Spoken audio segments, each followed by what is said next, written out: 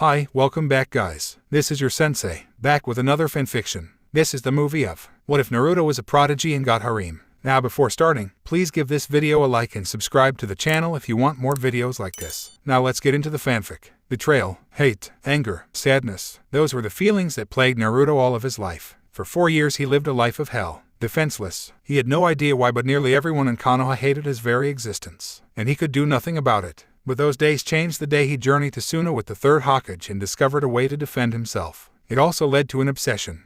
4-year-old Naruto didn't know how he got here. All he remembers was running from a group of angry children who saw him talking to a lonely redhead that could control sand. He ran for what seemed like hours, running toward the outskirts of the village. He had tripped over a large rock, fell down into a ravine and into a tunnel way. It was there that he stumbled upon a door. It had a picture of a red scorpion and looked like it hadn't been opened in years. Injured and angry with those asshole kids, he pushes the door open with a scowl. He would get back at them later. He looks down a long, dimly lit hallway and sees yet another door at the end of it. He makes his way over to it. "Whoa," was all he could say when he lays eyes on what was in the room. There were body parts, tools, weapons, and scrolls all over the place. The body parts were made of strong wood. He looks around confused until he spots an old journal. It was sitting on a small worn-out desk and had a black cover with a drawing of a red scorpion on it. It obviously hadn't been used in years. He slowly makes his way over to it and flips through a few pages before realizing that the journal contained a single message. A mere paragraph of words. He reads the message with a raised eyebrow. "I am known as Sasori of the Red Sands. That is all you need to know about me. My age is timeless. My prowess is unprecedented.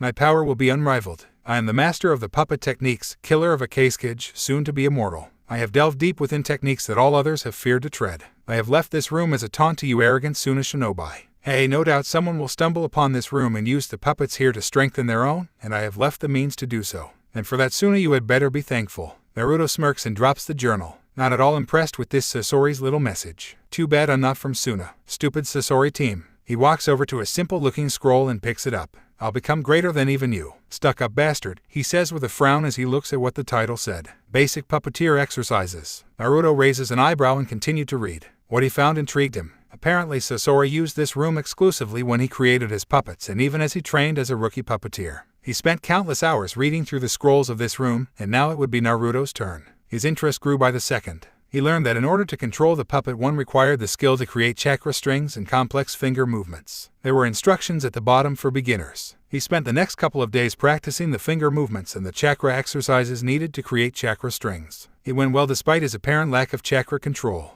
After he had more or less perfected the chakra string, he went on to the next step of learning how to become a puppeteer. He had to learn how to attach the chakra strings to an object and make it move. This was a lot more difficult than creating chakra strings. He quickly learned that he needed to increase his control over chakra if he wanted to accomplish this goal. He spent 2 weeks doing so when yet another scroll was revealed to have several different chakra exercises described in it.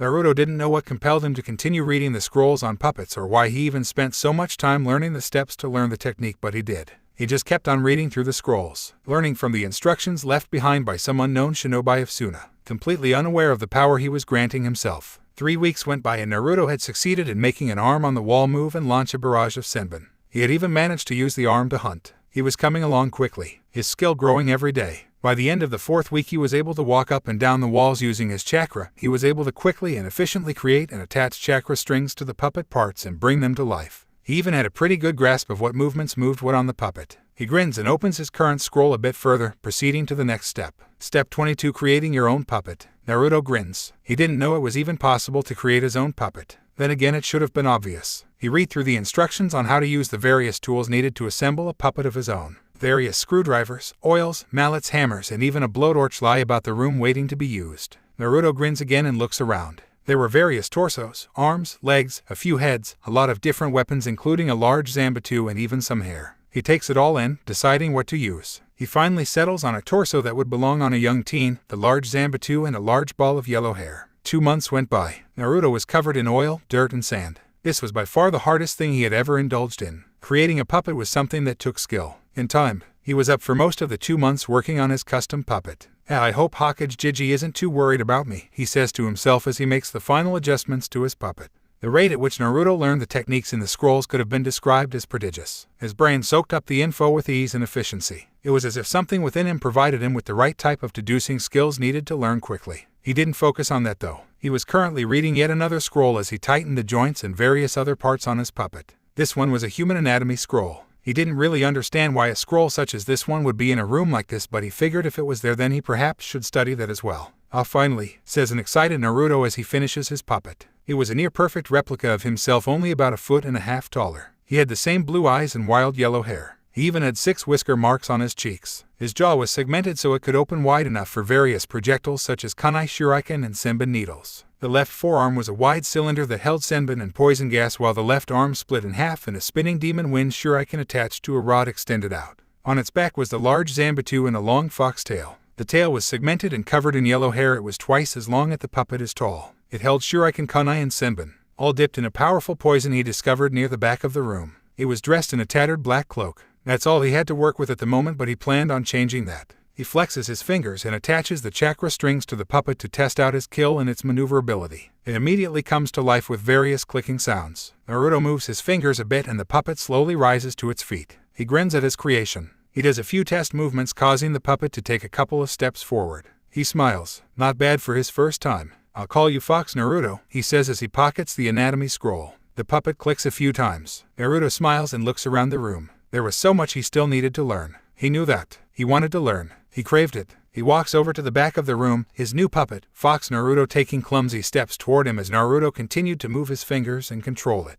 Naruto scans the room and spots a pair of scrolls. He grabs them and looks at the titles. One was labeled "Storing Your Puppets in Seals," while the other was labeled "Forbidden." Intrigued, Naruto opens the seal scroll first. Here are the instructions on storing your puppets, it read. Naruto looks down and there was a drawing of one seal. It was quite simple, really. It merely required a few complex designs and the kanji for what you were storing in that seal. Naruto grins and pockets the scroll. That would come in handy in the future. He then looks at the other scroll in his hand and frowns. Something that said "Forbidden" on it just didn't emanate a friendly aura. But it still. He said he was going to surpass Sasori, and that's what he intended to do. He could learn whatever was listed in this scroll. This forbidden scroll held the instructions to create a puppet made from a human corpse. In all of its gory detail, Naruto had never read anything so grotesque in his life. Hell, some of the treatment of the villagers weren't as gross as this. He continued to read, drinking in the info and subconsciously storing it within his mind. He learned that in order to create a human puppet he needed a lot of preservatives and a place to get rid of the organs. It was sick yet interesting at the same time. The more he read, the more he learned. For instance, he learned that a human puppet retains the abilities of the person used for the process. This included bloodline limits. He also learned that human puppets are a bit more durable than regular puppets. He pockets the scroll with a smile. He just might use this technique on some of his enemies. Naruto grabs a few more instruction scrolls and heads back toward the center of the room. Fox Naruto following. He looks around with a smile at all the leftover puppet parts, vials of liquid poison and tools. He grabs the tools, some of the jars of poisons, and as much weapons as he could hold and puts them in his backpack along with all the scrolls and instructions. He looks around the room one last time and smiles. It was nearly completely cleaned out and Naruto's backpack was stuffed beyond its limits. "Sasori of the Red Sands, I thank you very much," he says as he exits the room. "I promise to be the greatest puppet ninja ever." And with that, Naruto, Uzumaki, and Fox Naruto leave the old lab of Sasori of the Red Sands and heads back into Suna to meet with Sarutobi.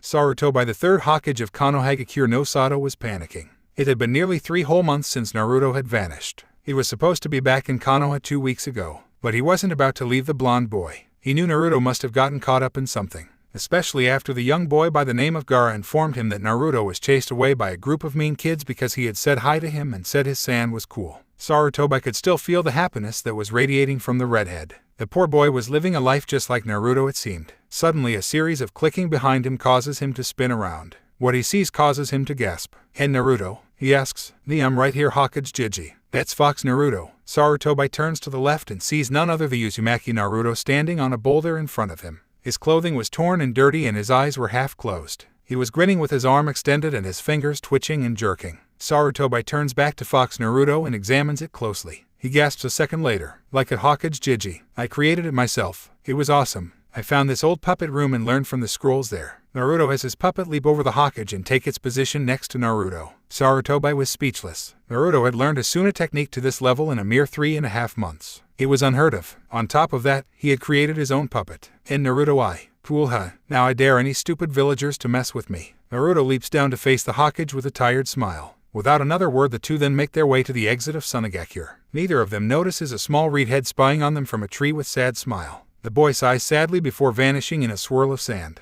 Naruto ran straight home as soon as he entered the village, a large scroll bouncing on his small back as he bounded through the village, courtesy of Sarutobi, who told him that walking through the village with a bag full of puppet parts, weapons, poisons, and instruction scrolls would rouse the bloodlust of the already bloodthirsty villagers. He had sealed everything, including Fox Naruto, in that scroll for him. Naruto vowed to learn how to do that as well. He ignored the hate-filled glares and jeers thrown his way as he made his way toward his home. All of his anger and resentment gone for the moment, replaced by excitement. For just this moment, he burst into his apartment room and drops the scroll to the ground. He bites his thumb and swipes the blood across the kanji for seal. A sizable burst of smoke and a large pile of everything he had taken from Sasori's room was in front of him. He grins and grabs Fox Naruto and places him in his chair. He then grabs all of the scrolls and puts them in a pile at the foot of his bed. Next are all the weapons. He had actually managed to stuff quite a few in his backpack before Sarutobi sealed them. 3 katanas, about 600 senbon needles, 80 shuriken, 100 kunai, 2 large demon wind shuriken, a pair of broadswords, a chain whip, a chain scythe, an extendable spear, and 10 wicked curved daggers made up the pile. Next were the puppet pieces. There wasn't much, seeing as Naruto didn't want to be using Sasori's parts, but there were some essentials. 3 heads, 2 torsos, and a set of arms and legs, and 6 bottles of purple poison. He would make his own parts in the future. Last were the tools: the hammer, screwdrivers, the drills, the blowtorch. Everything he would need in order to build a puppet. Almost everything.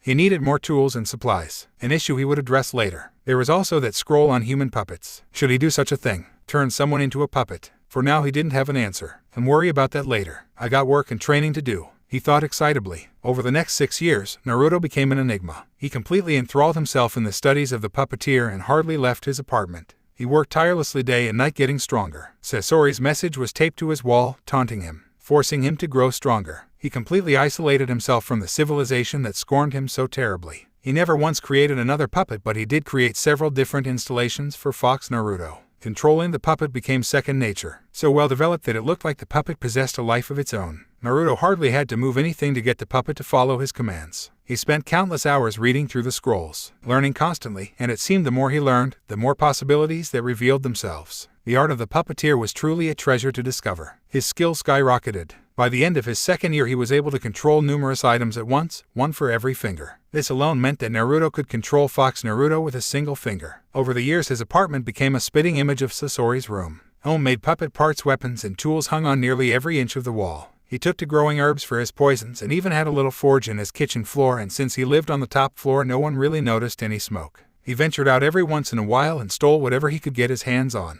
Food, clothing, and materials fell to his chakra strings. Sarutobi had taught him numerous funin jutsu. This included the one that stored items into scrolls, something that the blonde was greatly happy for. Naruto also began to study weapons. He figured that having all these items around and not be able to use them would be pointless. He took to sparring with Fox Naruto in order to learn them to a decent degree. Currently, his favorite weapon was the chain scythe. Naruto trained intensely every day. He forged some makeshift weights and drew some seals on them that could store chakra and use it to increase the weight holding him down, and practiced daily routines every morning. This consisted of push-ups, punches, kicks, and hanging from the ceiling upside down using chakra. It was a sloppy, unorthodox routine, but it was doing wonders for the boy. He learned much. Between living alone and furiously training to be the greatest puppeteer, he had to learn these things. This included cooking, cleaning, sewing, and even hairdressing. He was never out of things to do. Another aspect of his training was the knowledge of the human body. Not a day goes by that he didn't read a bit of that book. It was always with him. This book provided him with a vast amount of understanding. It helped him with his puppetry skills very much. It also gave him the knowledge he needed in case he decided to create a human puppet. For 6 years, no one had heard a single word about Naruto. They knew he holed himself up in his apartment, but no one really cared, just so long as the demon stayed out of their sight. That is until the 10th celebration of Kyuubi's defeat. That was when everything changed. Like any other night, 10-year-old Naruto Uzumaki was nose-deep in a scroll and tinkering with Fox Naruto's tail. He had shortened it after about 2 years. Now he was drawing a few more weapons, storing seals, and making his routine checkup of the joints, latches, and openings for the numerous contraptions hidden on the tail. He was lost in his own world of human anatomy and puppet maintenance when it happened. Crash. Bam. It came so suddenly Naruto didn't have time to react. A brick smashes through his window and bashes him in the head. At the same time, his door is kicked in and about 20 villagers burst into the room wielding sake bottles, knives, planks, and stones. Also, 3 ninja came in through the broken window. 2 chunin and an ANBU. Naruto's head was killing him and blood was gushing from the split in his skull. He groans. The group pauses when they see the assortment of items in the room. The lead villager voices his opinion. "What kind of sick practices are you doing in here, demon?" He lifts up a puppet head and tosses it across the room. A woman cringes. It looks like he was practicing for when he really decides to sate his bloodlust. The villagers and the three ninja glare. Well, we won't let that happen now, will we? Asks the ANBU in a female's voice. There was a loud cheer of hell no, before they all surged forward at the still dazed and confused Naruto. Fox Naruto being thrown to the side. The villagers pounded upon Naruto's prone form without mercy. They kept shouting things like, "Time to finish what the fourth started, and we've let you live long enough. You thought you were safe in this apartment." For what seemed like hours they attacked the boy who for the most part still didn't know what was going on. He could feel the pain, hear the taunts, and decipher how many there were, but he still didn't know how or when this attack had started. It was relentless, and it brought back the memories of his earlier childhood. Blood poured from nearly every part of his body, gashes and broken bones decorated the boy's entire body. He passes out just as the beating stops and he is hoisted up by his underarms. Naruto sighs and gets to his feet. He looks around with a sad but angry smile. His eyes scan the area. Where the hell did they dump me this time? He says as he takes in the pale yellow glow of his surroundings. He also notices that the ground was covered in ankle-deep murky water. A sewer. How original. He deadpans as he begins to look for an exit. He rounds a corner and takes off down the hall. He comes to another corner and sees a red glow. It must be sunrise, he says as he rounds the corner. What he sees was not the glow of the sun rising. It instead was a gigantic gate with a paper seal on the front of it. The red glow was emanating from inside. Naruto raises an eyebrow. A pair of huge red eyes suddenly snaps open. This causes Naruto to yelp and leap back. A deep growl so menacing it nearly causes the sewer walls to nearly fall apart erupts from behind the bars as massive fanged grin reveals itself in the darkness. Then there was a voice. It was terrible, deep and menacing. The voice of a creature that reveled in destruction. "So, you have finally come here, you pathetic human boy. What is it that you want from me?" Naruto stares wide-eyed at the beast, unable to say anything. A set of massive claws suddenly slams into the bars. "Answer me, mortal." Naruto snaps out of it almost instantly. His eyes harden and he stares at the beast with anger and hate. "Listen, I don't know who think you are and I don't care. I've been beaten and tossed into this godforsaken sewer by a bunch of blind Konoha bastards. I don't have time to be fucking around with you. Now tell me how to get the hell out of here." The beast is silent for a couple of minutes until it laughs. A deep rumbling laughter that echoed all throughout the yellow sewers. "Ha ha ha, you must be my jailer. I admire you guts, brat, even if you are an insolent whelp." Naruto raises an eyebrow. "Jailer? What are you talking about, beast?" The beast's grin grows as he speaks again. "It does not surprise me that you do not know. Aha, humans are such simple creatures. Perhaps that is why I enjoy feasting on their marrow so much. Tell me, boy, what do you know of the Kyuubi no Kitsune?"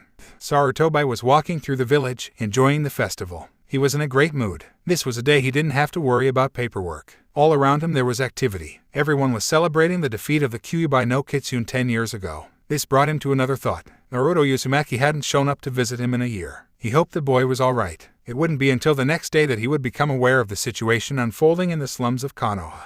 The villagers, the shinobi and the residents of the apartment complex were gripped by a terror that they haven't known in 10 years. 3 minutes ago the female ANBU was smirking with her katana poised to strike. That was 3 minutes ago, before an unbelievably powerful red chakra exploded from the boy's body and his eyes turned red and demonic. What the hell? The demon, it's escaping, screams the Chunin a second before the power dies out and the boy glares with a look of contempt and hate. "Okay everyone, we need to talk. Now." Naruto jams his clawed hand into the chest of the villager who was stupid enough to still be holding him and rips out his still beating heart. "You bastards sealed the Kyuubi no Kitsune within my navel in order to save this place and you still treat me like trash." The man dies and the rest of the group is now desperately searching for an escape route. "I'm a hero here if this is true. If the Kyuubi is indeed sealed within my body, then I am the only one capable of keeping the beast at bay." He takes a step towards the group and they step back, all except the ANBU. Naruto turns his gaze toward the door where a few people were trying to inch out. "And you bastards ignore that rule and make my life a living hell." He raises his hand and attaches a chakra string to the door and pulls it shut,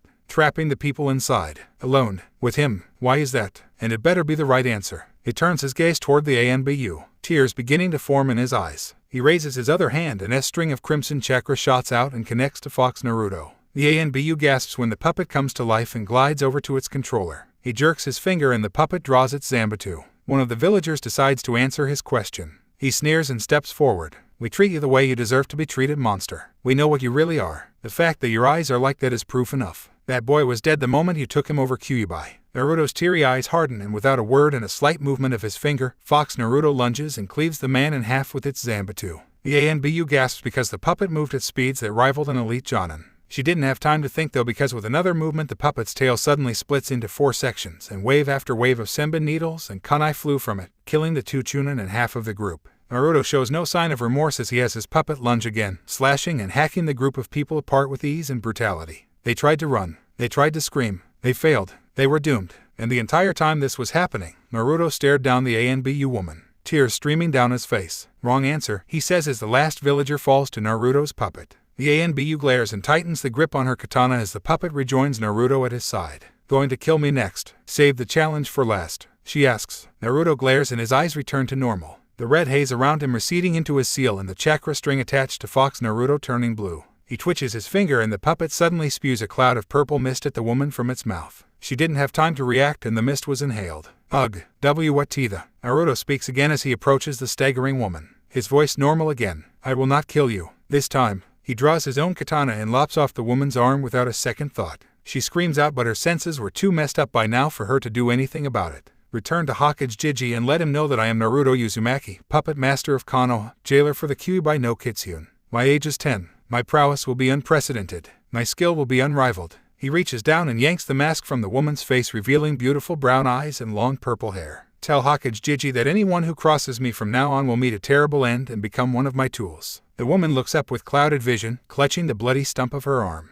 I will not put up with anyone's crap anymore. Not after what has just been revealed to me, says Naruto as he picks up the woman bridal style. I am Naruto Uzumaki, and those who cross me will be turned into my tools. He then leaps out of his window with the woman in his arms. 2 days later, Sarutobi could be seen sitting at his desk on the verge of tears as he and the now one-armed woman watched through his crystal ball as Naruto began the process of turning his would-be attackers into human puppets. Hokage-sama, why did he spare me? Asks the woman. Sarutobi sighs and gives the woman a mild glare. I do not know you, Yugao, especially since you should have been the first one he killed. Yugao looks down in shame. I know, you should have thought before you acted. You listened to those villagers far too much and now an entire apartment complex worth of Konoha citizens has been lost. Yugao's head bows down even further. I'm sorry. Sarutobi sighs and puts a hand on the woman's shoulder. I am not the one you should apologize to. Yugao looks up with teary eyes. I'll find a way to let him know. I promise, Hokage-sama. Sarutobi smiles. Good, and who knows, he may even return your arm someday.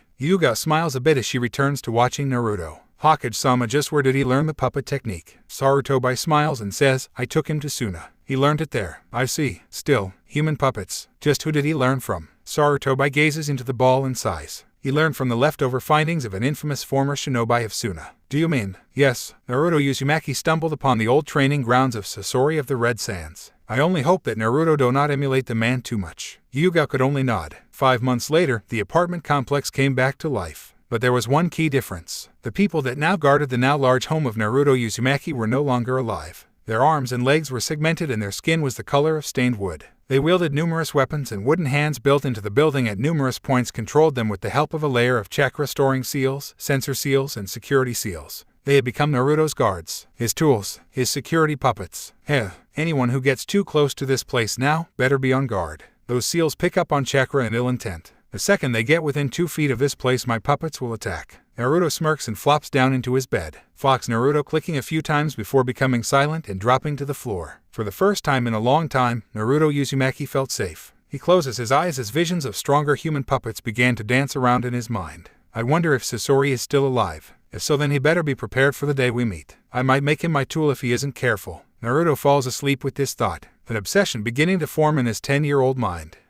This brat is an interesting one. I never knew one could do such a thing as turn a living creature into a lifeless tool. And it appears he aspires to turn all of his greatest enemies into these tools. Let's see if you accomplish this goal, boy. The Kyuubi then closes his eyes, resuming its long slumber. The year went by without much incident since that day. No one dared approach Naruto's home after Sarutobi had spread the boy's message. Well, almost no one. The few that disregarded Naruto's warning soon fell to his ingenious traps and puppets. The name Naruto became an infamous one in Konoha. The council was enraged at Naruto's boldness but soon found they too could do nothing about it. Sarutobi had made it perfectly clear that Naruto is not be harmed. There was also the fact that his traps were dangerous enough to take out an ANBU. And they only seemed to be getting more intricate and dangerous. Civilians and shinobi alike had stories to tell about the infamous puppet house, as many came to call it, using it to scare their children in order to keep them inside at night and causing a few people to wallow even further in their hate. Naruto left his place even less than before after that day. Not even Sarutobi had seen much of the boy. It made him sad to know that a village such as Konoha could do that kind of thing to a child. It hurt him deeply. Yugao was doing her daily patrol through Konoha like any other day, only she was lost in thought. She had always been so since that day. She unconsciously touches the stump where her left arm used to be in size. That day flashed through her mind constantly. That day she nearly stabbed him with that sword, and the day that he looked at her with those deep red demonic eyes that held more sadness and pain than any human she had seen. It was at that moment that she realized her mistake. Or perhaps it was when he spared her life and dropped her off at the hospital, taking only an arm as punishment. She sighs and says one word, a word that was meant for only her but was picked up by her partner and caused him to raise an eyebrow. "Naruto, is it the guy who took your arm?" asks Gecko Hayate with kind eyes. Hyuga nods, slightly surprised that the man heard her. "He's a young boy who has been done a great injustice." Hayate nods. "He's a puppeteer boy, right? The one everybody talks about." "Yes." Hayate looks up and thought for a few minutes as the two continued to walk. He was so silent for a few minutes that Hyuga was getting a little impatient. Finally he smiles and says, "Go see him." Hyuga nearly trips over her own foot. "What? I can't do that." "Why not?" asks Hayate.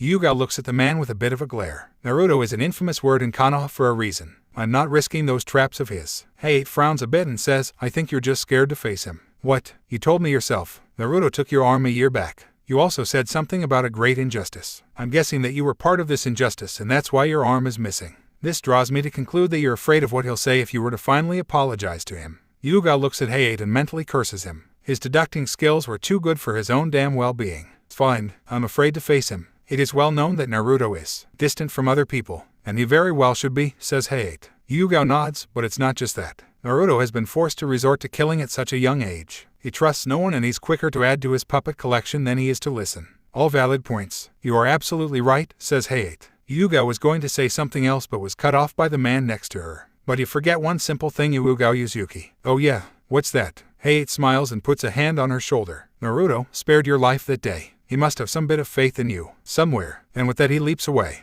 Sarutobi sighs as he straightens out his robes and walks down a hall. He was not looking forward to this. No, not looking forward at all. The council had summoned for him a few minutes ago and he already knew for what reason. He approaches that door and pushes it open. He is met with the gazes of every council member in the room. Their faces were emotionless and frozen, but their eyes betrayed what they were feeling. And Sarutobi didn't like what he was seeing. "Ah, Hokage-sama, it is good of you to join us. Would you like some coffee?" asks his old female teammate. Sarutobi takes his seat but turns down the coffee. He decides to get right to the point and address the situation. "I'm guessing you all have called this meeting to discuss Naruto?" he asks. One of the council members chuckle. She was a rather attractive woman of about 40 years of age. She was dressed in a red kimono and had jet black hair. "My Hokage-sama, impatient aren't we?" she asks. Sarutobi gives her a piercing look and says, "Just answer the question." A man sitting to the left of him snorts a bit before speaking. "Hokage-sama, we all know how fond you are of that boy and we know how great his potential is. And," says an impatient Hokage, "it's just that we feel that the boy is not stable enough to be allowed to live. We've seen Orochimaru and Itachi. We cannot have another one of those." Sarutobi could feel high anger rising as he comes to a conclusion.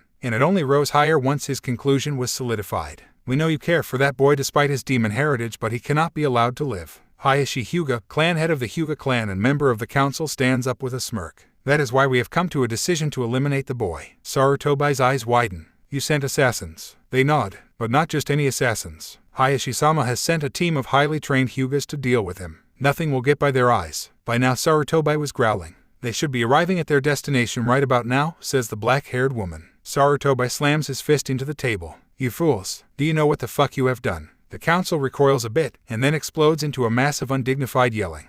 They were 4 of them, highly trained, highly skilled and highly pumped for this job. But nothing in the entire world of shinobi could have prepared them for this. No, Hayashi had told them that the target's house was riddled with very dangerous traps. What they were not told and what Hayashi apparently didn't know was that the target's home was one big trap. They spent an hour alone trying to get inside the house, then another 30 minutes trapped in the hallway. They had been scraped and cut several times, and those human dolls moved with the skills and speed of some elite ninja. Explosion seals tested their chitons to the limits, and poison gases tested their ability to hold their breath for minutes at a time. They were sweaty, they were tired, and they were angry. This boy's skills in traps was almost unparalleled, and it had them unnerved and on edge. They pressed forward though, Byakugans on full blast, so they could at least anticipate the springing of the traps Naruto had set. Hell, if it weren't for Byakugan they would already be dead. Finally they make it to the top floor and to a door marked Uzumaki and push. It didn't budge. "Damn it," growls the leader as he pushes again. It still didn't budge. The 4 gaze at the door with their bloodline limits and notice that the door is packed full of chakra. An odd thing, but they didn't really see anything else. "This kid's good, I'll give him that, but chakra and forced items are useless against a Hyuga," says the leader as he pumps his own chakra into his palms and slams it into the door. What happens next though made the 4 realize just why the door was packed full of chakra. The door splits apart into 4 sections, swings inward, and about 20 metallic tentacles shoot from the opening and snatch up the Hyugas. pulling them into the void. They felt themselves being pulled down, further and further underground, past the second floor, past the first floor, past the basement, until finally they are dropped into what looked like a large dojo. Confused and still shaken, the four Hyugas get to their feet and watch as the tentacles recede back into the ceiling. They were getting ready to ask where the hell they were when someone speaks up. It was a voice devoid of emotion and feeling, and it was a voice that belonged to a child. "You guys must be pretty good to make it this far, but you die now. I hope Hokage Jiji understands why." The Hyugas all whirl around to the source of the voice and gasp at what they see. That was right before the walls, doors, and floor were covered in iron bars, and several tubes jutted from the ceilings and began to spew out green gas. They didn't have any time to do much else as the gas hit them, and they are almost instantly paralyzed. Naruto approaches the four downed Hyugas wearing a special mask that kept him from being affected. He had them trapped. "No one enters my place and leaves it alive, unless I want them to." He then draws his katana and swings.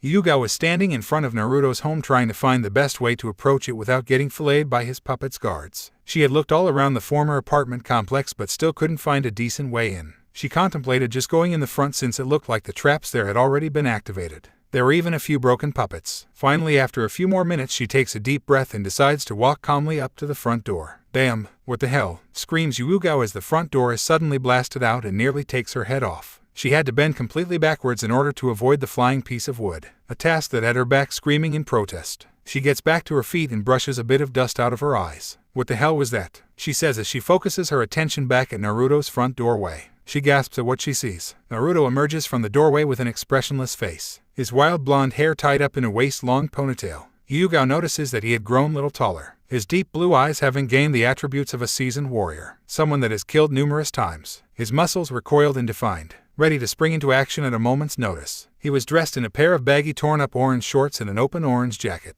A bloody katana was held in his hand and a battle chain was wrapped several times around his waist. He looked quite handsome for an 11-year-old boy. Hyuga could only gape as the boy walked past her carrying a severely slashed-up dead Hyuga on his shoulders, and behind him was his signature puppet fox Naruto dragging two more bodies behind it by the feet. The puppet had changed the most. It no longer stood upright. It was now hunched over into a crouching position and walked like the antiform in Kingdom Hearts 2. A large Zanbatsu was still strapped to its back and its hair was still bright yellow, but now it had a pair of red fox ears and clawed hands. It was dressed in an orange and blue yakuta and now had 9 red tails instead of 1 yellow one. Hyuga couldn't help but think of the Kyuubi at that moment. "Assassins," says Naruto plainly as he passes by the ANBU woman. She merely nods without thinking and lets him continue his way toward the Hokage Tower. She could say nothing, her entire being racked with guilt for having a hand in turning Naruto into what he is today. She could only say one thing as he disappeared around a corner and scared the hell out of the villagers nearby. "Naruto." Scene change. Naruto briefly acknowledged the presence of the ANBU woman as he passed by her. He had other things to attend to, such as getting to Hokage Jiji and asking him why there are assassins coming at him.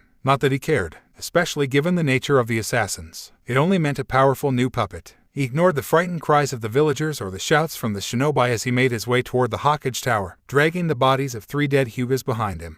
The council room was in a complete state of disarray and chaos. As soon as Sarutobi had called them all fools, they exploded into a jumbled mess of outrage and denial. "Hokage-sama, you can't possibly believe that the boy is capable of killing 4 highly trained Hyugas," yells Hayashi. "I agree. No matter how good his traps may be, he still does not have the skill to take them on and win. The Byakugan can see through all. They'll be able to anticipate and avoid the freak's traps, and once they get to the boy itself, then they'll easily deal with him." Sarutobi sighs and says, "Naruto Uzumaki is not the type of person to slack off. Even before that incident a year ago, he was a determined, hard-working, intelligent boy. Naruto won't grow weak in other areas while his puppetry shoots through the roof. I can almost guarantee that his trap-setting abilities aren't the only things to improve over that time. He'll be evenly skilled in every aspect of combat." Another council member snorts. "Even so, Hokage-sama, those 4 Hyugas are at NBU level. Even if the boy has improved, he still is no match for them. Hokage-sama, you place too much faith in the boy. I cannot understand why it is that you even protect him anyway." Sarutobi sighs and goes to retort, but is interrupted by yet another council member, the clan head of the Nara clan, Shikaku. "All of you are too troublesome. It is in my opinion that if Hokage-sama has so much faith in this boy, then we should as well. I mean, if the boy was truly a demon, then Konoha wouldn't exist anymore. PFFT, what would you and your clan of lazy assess no Nara, sitting around doing as little as you can? Like you would know how things work in a village that you deem too troublesome to deal with," says a woman with brown hair. Shikaku glares and says, "Troublesome, narrow-minded bitch. Why, you god." The woman didn't get to finish because one of the ANBU guards suddenly came blasting through the door and slams into the opposite wall. He falls to the ground unconscious. All activity ceases after that as the very subject of their heated conversation slowly walks into the room with his puppet and carrying 3 dead Hyugas. He was covered in blood and looking neutral as always. He drops the body he was carrying, and as Fox Naruto dropped the other two next to it. "Hokage Jiji," says Naruto, looking right at Sarutobi. The council was stunned and Hayashi's eyes were as big as saucers. Sarutobi looks right into Naruto's cold blue orbs and says, "What is it, Naruto?" The boy wipes the blood off of his katana and sheaths it while one of Fox Naruto's tails relaxes after delivering the blow to the guard. He points to the bodies and says, "I think these three belong to you." Sarutobi could only nod. Naruto looks right at Hayashi and says, "And I kept the last one. I thank you for the gift." Hayashi snaps out of his shock and practically breaks the windows, screaming, "What the hell do you mean, brat?" Naruto grins. It was a look that sent chills down everyone's spines as he has Fox Naruto restrap its own sword on its back, his gaze never leaving Hayashi's. "I have gained a powerful new tool because of you in this council, and I thank you for it." He then turns to leave. "Wait, boy," screams the Hyuga head. Naruto pauses but does not turn around. "What is it, Hyuga team?" Hayashi glares so hard his Byakugan activates. "You will return Yoshino." "No." Naruto looks up. "Oh, so Yoshino is her name. A pretty name for such a pretty woman. I'll make sure to remember her name." He then begins to walk out again. "Boy, did you not hear me?" Naruto says nothing. Hayashi reaches into his robes and pulls out a white kunai. "He will listen to your betters, demon." He chucks it hard before anyone who was not against Naruto could do anything. What happens next stuns the Hyuga clan head. Fox Naruto reaches up and plucks the kunai right out of the air before vanishing and reappearing in Hayashi's face with that kunai to his neck. Controlling Fox Naruto has become second nature to me. I always have a chakra string attached to him. I've gotten so used to this that Fox Naruto is like a sixth sense. The puppet presses the kunai a little closer. I control this puppet out of instinct and reflex alone now. A really powerful defense. Attacking me will get you killed, especially if you underestimate me, Hyuga team. He has Fox Naruto release the stunned Hyuga and leap back over to his side. And as for Yoshino-chan, she died swiftly, I assure you. He then turns to leave again. "Oh, and you'll only be losing Shinobi if you keep sending assassins after me. I am not the helpless boy you can abuse anymore, and I won't hesitate to end lives, including yours if it becomes necessary." He smiles slightly at the old man. "Goodbye, Hokage Jiji." And Naruto wait. Naruto pauses and turns to face Sarutobi. "Yes, I would like you to join the Ninja Academy again." "What?" yells the council. Naruto looks up and says, "I'll think about it. First I have to go and prepare Yoshino." Sarutobi nods. Naruto turns to leave but is stopped a third time. This time by the Inuzuka clan head Tsume. "Uzumaki-san, if you don't mind me asking, how did you manage to kill those four?" Naruto looks up then at Tsume with a smirk. "I trapped them in my training dojo where I gassed them with my paralyzing solution before I opened them up with my katana like a couple of cans of tuna." He then quickly exits, leaving a room full of shocked village council members and a smirking Hokage. As Naruto was heading back to his home, he once again spots the ANBU woman. She was heading toward the Hokage tower looking deep in thought. He examines her a little closer this time because if he remembered correctly she was staring at his home. His eyes finally rest on her purple hair and he has a realization. "You are that ANBU," he says, causing her to snap her head in his direction. They lock eyes for a whole minute before Naruto turns and continues on his way. He had a new puppet to create after all and time was of the essence. Yugo on the other hand continued to stare at him until he vanishes into his home. She couldn't stop. Her heart was aching. "Naruto, I'm sorry," she whispers before body flickering away. What she didn't notice was that Naruto was looking at her through one of his windows with a special hearing-enhancing seal over his ear. All he wanted to do was confirm whether or not she was trying to kill him. He never expected to hear a genuine heartfelt apology. He smiles a bit and looks over at a jar. It had a perfect conditioned arm contained within it and was covered in preserving seals and embalming fluid. Perhaps sparing her life was a good thing," he says as he pulls the ribcage of Yoshino apart and takes out the organs. "And perhaps I'll take Hokage Jiji up on his offer." Scene change. Hayashi explodes into Sarutobi's face with pulsating veins and a red face. "Hokage-sama, how could you? How could you let that abomination waltz up in here after killing 4 members of my clan and be so disrespectful? How could you allow him to threaten us all so openly?" "I agree, Hokage-sama. Everyone here heard the boy say he won't hesitate to attack and kill us. That should be liable for execution," yells the woman in the red kimono. Shikaku and the Yamanaka clan head, Inoichi-sai. "If he does decide to kill you, it would be your damn fault," says Inoichi. "I agree. It is the ignorant people like you that do this to the boy. He has every right to be the way he is." "What?" Sarutobi clears his throat loudly to get everyone's attention. Once he has it, he speaks in an almost cold tone. "Naruto Uzumaki is indeed a unique case. He has indeed threatened the council and anyone who crosses him wrongly. I hold no ill will toward him for that." There are several gasps. "You all can do what you see fit, but I warn you now. Naruto Uzumaki is now officially under the protection of the Hokage himself and the Sarutobi clan." "What? Hokage-sama. Enough. This is my decision. You have done enough to him already. I do this for the good of him and Konoha. Naruto will kill you all if no one puts a stop to this whole damn fiasco." The Naruto-hating council members could only stutter incoherent sentences and stare with huge eyes. Soon, Shikaku, Inoichi, and the Akimichi clan head chooser rise to their feet and begin to leave. Naruto Uzumaki also has the protection of our clans. We have decided that it's too damn troublesome to waste time hating him for something he has no control over, says Shikaku. Hayashi and the rest of the council begin to scowl, and the woman in the red kimono decides to get their last words in. You will protect that demon? Asks the woman. Always. It was the Yandame's wish after all, says Chusa. Even as the boy murders innocent people and turns them into his dolls with his sick experiments. Asks Sarutobai's old teammate. If Naruto turns someone into a puppet, then they had it coming. Naruto has made it clear on his intentions. If you leave him alone, you need not worry, says Shikaku. I don't believe that. I refuse to believe that, says Hayashi. Believe what you will, says Tsumashi, and the others exit the room. Sarutobai looks at the rest of his council and says, like I said, do what you will, but if you attack him and he cannot fight back, then you have 5 ninja clans to deal with. He bows and exits the room, hiding his smirk. About 3 weeks later, Naruto was seen walking through the village with a new puppet following him around instead of Fox Naruto. This one stood proudly and arrogantly and had a slimmer figure than Fox Naruto. Long black hair with silver streaks flowed freely in the wind, and a white kunai hung from its waist. Dressed in black and white robes and gifted with a set of beautiful pale lavender blank eyes was Yoshino, Naruto's first bloodline limit-holding human puppet, a member of the esteemed Hyuga clan, the most powerful clan in Konoha, a clan whose bloodline limit is sought after by the hidden Cloud Village. Now, to get some instructions on the Juken, says Naruto as he and Yoshino leap up to the rooftops. I can't have a useless tool after all. He has her draw her kunai to defend from any possible attackers. The village may be scared of him for the most part, but they were not cowards. They would attack him the first chance they get. He was reading a book titled Konoha's Bloodline Limits and heading toward the Hyuga compound, a look of determination and sick excitement adorning his face. Sarutobai sat in his office with a smile as he read the somewhat messy letter from Naruto. If you ignored the blood spots and small chunks of wood and bone, then you could easily read it. Hokage Jiji, I thought about it, and I've decided to take you up on your offer. I will return to the Ninja Academy if only to learn a little bit more on ninjutsu and jinjutsu. But know this, I won't hesitate to behead those ignorant teachers if they flip me too much shit. I know ninja are valuable in any shinobi village, but I refuse to put up with anyone's crap. Of course, Hokage Jiji, I won't go killing everyone for every little thing. I'm not that desperate for new puppets. I doubt that there's anyone there I could make into a useful tool anyway. I'll start tomorrow. Yours truly, Naruto Uzumaki, greatest puppeteer ninja. P.S. If I do actually become a ninja for this village, then I will answer only to you. Sarutobai chuckles as he read the letter. He'd have to remember to have a talk with the boy to keep him from killing the teachers. He grabs a blank scroll and an ink brush. He had to let the academy know that there was a new student coming in, even if it was already a month late. He just hoped that there wouldn't be too many problems.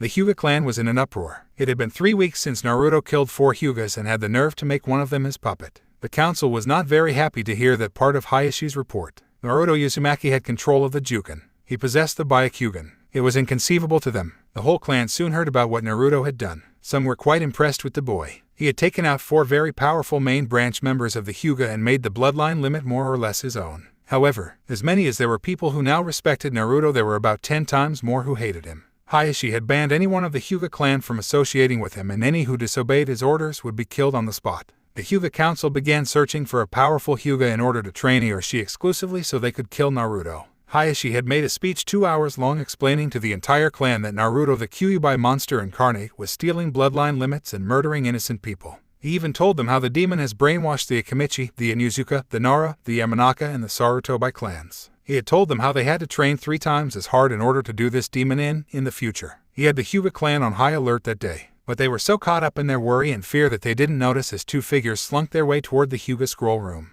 Naruto and his puppet Yoshino approached the locked wooden door of the Hyuga scroll room and smirked. This was too easy, he says as he disables the somewhat simple, in his opinion, traps that line the door. After he was done, he picks the lock and walks in. The room was filled with scrolls. Naruto grins. He was in the heart of the Hyuga clan. He had access to all of the secrets of the Hyuga clan and was about to steal everything here. He pulls out an empty storage scroll and begins to draw the necessary seals. Who are you and what are you doing here? Naruto whirls around with his hand on his battle chain and sees a pair of Hyuga girls. One was about 8 years old and her eyes looked angry and intrigued at the same time. She had long dark brown hair and was dressed in a black Hyuga-style training outfit. Her face showed very little emotion. The other girl was the complete opposite. Her face showed numerous emotions and she looked unsure of herself, fearful even. She has short dark blue hair and looked to be his age. She was dressed in a thick off-white jacket and black ninja pants. She was looking away from him as if afraid. He smirked slightly at this. She had every reason to be afraid of him. The younger girl notices his smirk and glares. Answer me or face the consequences. Naruto nearly laughs in this girl's face. Who was she to dish out threats? Was she that good or just full of herself? He mentally shrugs and gets to his feet. My name is Naruto Uzumaki, and this clan has something I need.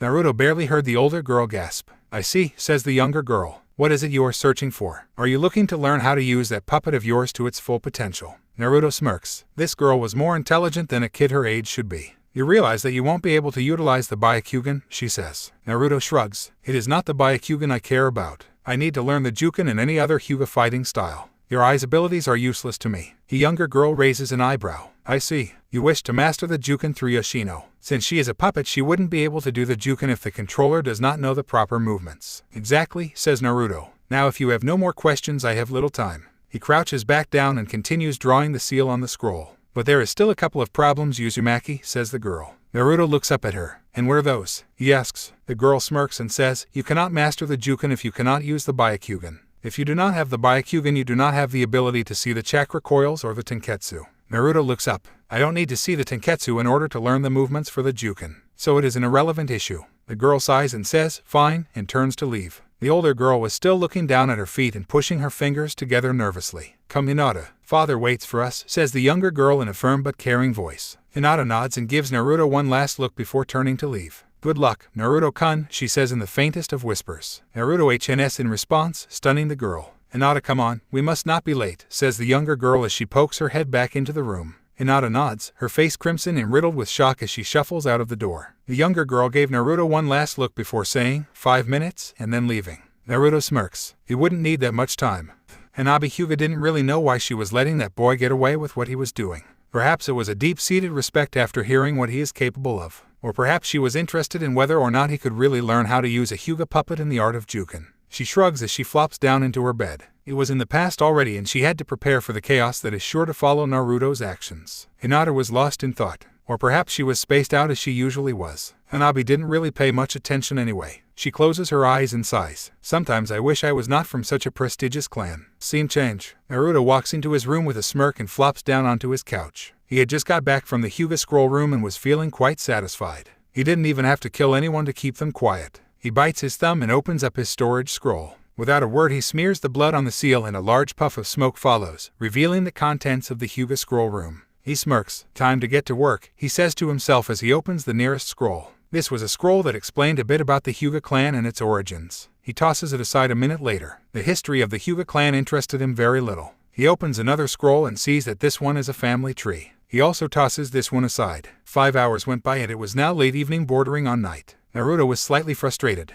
All of these scrolls were useless to him. He sighs and opens one of the last 3 scrolls remaining. It was a ninjutsu scroll. He looks through it and sees 2 water techniques, a fire technique and a flower technique. He puts the scroll aside for later. He eyes the last 2 scrolls and smirks when he sees the labels. Hyuga-style fighting, Juken or the gentle fist. At last, he says as he seals up the rest of the scrolls. Scene change. An alarm was blaring. People were running around frantically trying to find an explanation to what the hell was going on. People were yelling and panicking, saying things like, they're gone. We've been robbed. It was chaos. Hayashi's eyes were bulging with an enraged Byakugan, and he was close to strangling anyone who got too close to him. Only 2 people knew what exactly was the cause of the Hyuga clan's plight. Hinata and Hanabi sat in their rooms lost in their own thoughts about a certain blonde. Hinata didn't know what to think of the boy. She didn't really know him well and he completely vanished from the academy about a year ago. Like everyone else, she now knew of his current choice of attitude. She was scared of him a bit. He could effortlessly kill and transform someone into a puppet and his eyes were dead to the world. Void of all emotions and feeling, but at the same time revealed a deep void of pain and sadness. Hinata sighs and says, Naruto-kun. In a whisper, Hanabi didn't think much of the puppet user. She was intrigued when she heard he could turn people into puppets and was surprised when she found him in the scroll room getting ready to seal everything into a storage scroll, but his attitude didn't really bother her much. Nor did his morbid style of ninjutsu.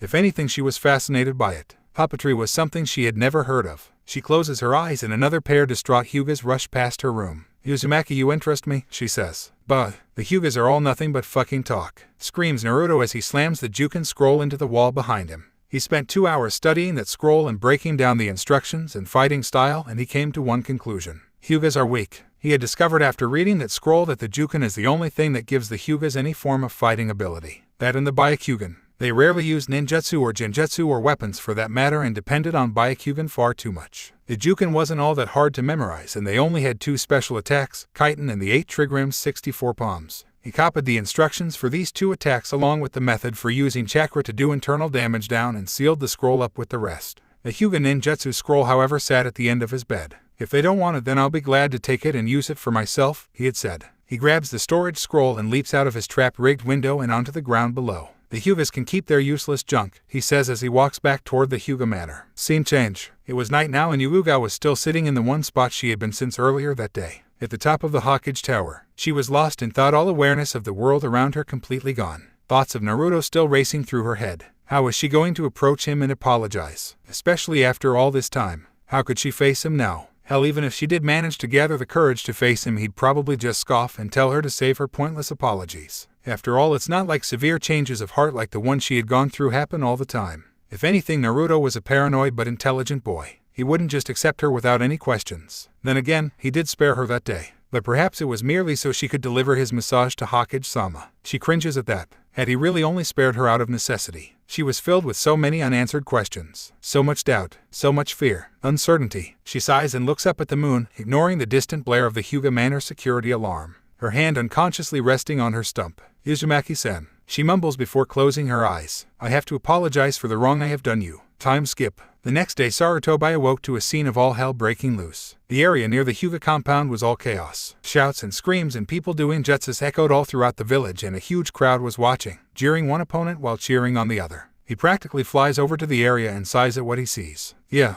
Hokage-sama is here to witness the demon's demise, yells one villager only to have a senbon jam into his neck and drop him, courtesy of a glaring Naruto who dodges an attack from Hayashi at the same time. Shut it, fool, he says with a sneer. Hayashi was blind with fury and was attacking Naruto like a bat out of hell with Juken strikes and chakra flying all over the place. Naruto was smirking at the Hyuga clan head while evading his attacks with ease. Damn it, brat, screams the Hyuga as he lunges again at high speed. Naruto ducks under the attack then backhand springs away. What the hell is going on here? And get that villager some medical attention, yells Sarutobi as Hayashi charges. This little abomination has broken into the Hyuga compound, yells Hayashi. Naruto punches Hayashi in the gut, getting a grunt from the man, then shoves him back. Quit your bitching, Hyuga. I have returned everything so there was no harm. Hayashi charges and attacks with renewed vigor. I'll kill you, he screams. This causes Sarutobi to widen his eyes. And for good reason, because as soon as Hayashi mouthed those words the look on Naruto's face completely transforms from a smirk to one of rage and fury. Better fighters than you have tried. He then bites his thumb and pulls back his sleeve, revealing a tattoo seal for Fox on his wrist while leaping further away from Hayashi. Fine then, if you want to fight to the death over something so trivial, then so be it. He smears his bleeding thumb across the seal and Fox Naruto appears in all its 9-tailed Zanbatsu wielding glory. Sarutobi gasps as Fox Naruto and the puppeteer both vanish at the same time. Playing. Time seemed to freeze at this moment. Everyone who was watching this fight couldn't help but marvel at the boy's speed. It was near Jonin level. A cloud of dust had kicked up, but one could clearly hear 3 people breathing. When it clears, everyone gasps. Naruto and Fox Naruto were right in Hayashi's face, and Sarutobi's right hand was holding Naruto's left wrist, which was gripping the katana whose tip was poking Hayashi's neck enough to draw a bit of blood. Naruto's right hand was holding a senbon to Sarutobi's kidney, but the pinky was extended and controlling Fox Naruto. A Hokage had obviously intercepted the blow, which was aimed for Hayashi's ribcage. Luckily, Sarutobi was wearing protective ninja gear and was not stabbed by the poisonous needle. Sarutobi's left hand was holding a katana and intercepting Fox Naruto's Zanbatsu, which would have cleaved the Hyuga right down the center. But the last things that truly had Hayashi gripped by fear were the puppet's 9 tails. Each one was pointed directly at his chest, legs, and stomach, and each tail had split open, revealing poison-drenched blades mere millimeters from impaling him. Naruto glares at Hayashi with malice and cold eyes. He does not let up on his sword, nor does he struggle against Sarutobi. He just stares at Hayashi's blank lavender orbs. Hyuga team, I told you I have returned your scrolls. I merely needed to study your fighting style if I'm going to use Yoshino to her fullest potential. For some reason this causes Hayashi to laugh. As if you could master the Hyuga style to its full potential. You cannot use the Byakugan, and a Byakugan on a puppet is useless. Naruto presses his katana a bit further. You and your clan are a bunch of overcredited, pompous weaklings. As I have said to the 2 girls yesterday, I do not need the Byakugan to use the Juken. I will master the Juken through Yoshino, then I will improve it. Take it beyond what you bunch of fools ever could. DFFT, go ahead and try Demon. Naruto's eyes flash red for a second. Oh, I will Hyuga team, and once I do I'll have you groveling at my feet begging me to show you my techniques. Naruto struggles against Sarutobi's arm for a second, trying to press his blade further into Hayashi's neck. Enough, Naruto. Stand down, says Sarutobi. Naruto looks into the old Hokage's eyes for a second before his gaze softens. He relaxes Fox Naruto and withdraws his katana and steps back. Sorry Hokage Jiji. He pauses for a second, but not for that Hyuga. He says. Sarutobi raises an eyebrow. Naruto smiles a bit and points to the hole near Sarutobi's kidney. Sorry for nearly stabbing you. He then turns to leave when Hayashi speaks up. Tell me boy how it was you were able to counter me so easily. Naruto smirks and says, I learned everything I know by reading scrolls. Studying your one fighting style was easy enough. He then reseals Fox Naruto and leaps away. Hokage-sama, are you just gonna let that monster go? Yells a villager. He's nothing but a DTHWAK. The man falls to the ground with a kunai jammed in the back of his head. Sarutobi sighs. Hayashi-sen, I suggest you go and clean up. All of you villagers returns to your homes at once. The villagers do without any more comments. Sarutobi's body flickers away, leaving behind a stunned Hayashi, a gaping Hanabi, a few unconscious Hyugas, a shivering Hinata, and a gasping branch house Hyuga of about 11 years old whose forehead sported a green seal. Hayashi snaps out of it and starts barking out orders. You there, dispose of that corpse. You wake up those fools. You and you, go check the scroll room. Make sure that Demon Boy was telling the truth. He then turns around and sees a frightened Hinata and a nervous-looking Hanabi. And you too, we need to talk. The village was abuzz with talk about the demon doll maker invading the Hyuga clan and trying to kill Hayashi. Naruto inwardly smirked as people shied away from him. It meant that he could get back to his home without any trouble or killings. He thought about the time and realized he only had an hour before he had to get to the ninja academy. Hopefully Hokage Jiji had informed them of his impending arrival. I wonder just how they'll react, he thought. Surely he would receive a lot of negative attention and the teachers would be less than happy to teach him a bit. He scoffs at that a little. There was very little they could teach him save for ninjutsu and genjutsu, and that was the reason why he was going. He knew that ninjutsu and genjutsu were essential to any ninja's career and he was severely lacking in that area. Weapons, puppetry, seals and taijutsu were great and all, but without the other two he felt incomplete. And Naruto hated that feeling. It made him feel weak. And besides, one cannot become the greatest ninja if he cannot master all form of the ninja arts. He arrives at his home and sighs when he sees the broken remains of two of his puppets and 2 trails of blood leading inside. Naruto sighs when he walks in and sees 2 dead chunin with several poison senbon needles sticking out of their backs and the puppet of a young woman hovering above them and prepared to throw more. Some people never learn, he thought as he grabs the 2 bodies. Those 2 puppets they destroyed will need to be replaced. Sarutobi sighs heavily as he takes another swig of sake. Naruto was one problem after another. The boy did whatever he wanted and it irked the council to no end that he would do nothing about it. Sarutobi didn't fear Naruto, but he didn't bother to mess with the boy either. In his opinion, Naruto can act the way he wants. It's the least he could do after the way Konoha has treated him. He takes another drink and rolls up a scroll before tying it to a messenger bird's leg. Almost forgot to send this to the academy, he says with a bit of a slur. Scene change. Yuga Yuzuki was relaxing in her home watching the television when there was a knock at her door. She sighs and gets up. Yeah, I'm coming, she says as she opens the door. Hello Yuzuki-san. Yugo instantly glares. What the hell do you want, Danzo? Danzo smirks and enters Yugo's home. He walks over and sits down on the couch. My Yugo, is that any way to speak to your former captain? Yugo glares. I'll speak to you in whatever manner I see fit. Now why the hell are you here? Danzo grins and says, oh nothing really, I'm just here to talk to you about a certain blonde puppet using Jinchuriki. Yugo's eyes widen a bit and she says in a whisper, Naruto. That's right, Mr. Uzumaki Naruto. Konoha's puppet user, and a damn good one at that. Yugo scoffs. Konoha's my ass. Naruto serves no one in this village. Danzo looks up and says, perhaps you are right, but I did not come here to talk about who the Jinchuriki serves, but who he could be serving in the future. Please old man, it's true Yugo-chan. I have witnesses Naruto's skill and his potential is boundless. We must get him under our control. Yugo scoffs. Good luck with that. Danzo smirks as she touches the spot where her left arm used to be. You remember that day, do you not? The day the Kyuubi vessel stole your arm. Yugo scowls. That demon vessel's name is Naruto Uzumaki and you will address him as such while in my home. Danzo frowns a bit. Fine then. The day Naruto stole your arm changed, you did it not. What are you talking about? Yugo was getting angry now. Danzo smirks and says, your emotions came back that day. So what your point, old man? Danzo smirks and gets to his feet. Help me get the one you've grown emotionally attached to or I'll send my Rude NBU after him. Not even someone of his power can take them all on and win. He exits Yugo's home. Good day Yugo-chan. You have until he graduates from the Ninja Academy. Yugo's eyes were wide. She could only stare at her door where Danzo was. The threat kept playing over and over again in her head, and the worst part was that Danzo would actually do something like that too. He would carry through with his threat. Naruto was strong. That much was certain, but not even he could withstand an all-out attack from the Rude NBU. Her eyes hardened. I won't play by your rules, Danzo, she thought. I have to find Naruto. She then exits her home and takes off toward Naruto's place. The classroom was abuzz with excited talking and laughing as this year's academy students chatted with each other about the daily events of their home village. They were chatting for about 20 minutes before two men finally walked in and told them to be quiet. One was a darker-skinned man with a scar across his nose and a pineapple-style hairdo, while the other had shoulder-length silver hair. Both of their faces were kind and gentle but held a lot of authority in the classroom. Uruka and Mizuki looked at the students, proud that Kano was raising so many promising young ninja. They felt honored to teach them. All right, class, listen up. Today we are going to be studying the history of other shinobi villages. There was a bit of groaning from the students, but Mizuki quickly silenced it. Now children, do not worry, it's not as bad as it sounds. Sensei, you always say that, yells a young Inuzuka boy. Yeah, what's up with that, yells another boy. The two teachers' sweat drop as the class explodes into protests. Hey, listen up. This knowledge is also vital to being a ninja, so pay attention. The class quiets down after a couple more minutes. Now, as I was saying, the world consists of tap tap tap. Ugh, what now, says Uruka, causing Mizuki to chuckle. Uruka makes his way over to the window and opens it. A messenger bird sops in and lands on the desk.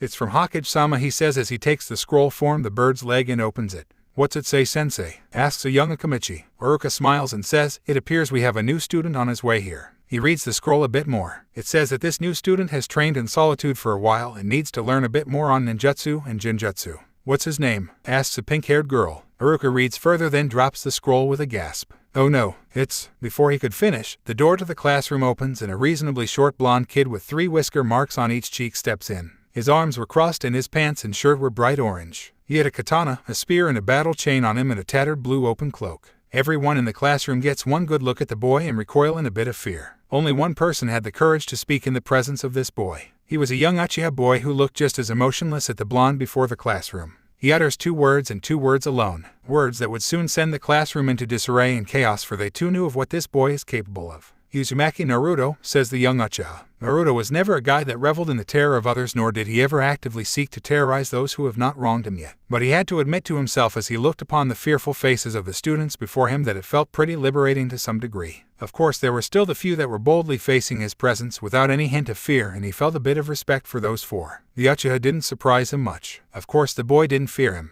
He was an Uchiha after all, and their arrogance was as great as the Hyugas. The boy was staring right into Naruto's eyes as if trying to size him up, no doubt thinking the stories about him are overemphasized. He scoffed slightly at that. On night in my home would scare his ass shitless. The next was the Nara boy. Naruto was amused by every member of this clan. They were all highly intelligent, but some of the laziest bunch of people he had ever come across. Even now this boy was looking at him with half-closed and uncaring eyes that said, just let me sleep and I'll leave you alone. He shifts his gaze over to the boy sitting at the back of the room. Sunglasses and a high collar covered his face. The Iburim clan had interested him greatly a while back. After reading a bit about their abilities in his book about Konoha's clans, he took the liberty of observing the clan as the members went about their business. He had been caught every time, but was surprised when they didn't brutally attack him but instead seemed to give him pointers on his stealth. The last boy intrigued him because he was staring at Naruto with curiosity and a bit of hostility. He has tan skin and reddish-pink shoulder-length hair. The eyes were mismatched colors, one brown and the other green. He looks back at the 2 frozen teachers and speaks. Unsure Hokage Jiji has informed you of my arrival. Uruka nods slowly with a guarded look. Yes, we just received the message right before you arrived. I welcome you to our class, Naruto. Naruto nods a bit and heads over to the class. He smirks as the students shy away from him and begin to whisper among themselves. At him, it's the puppet boy. I know. They say his house is so riddled with dangerous traps that not even a squad of Hyugas could survive trying to break in. It's true. It's also true that he turned a Hyuga into one of his puppets. Is it really a good idea to let him be here? I mean, look at him. Let's just stay out of his way. I'm with you on that one. Naruto couldn't help but smile a bit. At least the younger generation had enough common sense not to mess with him. He takes a seat next to the Uchiha and waits patiently for Uruka to begin his lessons.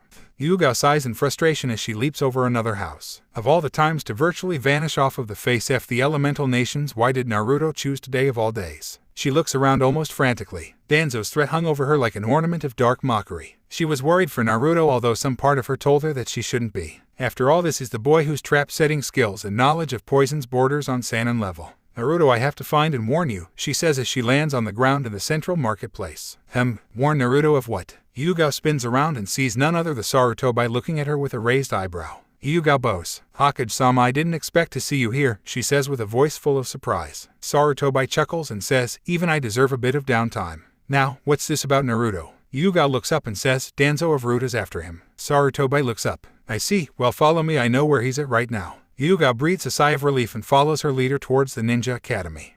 Naruto was disappointed. The academy didn't really teach any ninjutsu or jinjutsu, and that's all he cared about. He already knew most of Konoha's history and the clans of Konoha, so he really didn't pay a whole lot of attention. He instead pulled out his human anatomy book and started reading. His knowledge of the human body was very impressive. If he so desired, he could become an amazing medical nin. Class had just ended and the students were heading out. There were still whispers about him and the two teachers were still guarded around him. He paid them little attention. He stopped caring what others thought of him a year ago. What is that monster doing here? Naruto turns around and is met with the hate gazes of the parents of the students. Get out of here, demon boy, yells a man. Naruto sighs and secretly draws a poison-tipped senbon needle. Enough. Leave Naruto alone to face punishment from the Hokage. Naruto turns around and sees Sarutobi and an ANBU had just arrived. The people back off, but not before glaring at the puppet user and telling their children to stay away from him. Naruto looks back up at Sarutobi and says, "Thanks, but you know I didn't need your help." Sarutobi sighs. "Yes, I know, but I can't have you injuring people in front of their own children." Naruto scoffs. "Like I care." Sarutobi sighs again.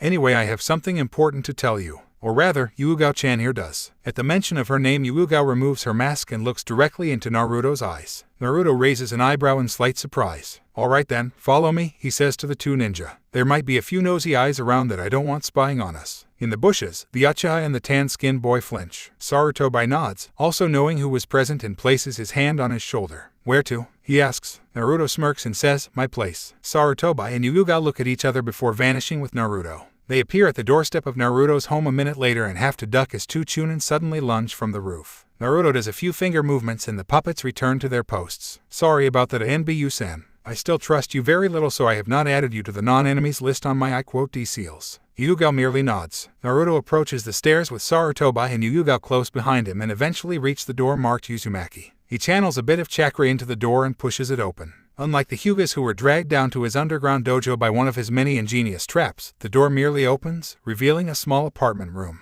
decorated in puppets, parts, tools, and jars of body parts. Yuugao and Sarutobi look around a bit grossed out by the morbid settings of Naruto's home. It reminded him all too well of his old student. He points to the couch and says, "Sit." They do, and Naruto flops down into a rocking chair and grabs up a puppet torso and begins to tinker with it. "Now what was it that you wanted to tell me?" he asks after a minute. Yuugao clears her throat. "Uzumaki-san." Naruto raises an eyebrow at her. She gets her scruples together and continues. "Danzo of Route ANBU is after you." Naruto scoffs. "Route ANBU, huh? You know about them?" asks Sarutobi. Naruto shrugs. "A little, but not a whole lot. A couple of the ninjas who have died here were once part of the Route ANBU, so I know a bit about them. They are a secret branch of ANBU. The more ruthless individuals, and this Danzo is their leader." Yuugao nods. "And this Danzo wants me under his control, no doubt." "That is precisely it, Uzumaki-san. Danzo has instructed me to convince you to join his ANBU division or be eliminated by him." Naruto looks up, then glares at Yuugao. "Tell this Danzo that he is going to die. No one threatens my life." He stands up and looks her dead in the eye. "I answer only to Hokage Jiji. No one else. If this Danzo wants so badly to control the Jinchuriki of Konoha, then he better come at me himself and try and force me." Yuugao goes to say something else, but Sarutobi interrupts her. "Naruto, don't underestimate Danzo.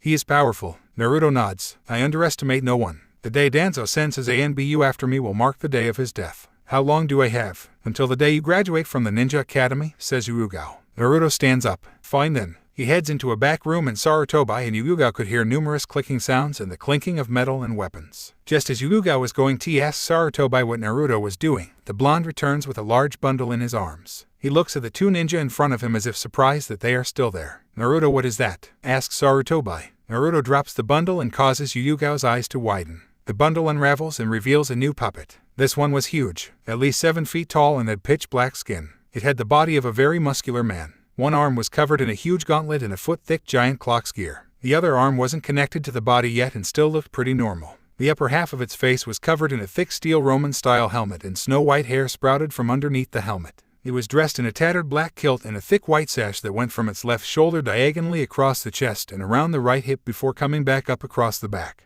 A huge feathery black wing and 2 metallic tentacles were placed next to the puppet, and so were numerous canisters decorated with seals and kanji for different elements. He grins and returns to the room, returning a few minutes later carrying a shield that was twice as tall and as wide as the boy and a double-bladed battle axe that was also nearly twice as tall as he was. The shield was triangle-shaped and had a golden outline. The center was decorated with a golden fox head, and the rest of the shield was black. The axe blade was black and the staff part was gold with a design of a nin-tailed fox lunging at something toward the blade. Perfect weapons for a warrior of this new puppet's stature. He drops the items next to the puppet and grins at Sarutobi and Yuugao. "Meet my newest puppet, 2 months in the making. An original Uzumaki design. Oni Tenshi, Sarutobi and Yuugao could only gape at Naruto, who smirks. Human puppets are not the only puppets I know how to make. And to prove his point, he unseals Fox Naruto and has it look at Yuugao. You say Danzo will come at me the day of my graduation. Fine then, I'll use that time to prepare. He kneels down next to Oni Tenshi and picks up the disconnected arm of the huge puppet. Hokage Jiji, do you know of anyone who can teach me ninjutsu and genjutsu?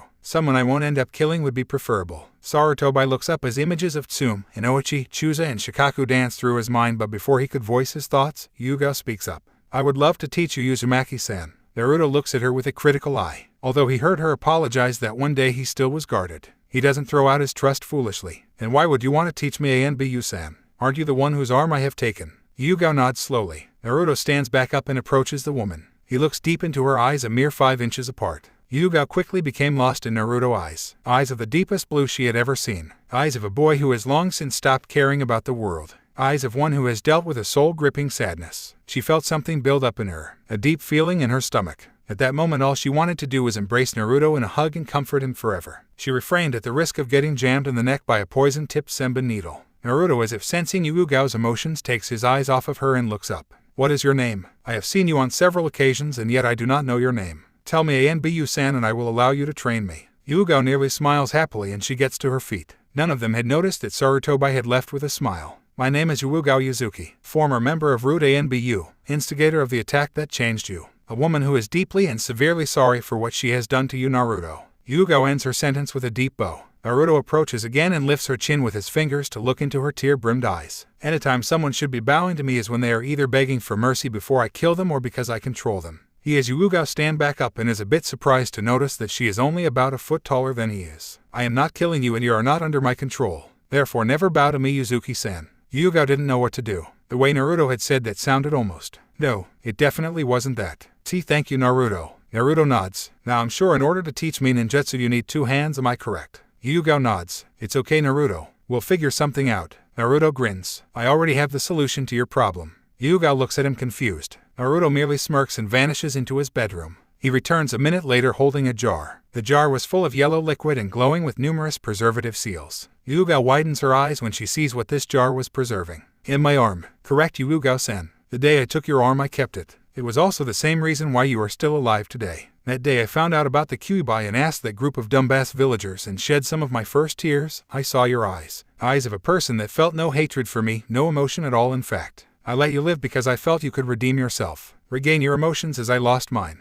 Yuugao gasps. I spared you because I didn't want to kill you. It's that simple. He raises the jar to her. I can reattach your arm in the span of an hour. Would you like me to do so? Yuugao's body moved on its own without her consent. It just reacted. That is how Naruto Uzumaki found himself in a bone-crushing hug from Yuugao Yuzuki. Sarutobi smiles as the image fades from his crystal ball. Things were finally beginning to look up. At least that's what he thought. He knew Naruto was probably never going to return to the way he was, but at least someone was finally there for him. He just hoped Naruto would be ready for Danzo. Perhaps the 4 other shinobi clans on his side would get involved. He sighs and decides not to think about it for now. Besides, he had a huge stack of paperwork to get signed.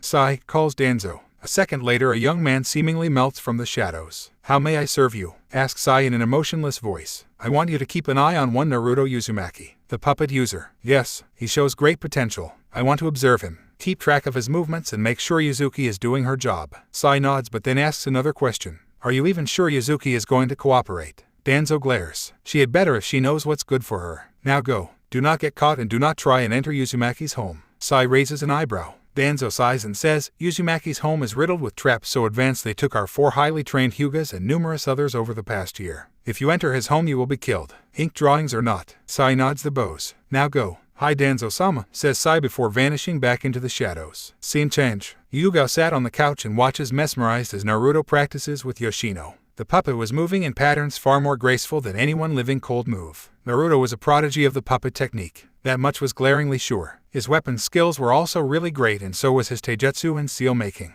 She watches as the Hyuga puppet twirls gracefully on one foot, producing chakra streamers that glowed blue in the room. She flexes her left arm and smiles in Naruto's direction. She still didn't know how he reattached it so well. She remembers him saying something about tiny chakra strings, but that was it. Yuugao-san, how is your arm feeling? Asks Naruto suddenly. Yuugao looks at the blonde as he continued to practice with his puppet and says, It feeling great, Naruto. I can finally move it with ease now. Naruto looks at Yuugao and says, Are you ready to teach me? Hyuga inwardly laughs. Although Naruto was calm and collected on the outside, she could detect a bit of anticipation hidden in his voice. Of course, Naruto, whenever you are. Naruto pauses in his movements, then seals Yoshino into his arm. Hold on, he says before walking into his room. He returns a few seconds later holding the jutsu scroll he stole from the Hyuga clan. There is a technique I wish to learn in this scroll, he says simply as he makes his way outside. Hyuga follows the blonde and asks him where they were going. Naruto walks down the hall a bit and opens the stops at a door that was 4 doors away from his apartment. He opens it and steps in, Hyuga close behind him.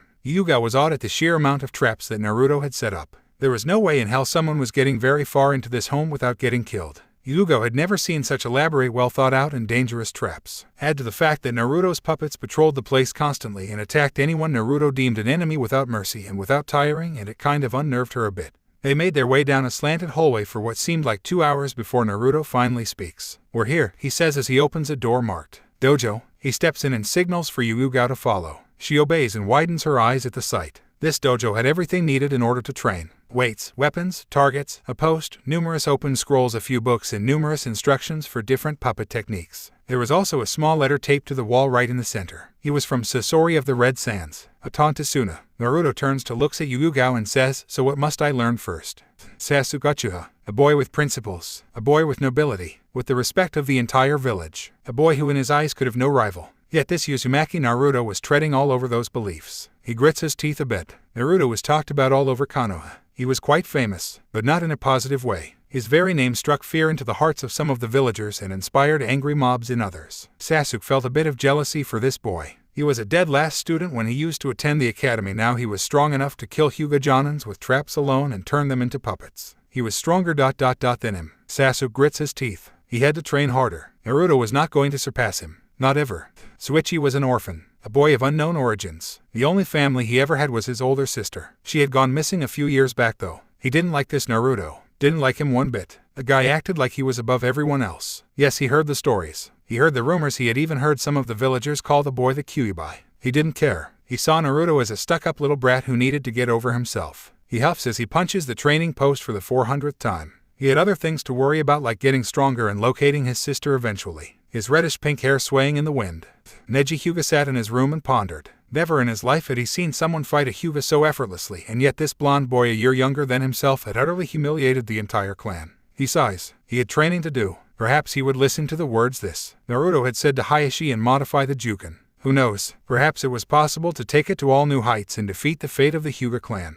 It was 10 at night when the doors opened and out stepped Hyuga and Naruto. Naruto looks at the ANBU woman and says, "I thank you for today's lesson. I look forward to tomorrow." Hyuga smiles and grabs Naruto in a hug. He would never get used to that and had to fight the reflex of jamming a kunai in her ribs every time she had done it, and counting now it was the 6th time. He wondered why she was suddenly so affectionate. Perhaps it was her way of being grateful for him accepting her apology and giving her arm back. He didn't know, nor did he really care. Hyuga lets go of him and says, "I look forward to it as well, Naruto. Take care." She then vanishes. Naruto smirks and walks over to his apartment room. "I've been taking care since I could walk," he says in an amused voice before closing his door. He didn't notice that Hyuga was still there, sitting on his roof and smiling sadly. Her heart ached. She was in pain for the way Naruto was. Because of this village. Because of her. Naruto. Scene change. Sai materialized in front of Danzo bowing. "Well?" asks the old warhawk ANBU. Sai clears his throat before speaking. "It seems that Hyuga-sen is growing attached to him." Danzo raises an eyebrow. "Not only that, but it seems that she is training him in the arts of both ninjutsu and jinjutsu.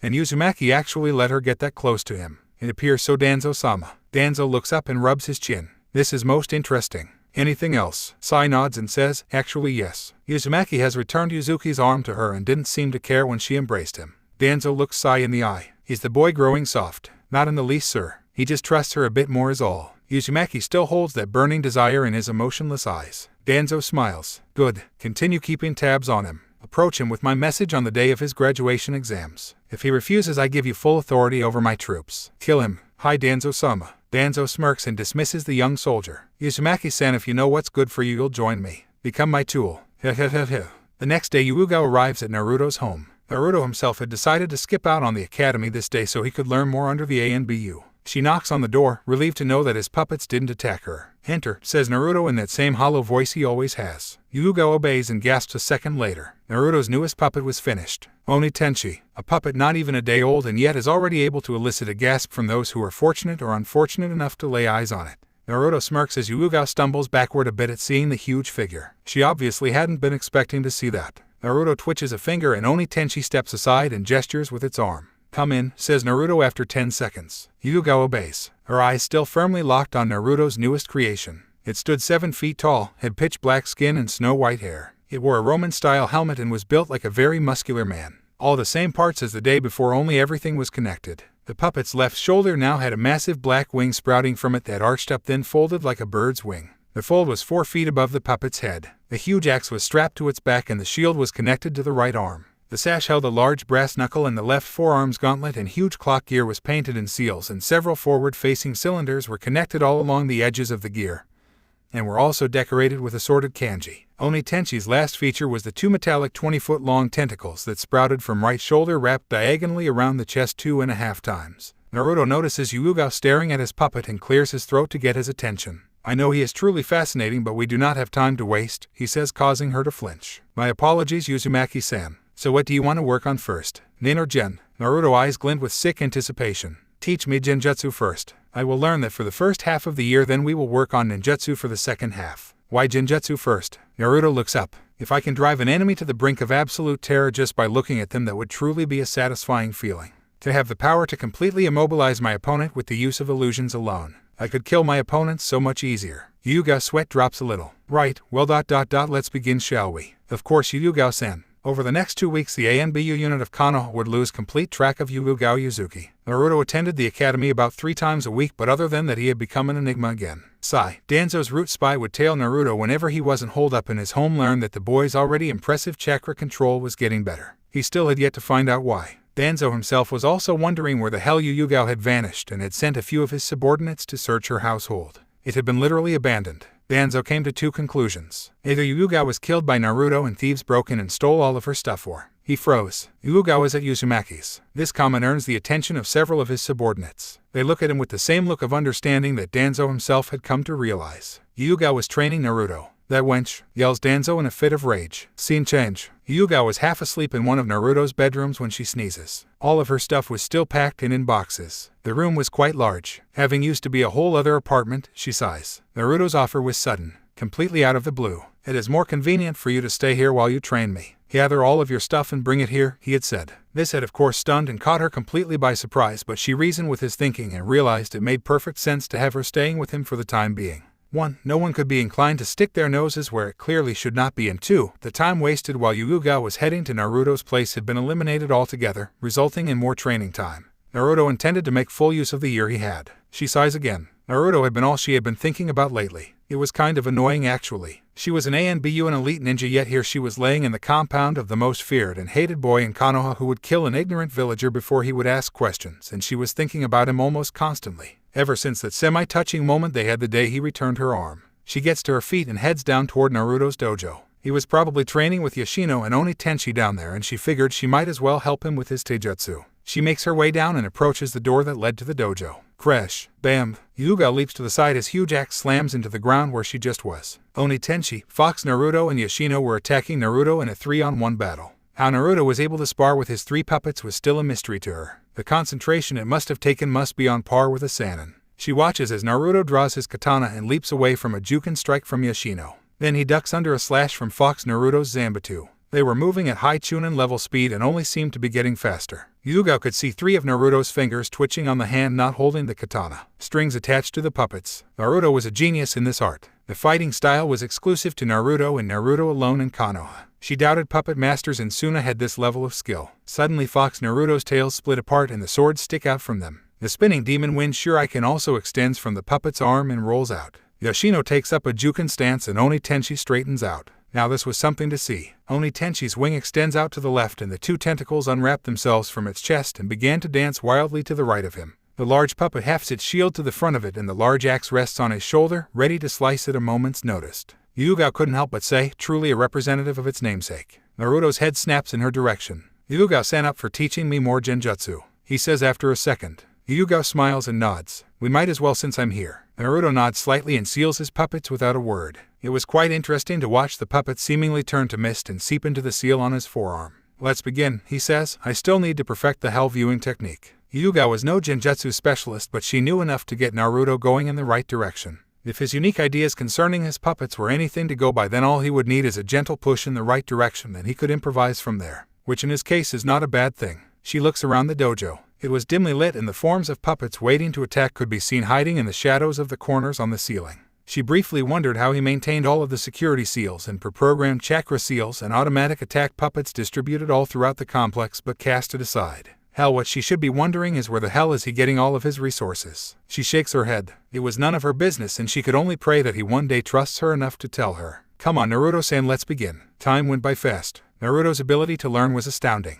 Hyuga only knew 5 genjutsus, but still, Naruto had learned them all in 2 months and mastered them in another 2 months. Then he started to improvise and create his own, just as she knew he would. Why, just the other day it had her believing she was flying, with actual wings and everything. He called it false freedom, and it was designed to make you commit accidental suicide. Hyuga had been most impressed by Naruto's progress and had gave him a hug out of excitement when he cast the high-level genjutsu known as the tree bind. She had been doing that a lot lately, hugging the boy. She wondered how it made him feel. Naruto was thinking similar thoughts. His genjutsu was above average and his own creations were good, but he wasn't a genjutsu-type person. He just couldn't take them to the levels he clearly desired. It was as if there was some sort of mental block trying to prevent him from perfecting genjutsu. Oh well, he would figure it out one day and remove that block. He closes his eyes and prepares to go to sleep. The ninjutsu training started tomorrow. Hyuga couldn't sleep. Thoughts of Naruto once again were plaguing her head. The boy was still a mystery to her. He was cold and showed no emotion. His demeanor was that of a hardened war veteran, and he opened his heart to no one save for Hokage-sama. The old leader had come to visit on several occasions over the last 6 months, and she noticed that Naruto became more relaxed around him. More like the 11-year-old boy he still was. But once Sarutobi was gone, he returned to his usual self. Hyuga found herself wishing she could be one of those people he could relax around.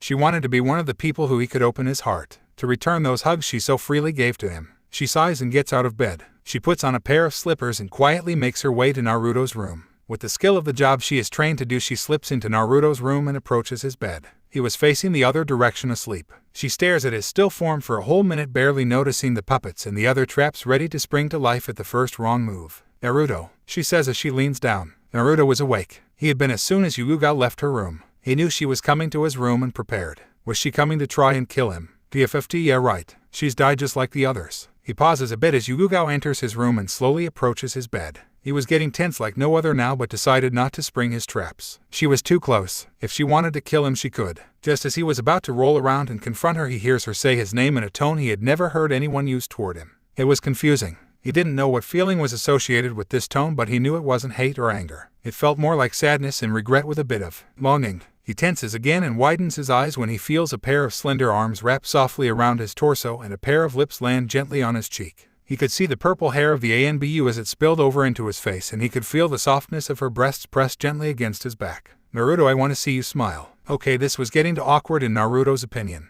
What the hell was this woman doing? Naruto, I don't want you to be alone anymore. I don't want you to be sad any longer. Naruto had to suppress a snort. His tears had dried long ago. Sadness, like any other emotion beside anger and a bit of excitement, was a thing of the past for him. He could feel Hyuga's silent sobs jerk through her body as she continued to hold him. She was 1 in a million, that's for sure. Naruto inwardly commended her for not being an ignorant dumbass anymore, thinking he was the fox, but was still questioning why the hell she was clinging all over him. Finally, after a few minutes, Naruto sighs and sits up, causing the woman to gasp.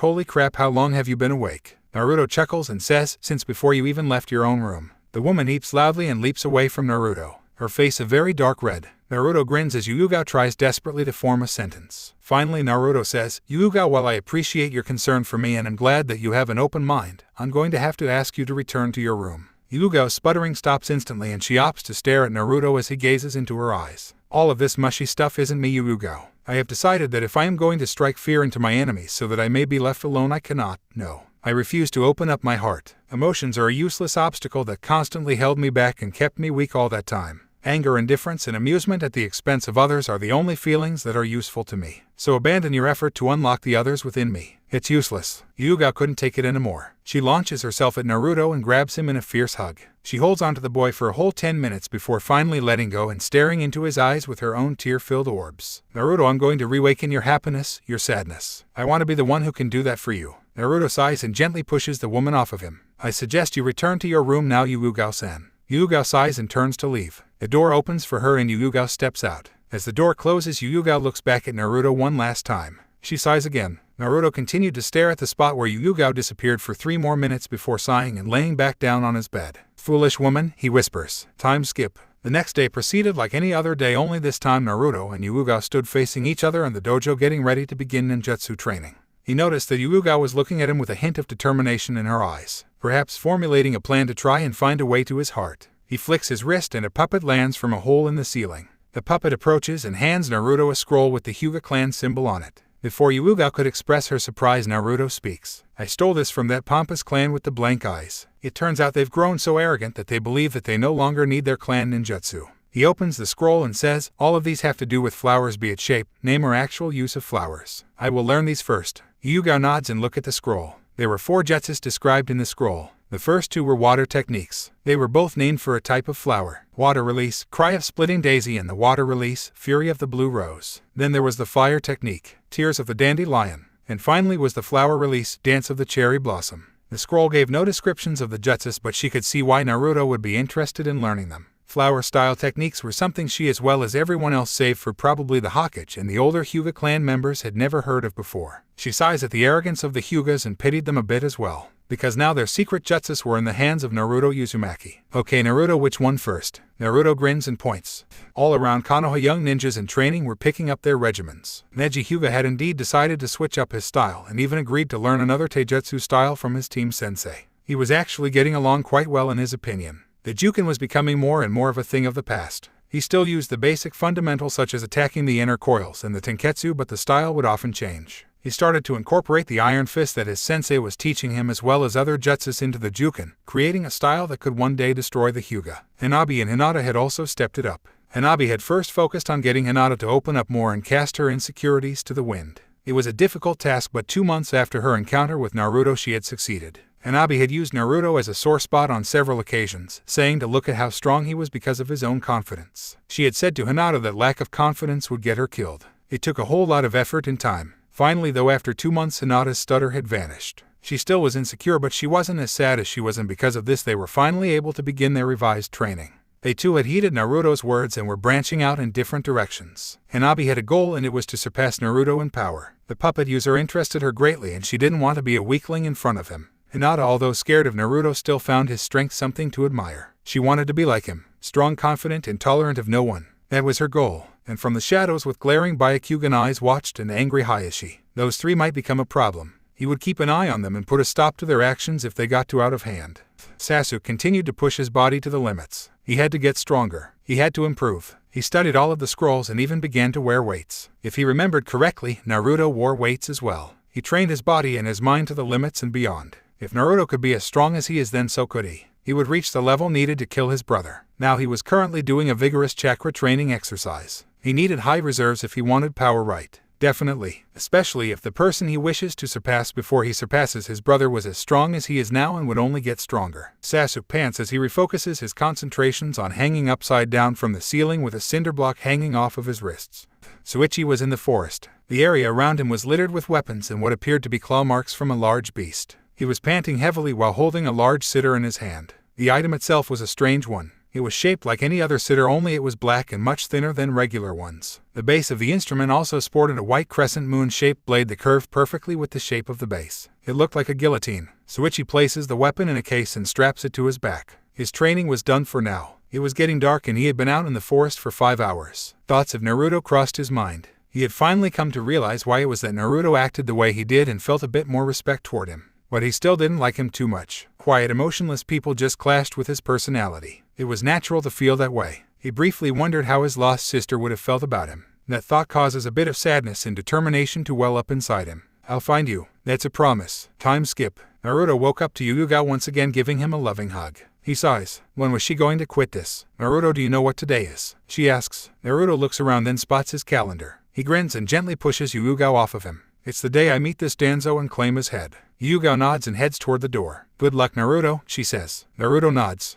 Finally the day had come. This was a day that he had been waiting for 6 whole months. Danzo grins as Sai appears before him. "Report." Sai nods and says, "The 6 months are up. Uzumaki is headed toward the Ninja Academy as we speak. The Genin exams will be held precisely 60 minutes from now at 3:30 p.m. Judging from Uzumaki's previous visits to the Ninja Academy, he will leave out of the southwest exit and head to the Hokage's office before heading back home once he has passed. I see. And Yuzuki? Sai shakes his head. She is still staying at Uzumaki's place. I will confront her myself. You talk with Uzumaki. Ganzo frowns. The plan is for all of us to go after Uzumaki. Sai nods, then looks up with an alien glint in his eyes. But wouldn't it be wiser to kill Yuzuki before she meets up with Naruto should he refuse? Ganzo smiles. Sai, you are indeed my greatest subordinate. Yes, go locate Yugao and eliminate her. Sai nods and says, Hi. She shall not meet up with Uzumaki today. Thank you, Sai, that is all. Understood, says Sai before melting into the shadows. A second later, a group of 30 kneeling Rude and BU members appear. You are all to follow me when the time comes. I will go to Uzumaki myself and offer him a position.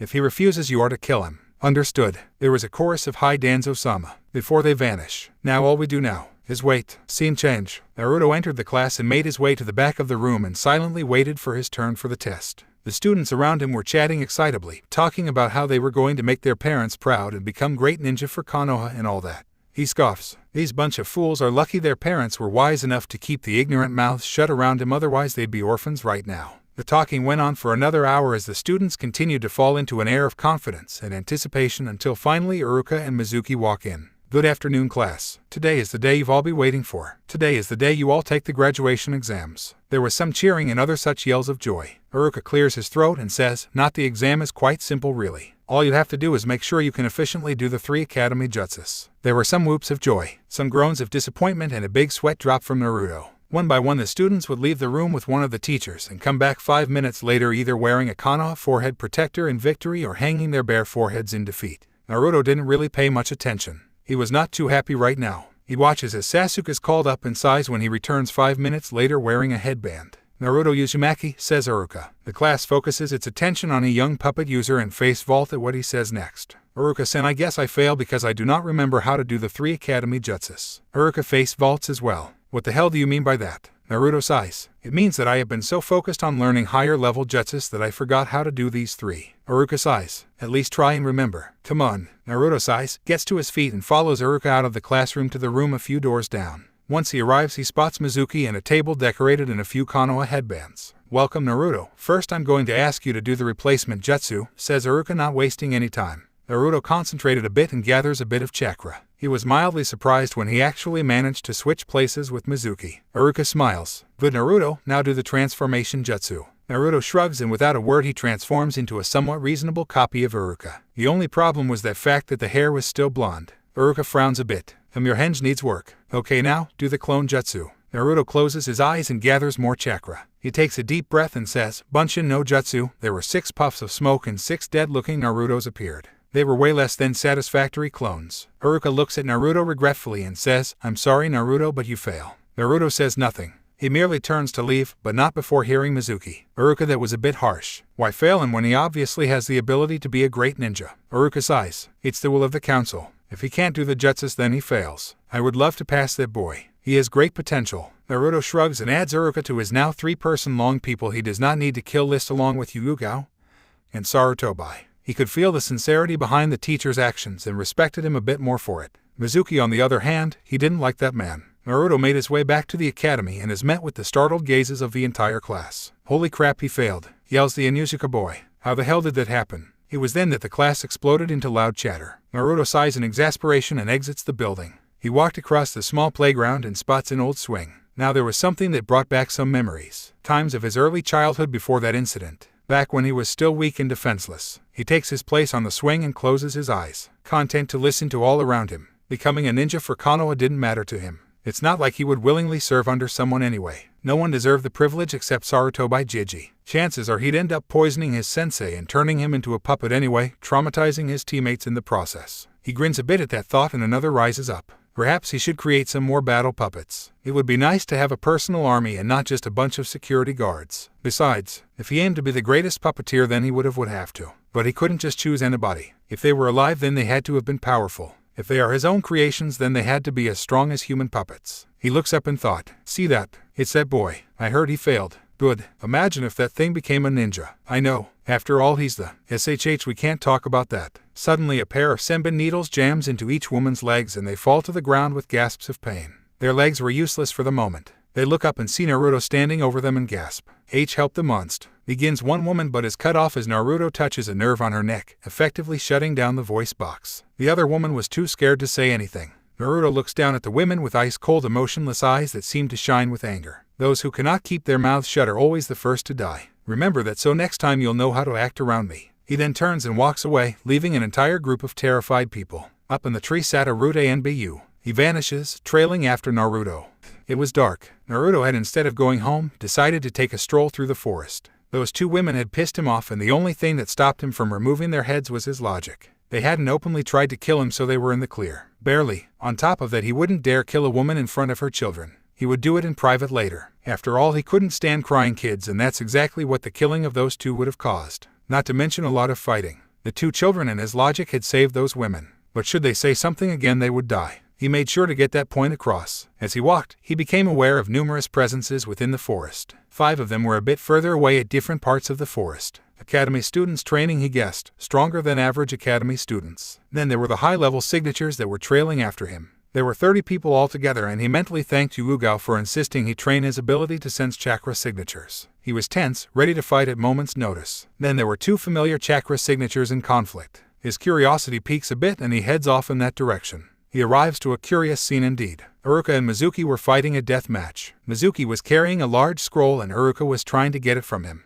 Naruto focuses on the scroll, trying to find out what scroll it was. It was then that Iruka spoke. Mizuki, I will not let you take away the scroll. I'll kill you if I have to. Mizuki grins and says, go ahead and try, Iruka. We both know that you're weak and near dead already. This scroll belongs to me now. With this scroll I'll become unstoppable. Naruto then sees the title of the scroll, Forbidden Jutsus. Now normally Naruto would have just stood by and watched Mizuki decapitate Iruka and leave, but that scroll was called the Forbidden Scroll. It was a scroll that held some of Konoha's most devastating jutsus within it, and he aimed to be the most devastating ninja. So naturally when Mizuki charged, he leapt down and intercepted Mizuki with his foot and snatched the scroll from his hands. Mizuki gets back to his feet and glares at Naruto, who was examining the scroll. Hey, give that back, brat, it's mine. Naruto pays him no attention. He merely opens the scroll and looks at the first jutsu. Enkage Bunshin no Jutsu. Interesting. And Naruto don't. Those jutsus are highly dangerous. They could kill you, says Iruka. Naruto shrugs and says, staying in this village could kill me, yet I'm still here. He then proceeds to practice the hand sign for the Kage Bunshin.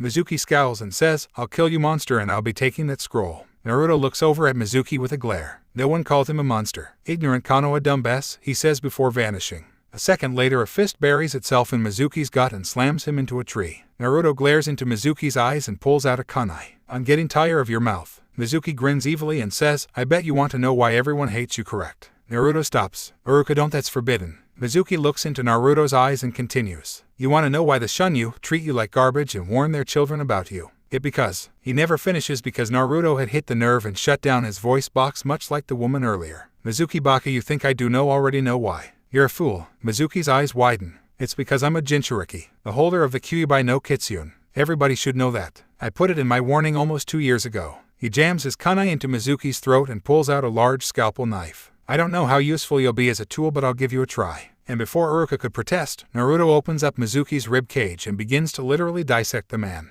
Up in the trees, Danzo signals with his hands, okay, do it now. Hi, 30 Rude and Bu leap from the trees and surround Naruto, who merely looks up and says, about time you fools showed yourselves. Iruka widens his eyes. Iruka-san, take the forbidden scroll back to Sarutobi-san, says Danzo. Iruka looks worriedly at Naruto, who is still working on Mizuki's corpse. We aren't here to attack him unless he is uncooperative. Now leave, says Danzo. Iruka nods, not knowing what else to do, and leaps away with the scroll. Naruto now looks at Danzo with a bit of a glare. Danzo approaches Naruto but stray a good distance away from him. Uzumaki-san, I have an offer for you. Scene change. Yuga was walking down the street with her friend Hei when they are suddenly attacked by a huge ink lion. They leap to the side and run off to one of the training grounds to keep the civilians out of the way. Once they do, they turn to face their foe. It was a young man Naruto's age. He was dressed in black and had a bit of a pale complexion even in the dark. He had black hair and no emotions. An ink brush and a scroll was in his hands. Who is this kid? Asks Hayate. Yuga glares and says, his name is Sai of Rude and Bu. Sai nods and says, that's right, and for failing to follow Danzo-sama's instructions you are to be put to death. A second later, a huge ink dragon burst from Sai's scroll. Naruto removes his arms from Mizuki's chest and stands to face Danzo.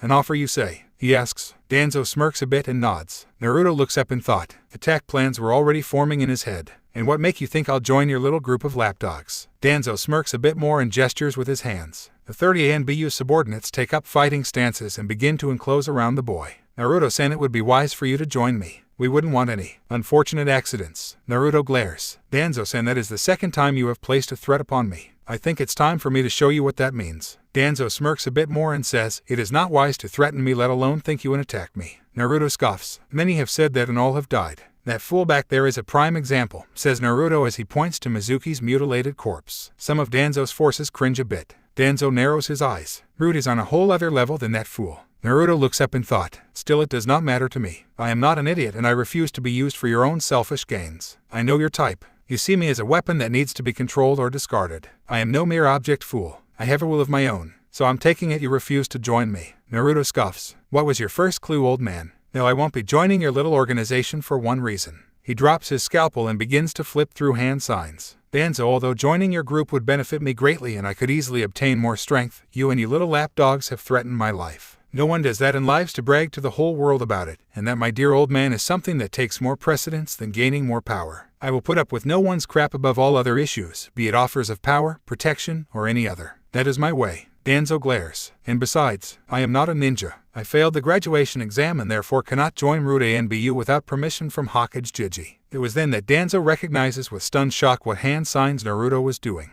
Clear the area. He yells, but it was too late. Naruto slams his hands into the ground and says in a voice void of all emotion as a massive amount of chakra explodes off of him and spirals upward. Fire release.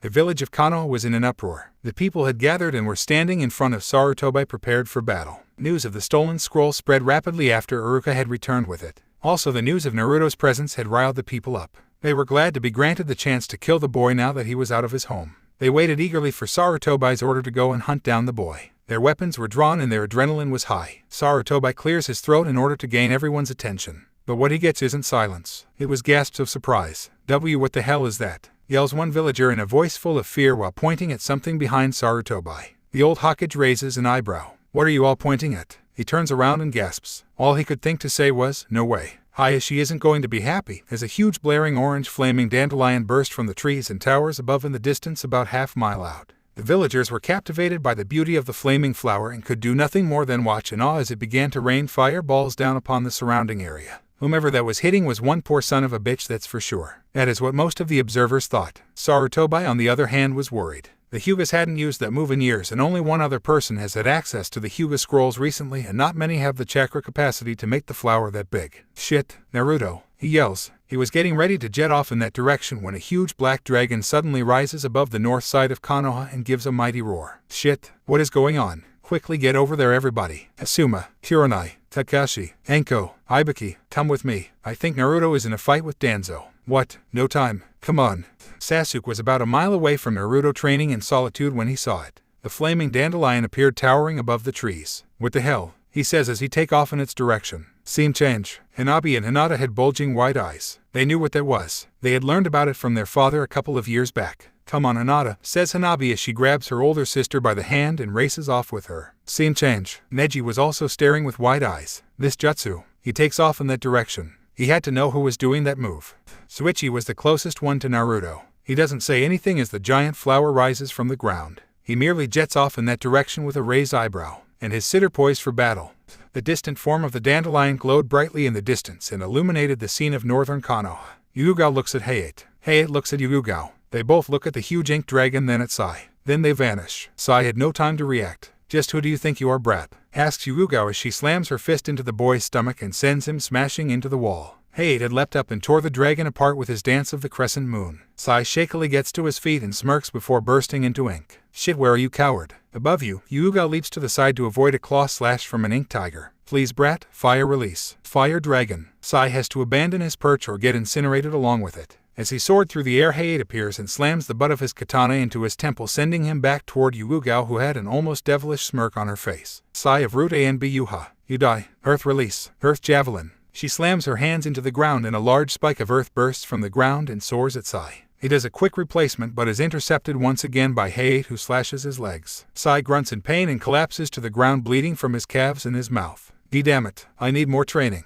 Yugao glares and says, Danzo is a fool to have sent someone of your level, Sai. What are you thinking? Just then the other ninjas of the Konoha arrive on the scene. Wait, says Yugao. She approaches Sai and burns his scrolls and ink with a small fire jutsu. You're helpless, Sai. Don't try anything. Sai just looked up at her with lifeless eyes. Eyes that revealed to her a child who has been stripped of everything that made him human, leaving a mere shell of himself behind. A young man whose sole purpose in life was to fight and serve like a loyal slave, blindly devoting himself to Danzo and Danzo alone. Inoichi Yamanaka approaches and asks, Yugao-san, who is this boy? Yugao looks down and says, he Danzo's student. Take him to the prison chambers, please. Inoichi looks down at the boy and says, it's like he's a machine. Yugao nods as the Yamanaka clan head picks the boy up and vanishes. Hei looks at Yugao and asks, what the hell is going on? Yugao sighs and says, it's Naruto. I think he's in a fight with Root. Hei widens his eyes and grabs Yugao's shoulder. Where is he? He asks. Yugao eyes the dandelion and says, the forest. Head for the flower. Hei nods and vanishes with Yugao.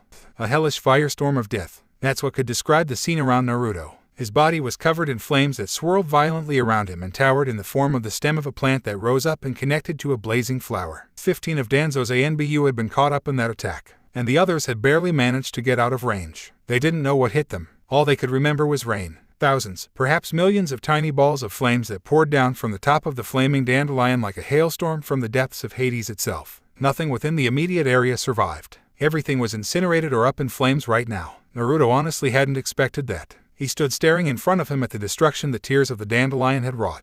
There were several still barely alive ROOTs struggling to stay away from the fires that kept coming to life. He smirks a minute later and dissipates the jutsu. He now knew why the Hyugas were deemed the most powerful clan in Konoha and why these jutsus were no longer used. They were powerful and sapped chakra like Kid on Lemonade. He was panting a bit, but otherwise he was fine. Danzo, get out here and fight me, he says as he slashes the throat of another helpless Root, sending blood all over. He receives his answer in the form of the other 15 Root ANBUS dropping from the trees in front of him. Uzumaki, you'll pay for that, says one of them. Naruto smirks and does a few more hand signs. False freedom. The ANBU break Naruto's personal genjutsu with little difficulty. Don't toy with us, Uzumaki. Naruto scowls and draws his katana. The ROOTs smirk behind their masks before vanishing.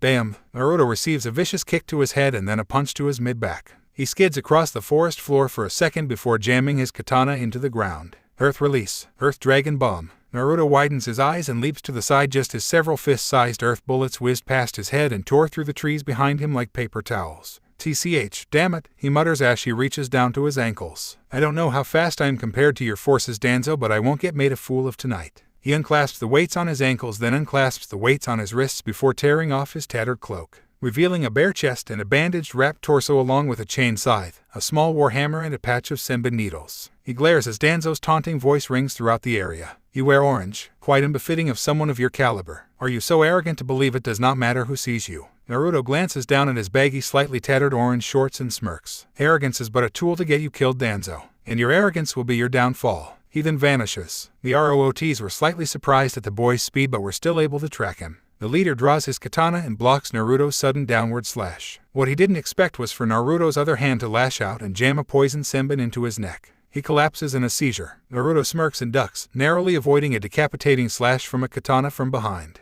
He then leaps high into the air. 5 of the ROOTs follow, much to Naruto's pleasure. Danzo, I may not be more powerful than your lackeys, but I am definitely smarter. He then channels a bit of chakra and begins to rotate. Ninja art, Senbon storm. Naruto's entire body began to glow with seals as he spun, and before the 5 Roots could question what the hell Naruto was doing, they are assaulted by a massive wave of senbon needles. The weapons flew from the seals on his body in all directions with deadly accuracy and force. 4 of the ninjas were killed while the last one somehow managed to block most of them and keep himself alive. As he and his dead teammates plummeted back to the ground, Naruto speaks again. I knew this day would come, Danzo. I have taken all of the necessary preparations. I have many tricks up my sleeve. The surviving Root of Naruto's Senbon storm couldn't help but feel his respect for Naruto increase, right up until his head is removed by Naruto's sword. Ingenious, he mutters right before he hit the ground with a bit of force. Naruto merely looks at the downed man before vanishing again. Flashes of metal could be heard and sparks could be seen appearing at random spots of the battle's field.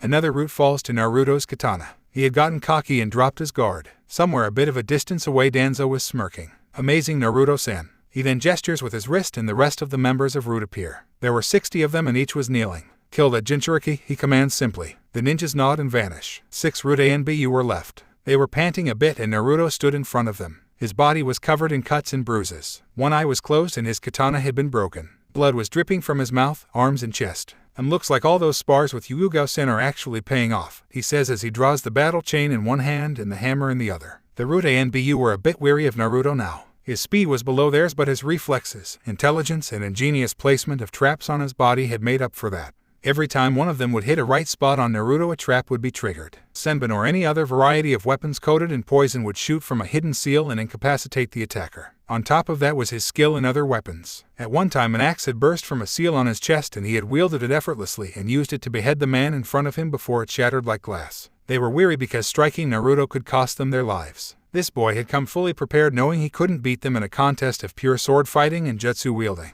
Like the Kitsune, he was hated for he had a mastery over tricks and deception. He was a worthy opponent. "Danzo, show yourself," he says. He was reaching his limit and the weapon-storing seals on his body were running out. He had to locate Danzo and end this. The 6 in front of him take up stances again. "You shall not harm Danzo-sama," they say before vanishing again. Without thinking, Naruto channels chakra into the seals on his body and releases all of the remaining weapons stored within him. Ninja art, metal hailstorm, shuriken, kunai, senbon needles, and hundreds of different daggers flew from the seals on Naruto's body and tore through the 6 ANBU who had rushed in foolishly hoping to end this battle. They knew this was a foolish thing to do, but they would throw their lives away for Danzo-sama. It was their way, their code. They could not let this boy get to him. After he had called for their leader for what must have been the 10th time, they realized that Naruto was after Danzo's life and would let nothing stop him from accomplishing his goal. Should he get to him, Danzo would surely be killed. They couldn't let this happen, even at the cost of their lives, so they stalled him and emptied him of his weapons-storing seals. That was so the reinforcements that were coming wouldn't be burdened by Naruto's trap.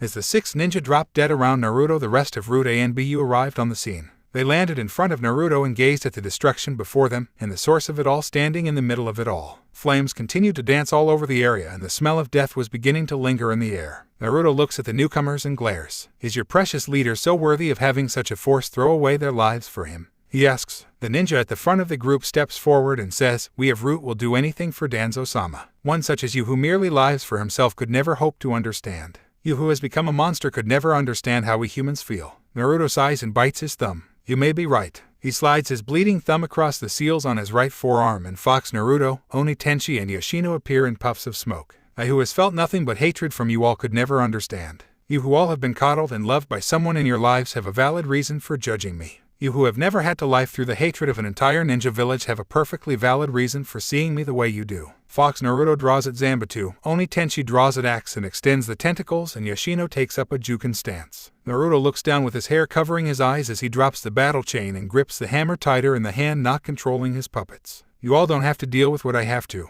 Naruto looks back up with the fires of determination and hatred burning in his eyes and his chakra spiking to high levels again. You don't know the obstacles I have had to overcome. The pain I went through that day 2 years ago. You don't know what it's like to realize that no one will ever be there to help you. To realize that you were chosen as a sacrifice by the Yondaime to seal a demon within merely to save a village that probably deserved the death the demon was administering upon it. Up in the trees there were several gasps. Hinata, Hanabi, Sasuke, Neji, and Suichi had arrived just as Naruto killed those last 6 ANBU and watched as the rest of them made themselves known. They didn't pay any attention to each other and merely stood there frozen. Naruto ... has a demon sealed in him. But ... that can't be true. Unless, it was Suichi who came to the conclusion first. Naruto held the Kyuubi no Kitsune within him, the demon that was so frequently talked about all over Konoha. This revelation causes him to gasp. I see, says Neji as he unconsciously touches the seal on his forehead. He looks over at Hinata and Hanabi, who both had tears in their eyes. Sasuke could only stare at Naruto. This blonde, killing, emotionless boy has a demon sealed within him, and judging from what he says, it was the Kyuubi. His respect for Naruto increased several fold. A group of 5 watches as the members of Root circle around Naruto and prepare to attack. They watch as Naruto himself prepare to rush into battle with the aid of his 3 puppets. We have to help him, whispers Hinata. This draws the attention of the other 4. They look into her eyes and see the flame of determination. Suichi opens his case quietly and grabs his sitter. Yeah, slowly one by one the flames of determination ignite within each protein. Naruto smiles as the Root ANBU begin to circle around him, blocking any chance for escape. But no worries, it's all in the past. I am not as angsty as I may sound right now. He twitches his fingers and his puppets take defensive stances around him. Should I be killed here tonight, know that you must have a bit of skill. His grin grows a bit more. But should you all be killed, know you will serve a new master. The lead ANBU smirks and says, we are not like the fodder you have just dispatched, Uzumaki. On top of that, you are weak and half dead already. You will die. Oni Tenshi suddenly raises its shield and blocks a barrage of kunai. Naruto smirks. You all have to do better than that, fools. Elite ANBU smirks. Naruto, don't waste our time. Come with us. It is your last chance. Naruto glares. Why do you bunch of fools want so badly for me to join your group? It is not us who wish for you to join our ranks. It is the will of Danzo-sama. He sees potential in you, boy. And when Danzo deems you worthy of his attention, you do not ignore him. If you do so, you are severely punished or, in your case, killed. Naruto glares and prepares to charge. I have made my decision. TCH, very well then. It was then that the battle of his life had started. The forces of Root surged forward like a wave of cloaked and masked death and converged upon Naruto with a single desire. The brutal ending of Naruto's life. Fox Naruto's tail split open and a wave of senbon surged forth from the opening and into the wave. Oni Tenchi raises its shieldless arm and one of the canisters burst open and shoots a stream of fire. Yoshino takes up a stance and begins to throw chakra from her palms. One after another fell to the attacks of Naruto's puppets, but it wasn't enough. These ANBU were ready and well coordinated. They were easily adept at fighting in groups and against weapons such as Naruto's puppets. On top of that, Naruto was tired already. He leaps up and his puppets leap off in different directions. It was either fight or die. He dodges and blocks punches, kicks and swords while keeping solid control over his puppets. Give it up, Uzumaki. I know your weakness. You may be good at taijutsu while not worried about other matters, but now that you have your puppets out, you're doomed. Naruto takes a slash to the leg, but it only served to enrage him. He gets glint in his eye that causes the insulter's teammates to give out a warning. Hey, look out. But it was too late. Naruto had reached into his bandages and pulled out a pair of spiked brass knuckles. He slams his fist into the man's throat and watches in satisfaction as he drops. Fool, I may be a puppeteer, but I have overcome that weakness. I can engage in a full taijutsu match while simultaneously controlling my puppets. Do not underestimate me, you bastard. 3 more ANBU had converged upon him. He was overwhelmed and sent skidding across the forest floor toward Fox Naruto, whose movement had stopped due to Naruto's sudden incapacitation. Oni Tenchi had stopped as well, with his tentacles impaled through the stomachs of 3 ROOTs. Shit. Naruto quickly re-engages his puppets in battle with their opponents. Naruto was in pain. The wounds he had taken were healing a lot slower than usual and his fingers were getting tired. Still, he had to persevere. He wasn't about to lose to these bastards. He looks up at the smirking faces of his opponents and glares. 10 faces were looking down at him while the others were still trying to take out his puppets. Heck. Another falls to Fox Naruto's sword. Immobilize Uzumaki's hands. Another ANBU right before he too is killed by Yoshino and a Juken strike to the heart. The ninjas around Naruto smirk and one grabs Naruto's warhammer. Let's see who good he is without his precious dolls, he says. Naruto rolls to the side to avoid getting his hand smashed, but are met with a vicious kick and a katana stabbing into his thigh. He grunts out in pain but does not scream. He was not weak. He would not give these bastards the satisfaction of seeing weakness. Blood was pouring out of his leg, but he kept his fingers moving. Oni Tenchi spreads its wing and unleashes a wave of blades disguised as feathers. All 4 of the ANBU facing the puppet are killed quickly. Naruto does a couple of hand signs and says, Ninja art, feather swarm. The feathers of Oni Tenchi's wing begin to swirl violently around it and slash at anyone who got too close. Unfortunately for the 5 more ROOTs who had decided to charge Oni Tenchi, Naruto smirks at the satisfying sounds of flesh being sliced apart and screams of pain echoing through the air. Don't smirk, demon. Just because you have managed to kill a few of us, don't get cocky. Naruto receives a powerful punch to the jaw. I'm going to beat you within an inch of your pathetic life, then we're going to take you to Danzo-sama so he can deliver the final blow himself, understand? Crack. Naruto's eyes widen as Fox Naruto is lanced through with 6 katanas. Hey, you're losing your control, demon, says the ANBU. Naruto glares and jerks his fingers a few more times. Fox Naruto's tail split open again and reveal 9 poison-tipped swords. Before the ANBU holding the swords and the puppet could react, they are stabbed and killed, pumped full of poison. Arg, those hands of yours. Naruto hisses as his hands are stabbed with swords, effectively ending the puppet's movements. The 3 weapons drop to the ground motionless and vulnerable. This was it, Naruto realized. These bunch of Konoha bastards were about to kill him. He silently counts all of the root ANBU as they converged upon him again. He nods in satisfaction as he counts 30 survivors. It was merely sheer numbers and exhaustion that had led to their victory. Heh, Naruto-sen, you really are a brutal, aren't you? Just look at all these bodies. Naruto widens his eyes a bit as Danzo emerges from the shadows. He walks up Naruto and grins from behind his bandages. You put up quite a fight, but it looks like it ends here. I'm such a shame. You are a perfect candidate for root. Naruto scowls and says, fuck you, old man, with no signs of pain or anger in his voice. Danzo glares and raises his cane. A jagged blade protrudes from the bottom and glistens eerily in the light of the fires burning all around the area. Now Uzumaki, time to die. Fire release. Grand fireball. The forces of root had to leap away as a huge fireball falls from the sky. Danzo glares as 5 figures jump from the trees. What is the meaning of this? We will not let you hurt him, says a quiet female voice. That's right. You old man will pay for what you are doing, says a younger female voice. The 5 figure rise from their crouching positions and glare at Danzo.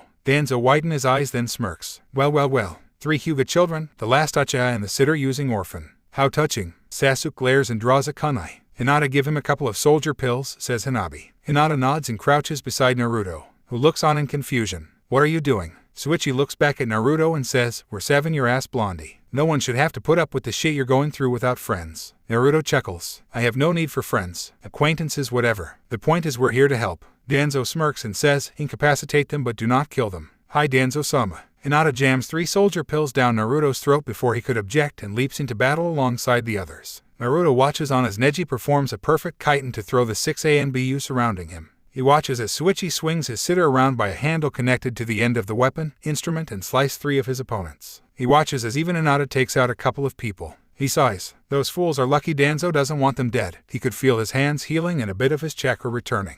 Just a bit longer and Danzo's head would be his. Hinata duck, yells Hanabi as a kunai soars at her sister from behind. Suichi intercepts the attack and throws his own kunai. Stay together as a group, commands Neji as he jukens another man in the knee, dropping him. The 5 preteens stood protectively around Naruto and deflected any attacks they could. Unfortunately, there was just too many of them. Hanabi was stabbed in the shoulder while she was blocking an attack throw the left, Sasuke was kicked viciously and had 5 ribs broken. Neji was hit with mild exploding notes and temporarily blinded in the right eye. Hinata was hit with a slow-acting poison and Suichi was stabbed in the stomach by a katana. Hinata gasps. Heh, some no-name demon-loving orphan. No one will miss you, the man had said right before her was jukened in the back by Hanabi. Why you bastard, says Suichi while coughing up blood. He positions his sitter as if he was going to pee-lay it and does just that. I am the second remaining member of my clan. You know what we specialized in? No one answers. We specialized in summons via musical instruments. He then begins to play a tune. It was an ominous tune filled with sorrow and anger. Taste my music. A second later, a huge white wolf emerges from Suichi's sitter and proceeds to slash and bite at all of the enemies in front of it, but that's not all. The chakra of the people it hit was consumed. Suichi continues to play his tune, ignoring his gaping wound and the sword still impaled in him. Fire was burning in his eyes. You won't kill this guy. I won't let you. He screams. The ANBU were leaping all over the place to avoid Suichi's wolf. The others' eyes had also lit up with flames and they too began to attack more relentlessly. Hanabi, Neji, and Sasuke charged at speeds that no one of their level should have and slashed and stabbed with their kunai and hands. Danzo was staring with wide eyes. Just where did these children come from? There is no way they are that powerful. He watches as Sasuke, despite having broken ribs, manages to lodge a kunai in the skull of one of his subordinates. It's not possible. These kids. Hanabi grabs a stray katana and leaps into a group of 10. Titan. She spins violently while holding the sword out and making her attack even more devastating. Danzo watches with a scowl as he realizes that he is losing his forces to a bunch of children. Children who wish to protect this demon with their lives. Kill them all. He screams, and in a flash the tide had turned. Killing intent was unleashed. There were 25 root ANBU left, but all that was needed. They charged forward. Water release. Cry of the splitting daisy. No one knows when Naruto had recovered some strength. They were all too focused on attacking the others. But everyone once again became aware of his presence the moment he yelled out that jutsu. Get down, yells Neji. Naruto slams his hands into the ground and expels the rest of his chakra. I will not lose. Danzo. He screams as the air above him compresses and takes the form of a glowing blue daisy made of water. Naruto leaps up and karate chops the flower with his right hand. It was instant. The flower explodes into water droplets shaped like needles and shower down upon everything around them. The remaining forces of Danzo's root were assaulted. The needles tore through some of them and froze, coating the area in a fine layer of ice and snow. Others were grazed or hit in non-vital areas but still had that area froze over. Neji, Hinata, and Hanabi looked on in awe as the water effectively wipes out half of the enemies in front of them.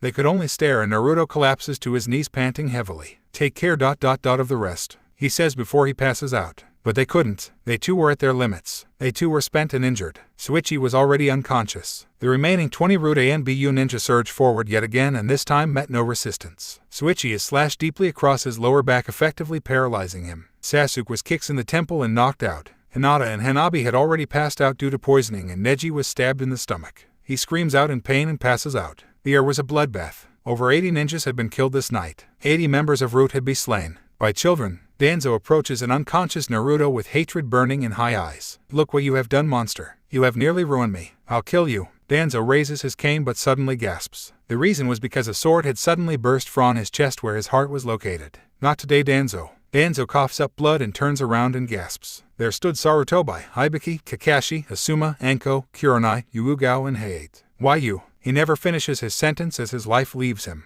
Yugao yanks her katana from Danzo's back and watches as he collapses, dead. Sarutobi glares at the remaining ANBU of Root and vanishes. None of them stood a chance. Just as Sarutobi reappears in his previous location, the Root members scream out in pain and blood bursts from their necks. They drop dead. Sarutobi looks around the battlefield in amazement. Unfucking believable, exclaims Anko. Naruto, yells Yugao as she rushes to his side. The others approach as well and widen their eyes when they see Shuichi, Sasuke, and the three Hyugas. Sarutobi looks in disdain at Danzo's cops, attacking children and going behind my back. Danzo, what the hell were you thinking? He approaches the group of downed children and looks at them proudly. We need to get them to the hospital. They're all severely injured or suffering from chakra exhaustion, yells Kurenai. Sarutobi nods. Okay, get them to the hospital now. We will clean up this mess later. Hi. Each person grabs a genin and leaps back toward Konoha. Sarutobi and Hyuga stayed behind. Naruto was held in her arms. Sarutobi does a few water jutsus to put out the fires and then does the shadow clone. Each clone grabs a puppet and switches sitter. Danzo, it looks like the light of the flame within this boy has withered your roots. I hope you think about that in the afterlife. He then turns and heads back to Konoha himself. Hyuga had stayed behind a bit longer. Naruto, you worried me, she mumbles as he hugs him tighter. Don't ever do that again. Please. Naruto's eyes crack open just a bit and he mumbles two words. Hyuga-chan. Danzo is what was heard all throughout Konoha that next morning. Word had spread so quickly that no one had a chance to stop it. Everyone in Konoha now knew that not only Naruto but also 5 other genin had wiped out most of Route A and BU before Sarutobi took care of the rest. The council was not happy. No, they were outraged and scared at the same time. And the fact that their Hokage stood on the side of Naruto didn't help the matter either. The clan heads of the Yamanaka, the Akamichi, the Nara, and the Inuzuka could be seen smirking on that day. Hokage-sama, are you serious? They're all dead. Sarutobi shook his head and said, actually no. A few did manage to survive. It was a spectacular battle. Naruto had outsmarted most of them with traps placed on his own body before using his puppets and 2 flower-style techniques. And that was before the 5 others came to his assistance. At this, Hayashi had stood up. Hokage-sama, do you seriously think I would believe that not one, but both of my daughters and my nephew ran off to assist this boy? Sarutobi nodded with a smirk. If you do not believe me, you can visit them at the hospital and question them yourself. They should be awake now as the medics did an excellent job at healing them. Hayashi sat back down with a heavy sigh. Hokage-sama, I do not understand. They don't even know that boy. Why would they help him? Sarutobi grinned and said, and perhaps it was the skill he showed that day he fought you. Maybe they took his words to heart and decided to follow their own paths. Paths of their choosing. So you're saying the demon is corrupting others with his malicious intent? This came from a civilian council member. No, I'm saying we should look into my crystal ball and you all will see what I mean. Sarutobi then gestured toward his desk where the shiny sphere sat, unused for the moment.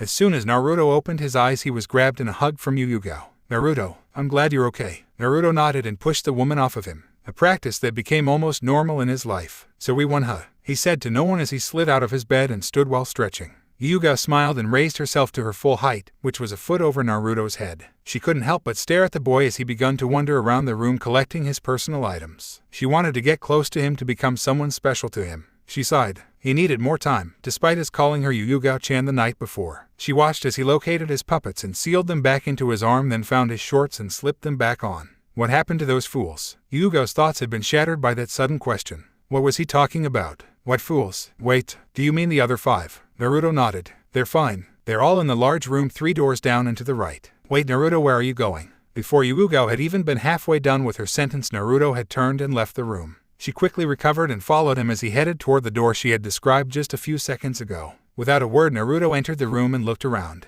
Hyuga came in a second later and placed a hand on his shoulder. All of them were there. All 5 of them, and they were staring at him. Hinata reacted first. She eeped and hid slightly behind her blankets and eyed Naruto nervously. Hanabi was staring at Naruto with a look of contemplation and wonder. Neji had nodded in his direction before looking back out the window, and Sasuke was looking on with respect etched into his features. Wait, there was still one missing. Yo, so you finally awake, huh? Freaking took long enough. Naruto turned to his right and saw Shuichi. He was grinning and holding his sitter in his lap. Evidence that he had been playing it a moment before. Naruto felt his eyes widen just a bit as the reddish-pink-haired boy rolled into the room in a wheelchair. Like Neji and Sasuke's upper body was bare and wrapped up in bandages. He still had on his shorts, but that was it. Naruto continued to stare for a few more seconds before his knowledge of the human body kicked in. Paralyzed from the waist down due to a slash across the back from a katana. Your ninja career has been ended before it even began. Shuichi just grinned a bit more. Yes, sucks, don't it? All just to save your doll using ass. All you fools did was nearly get yourselves killed. Yeah, whatever. Naruto sighs. You are all a group of idiots. What the hell did you think you could accomplish against an ANBU, let alone a large group of them? At this, it was Sasuke who spoke up. Oi Baka, in case you hadn't noticed, you were about to get filleted when we showed up. I didn't ask for your help, nor will I ever. We realize that, Naruto, said Hanabi. But that doesn't change the fact that you have help from us whenever things get too rough for you. Naruto scoffs. If you guys were any older, I'd kill you for being hypocrites. Neji smirks. But we're not hypocrites now, are we? We aren't part of the generation that was attacked by the Kyuubi and therefore cannot become hypocrites when we decide not to hate you for what you hold. Naruto's eyes widened. Who told you? Tell me now or you'll regret it. The tone in his face let them know that he was not playing around. Suichi sighed and said, "Geez, calm down. Nobody told us. We were there when you started yapping about your life to that old man. We heard you tell the man that the demon Kyuubi was inside of you. I gotta tell you, it explains a lot." The other four nodded while Yuugao's hand tightened a bit on Naruto's shoulder. Naruto himself had relaxed only slightly and he was prepared to strike should any of them start saying the wrong things. Sasuke and Hanabi seemed to notice this and approached him. Once they were close enough, Sasuke reached his hand out while Hanabi wrapped her small arms around his waist in a hug. "Even if you still dislike us, know that we will never see you as the Kyuubi.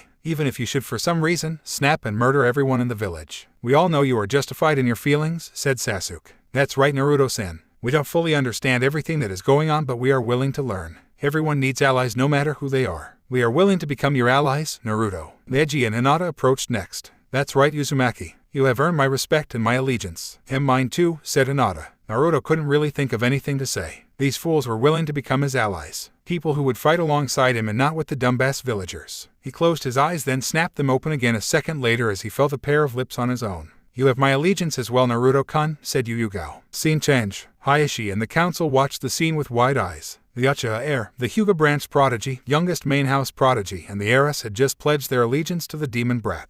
And to top it off, one of Konoha's top A and BU had apparently developed feelings for him. This was bad. Sarutobi cleared his throat and said, "Now I know what some of you are thinking, and I warn you right now as my standing regarding Naruto has not changed. You all need to stop and think about what you are all doing before you begin to actively hunt the boy. We are losing shinobi to him and I will not allow that. Konoha is losing power because of the ignorance of the village. Hokage-sama, you must understand that what we of the council do regarding that boy is merely for the well-being of the entire village. He is corrupting others already and needs to be taken care of." Sarutobi glared and said, "Make a move on him and I'll allow him to kill you myself." He turned back toward the crystal ball. "Naruto deserves to have friends and happiness. You all have no right to try and rob him of that. What that demon deserves to be is eliminated." Sarutobi, open your eyes. The Hokage finally had enough and releases killing intent. "Silence. The Hokage has spoken. This meeting is adjourned. Oh, and Hayashi-san, perhaps you should think about your position on this whole affair. After all, the three most promising Hyuga have just allied with Naruto. Will you help them or will you lament anew hatred and lose the three closest to you?" And with that, Sarutobi walked out, headed to the hospital. Hanabi's eyes widened a bit and Neji noticed that her face flashed with jealousy. For just a split second it was there, but Neji saw it. He decided to leave it alone for now. Naruto gently pushed Yuuga away from him. "You are all too close," he said. Suichi decided to speak up. "Yo, a bombshell beauty kisses you and you push her away. What the hell is wrong with you, man?" Naruto scoffs. "I have no desire for an intimate relationship with anyone." Suichi sighed and said, "You really have been sheltered." "Oh well." He wheeled over to Naruto and lifted his sitter toward him. "I'm paralyzed. That means that I can no longer use this as an effective weapon. Well, maybe I could still use it, but I'm in a wheelchair so I won't be going anywhere." He pushed the weapon instrument into Naruto's chest and said, "I want you to learn how to play this. Once you do, come to me again and I'll teach you how to summon the wolf spirit locked within it." Naruto's eyes widened. "You're giving me your weapon?" "TFFT, I see no reason why not. After all, I'm an ally too, but since I can no longer fight, I'm entrusting you with this instead." Naruto examined the sitter and sighed for what seemed like the 1,000th time before strapping the weapon to his back. He was not used to getting gifts. Suichi grinned and said, "Oh, and if you ever meet a foul-mouthed girl with the same hair color as mine, drag her ass to me so I can blacken one of her eyes. Knock her out if you have to." Sasuke, Neji and Yuugao chuckled at this while Naruto merely nodded. Hanabi let go of Naruto and said, "If you want, I can help you with the Juken. I'm sure you haven't perfected Yoshino yet, am I correct?" Naruto said nothing. He merely nodded and looked up in thought. Hanabi smiled a bit. "I'm sure Neji-san and Hinata and I are willing to help you as well. All three of us use a different variation of the Juken and I want to see what they all look like when combined into one single fighter. Your puppet, for instance." Naruto looked into everyone's eyes and saw no hints of deception or malice. After a minute he finally nods and says, "Fine, and in exchange I will teach you the forbidden flower jutsus I stole from the Hyuga clan. After all, they're your techniques, and if you are so adamant on helping me, then I might as well help my allies as well." The group grinned a bit and Naruto grabbed Neji's hand in a handshake. Just then the door opened up and Sarutobi walked in. He was smiling a genuine smile when he entered the room, and it seemed to grow when he spotted Naruto exchanging handshakes with everyone. "Ah, Naruto, you are awake," he said with a bit of cheer. Naruto turned to the Hokage and gave a bit of a smile. "Hokage Jiji." The other children were a bit surprised to learn that Naruto was close to the Hokage but decided to say nothing about it. Sarutobi patted Naruto's shoulder, then looked at the other occupants of the room. "First off, I would like to personally congratulate all of you in completing a class mission. I don't know how you pulled it off, but you did, and I am glad to call you all ninja of Konoha." Sasuke, Neji, Hinata, and Suichi swelled up a bit with pride, but Hanabi didn't look too sure. She looked down nervously. Sarutobi noticed this and smiled. Do not worry, Hyuga-chan, you are included in this praise. Hanabi looked up surprised. I know you are young, but already you have the strength of a strong ninja. I should probably promote you all to Chunin and Naruto to Jounin right now, but the council is already on edge about Naruto's strength, and promoting you all would throw off the graduating teams. Suichi chuckled and says, well, I'm in a wheelchair anyway, so want the teams still be uneven. Sarutobi smiled and said, not if I add Hanabi-chan to the ranks. Hanabi gasped and looked up at the Hokage with wide shocked eyes. Sarutobi reached into his robes and pulled out 3 Konoha headbands and throws one each to Sasuke, Hinata, and Hanabi. Neji already had one due to being an earlier graduate, and Suichi was now unable to fight. Congratulations on becoming ninja, he said with a smile. He turned to Naruto next and pulled out a custom-made headband. It was orange and the cloth was long. He approached Naruto and tied it securely around his head and smiles as the 2 ends of the cloth hung down to his mid-back. The metal plate was vastly different than any other forehead protector. It still had the leaf symbol, but the symbol was a great deal smaller and in the middle of a fox's forehead.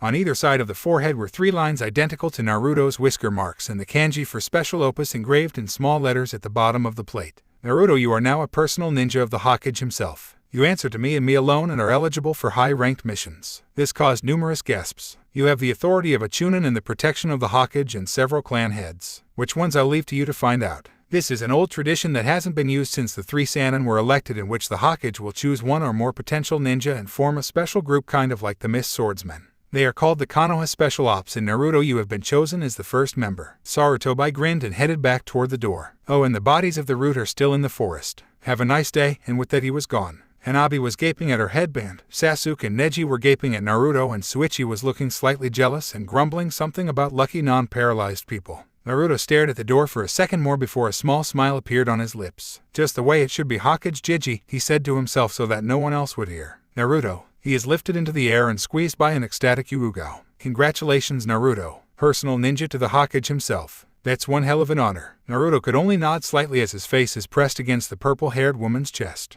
Yes, indeed. Now would you mind putting me down? Yuugao blushed and complied with his wish, but as soon as he was put down, the others, who felt the need to congratulate him in some way or another, surrounded him. Sasuke gave him a curt nod, Neji shook his hand, and Suichi slapped him on the shoulder, an action that nearly got a senbon jammed in his neck out of reflex. Hanabi smiled and gave him a quick hug, and Hinata gave a quiet, congratulations, Naruto-kun, before hiding a bit behind Neji. Aye, we should all go out and celebrate, suggested Suichi after a few minutes, but is instantly met with a flat-out refusal. No, was all Naruto needed to say to get his point across. Suichi was going to retort, but a slight headshake from Yuugao silenced him. Naruto turned towards the door and adjusted the sitter on his back. All of you have my gratitude, he said with no emotion before opening the door and leaving. Geez, he really is cold to everyone, huh? Asked Suichi. Yuugao nodded and said, yes, he just that way. Serves the village right in my opinion, said Neji. It's their own actions that caused this. Yeah, scene change. As Naruto made his way through Konoha, heading toward the gate, he took notice of the looks of fear and hate. He ignored them for now. He had one destination and nothing was going to stop him from getting to that destination as soon as possible, so stopping to rip the throat out of that fool who just sneered and called him a demon's freak would have to wait.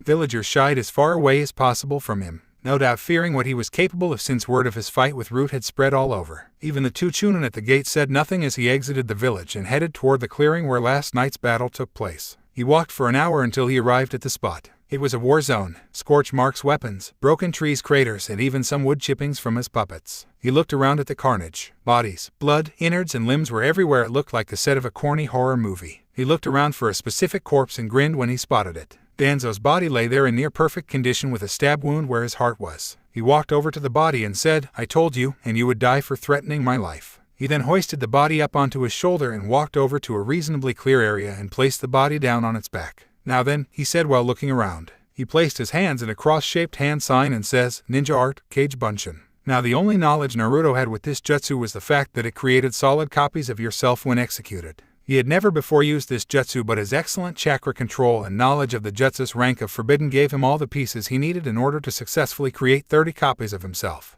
He nodded in satisfaction when the clones appeared in puffs of smokes and awaited orders. All right then, your task is to search the bodies here for the ones that are in the best condition. Bring them to me and arrange them in a neat row on either side of this one, he said while pointing at Danzo's corpse. The clones nodded and leapt off in different directions. He put his hand in the cross symbol again and did the shadow clone once again. 5 clones appeared. You 5 head back to my apartment and bring me my supplies. The clones nodded and dashed off toward Konoha. Naruto knelt down to Danzo and unraveled a scroll while rubbing blood on it. In a puff, a small set of puppet-making tools appeared. Now then Danzo, let's make that old and battered body of yours into something to be proud of. Scene change. Neji, Sasuke, Hinata, Shuichi, Hanabi and Hyuga were walking as a group through Konoha discussing one topic that had their interest. Naruto, is he really going to do that? Asks a mortified Hinata who had heard little about Naruto's main ninja art. Hyuga nodded. Yes, those are all the necessary steps needed in order to make a human puppet. But what does he do with the organs and such? Hyuga shook her head. Beats me. I never really hung around after that step. Is that even legal? To mutilate corpses in such a way? Asked an intrigued Hanabi. I mean, I know he turned people into his puppets, but I didn't know you needed to do all of that. Hyuga shook her head. In Suna the practice is highly illegal, but this is Konoha and Hokage-sama lets Naruto do pretty much whatever he wants, so I'm guessing it's legal only for Naruto. The group continued to talk about Naruto as they made their way through the village, ignoring the startled looks the villagers were giving them. Man, I'm just glad to finally be an official ninja, said Sasuke. Indeed, and I will further my training and become a member of that special ops with Naruto-san, said Hanabi. The others nodded with slight grins while Shuichi loudly encouraged them. They didn't notice Hyuga smiling warmly as they talked about their new comrade. But suddenly they were cut off as several Hyugas landed in front of them. Neji-san, Hinata-sama, Hanabi-sama, Hayashi-sama wishes to speak with you immediately. Hanabi sighed. Fine then, come on Hinata, she said. And with that the three Hyugas left with the group. Shuichi looked up at Hyuga and Sasuke and said, well, I'll be seeing you guys later. I gotta go and make my place more compatible with wheelchairs. Sasuke nodded and Hyuga smiled.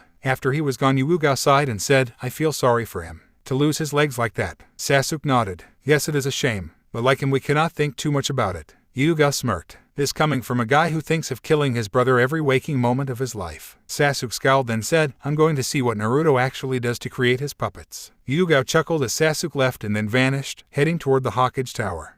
Naruto had just removed the last of Danzo's innards when Sasuke walked into the clearing. Boy, that is seriously messed up, he said. Naruto shrugged and said, all is necessary if I'm to have my tools. Sasuke shrugged and approached him. He tried his best to ignore the pungent smells of rot and embalming fluid and leapt up into a tree to get a better view at what Naruto was doing. 10 minutes later 30 or so clones stepped into the clearing, each carrying a corpse. Sasuke widened his eyes a bit and wondered when Naruto had learned such a move. He watched as the clones placed their respective bodies next to Danzo's body in a neat organized line. Naruto seemingly ignored the clones until one last one stepped into the clearing carrying a body that Sasuke instantly recognized as their academy teacher Mizuki. Boss, began the clone as he laid the split open and already hollowed out body down at the end of the line. I discovered this body as well. It was obvious that you had started working on this one too, so I brought it back. Naruto looked up then spotted the body. He had forgotten all about Mizuki during the fight with Root and was surprised that a clone actually brought the corpse back. Bring him to me, said Naruto. The clone nodded and hoisted Mizuki onto his shoulder and walked over to his creator. After the body was laid down again, Naruto began to examine it to see how much damage the corpse had sustained.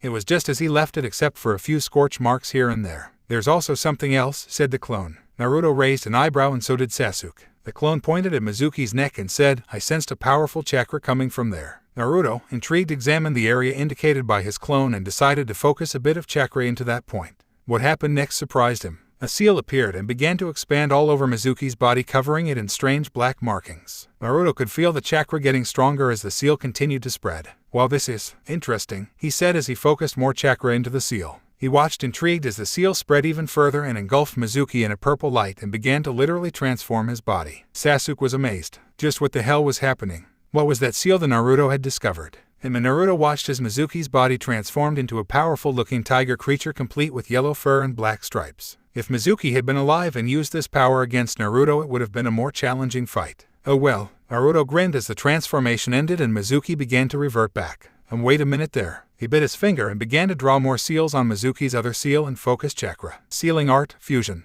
This jutsu was a technique that Hyuga had shown him a while back. It was originally designed as a medical seal to help with the reattachment of severed limbs and such. He had learned this jutsu as a simple way to help in the eventual repairs of his puppets, but he also began to experiment with it, now really knowing what he was going to use it for. But now it seemed he found a use for this altered version. Mizuki's body began to glow again with the purple chakra and its own natural reaming reserves for a whole minute as the two chakras began to blend together and with Mizuki's corpse. Naruto watched with a satisfied smirk as the tiger marking seemingly exploded off of Mizuki and faded away. He watched as the seal seemed to get absorbed by the body and change it. A pair of tiger ears appeared on top of Mizuki's head. A tail spurted from behind, Mizuki's hands became claws and so did feet. His eyes turned cat-like and his canines grew into fangs. The skin on his forearms, back and legs also gained a light layer of tiger-striped fur. Once it was over, Mizuki looked like a normal man except for these new features that had come from fusing with the seal. There, Mizuki, you will be a much more efficient puppet this way, said Naruto as Mizuki stopped swirling with chakra. Sasuke leapt down with astonished eyes and bent over the new Mizuki. It was true. Naruto had fused him with that seal on his neck. He stood there gaping.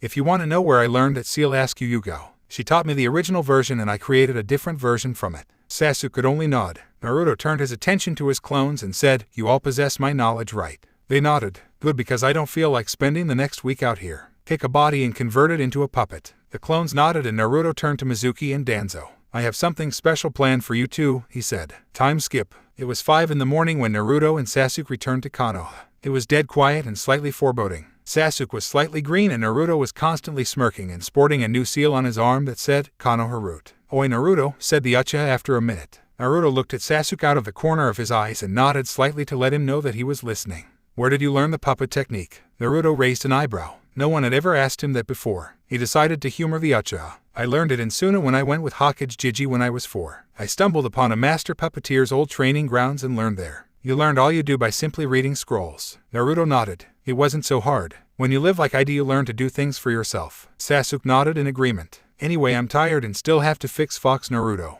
I will see you some other time, Uchiha-san. Congratulations on lasting as long as you did while watching me create my puppets. Not even Yugo could stand it after a certain point. Sasuke gave a slight smirk. Oh, and when you kill your brother, give his body to me. He has certain abilities that I find intriguing. You mean Tsukuyomi and Amaterasu? Naruto nodded. I could become more devastating with that kind of puppet under my control. Sasuke looked up and said, fine, but you have to give me something in return. We will discuss the terms when you show me the Uchiha's corpse. Sasuke nodded and the two parted ways. All the more reason to kill my brother as soon as possible, thought Sasuke. Naruto didn't say anything. He walked into his compound and to his room. He was tired. He had to sleep. He opened his door and discarded his weapons and a large storage scroll before flopping onto his bed and closing his eyes. What a day, he thought as the images of the other 5 children, Yunugo, his special ops forehead protector, and Mizuki drifted through his mind. I have to fix Fox Naruto as well. Scene change. Hinata, Hanabi and Neji sat in their respective rooms wide awake. They could not get what Hayashi had said to them out of their minds. It unnerved them. Hayashi message. Neji, Hinata, Hanabi. What you 3 are doing by associating with that monster goes against all the nobility and credibility of the Hyuga clan.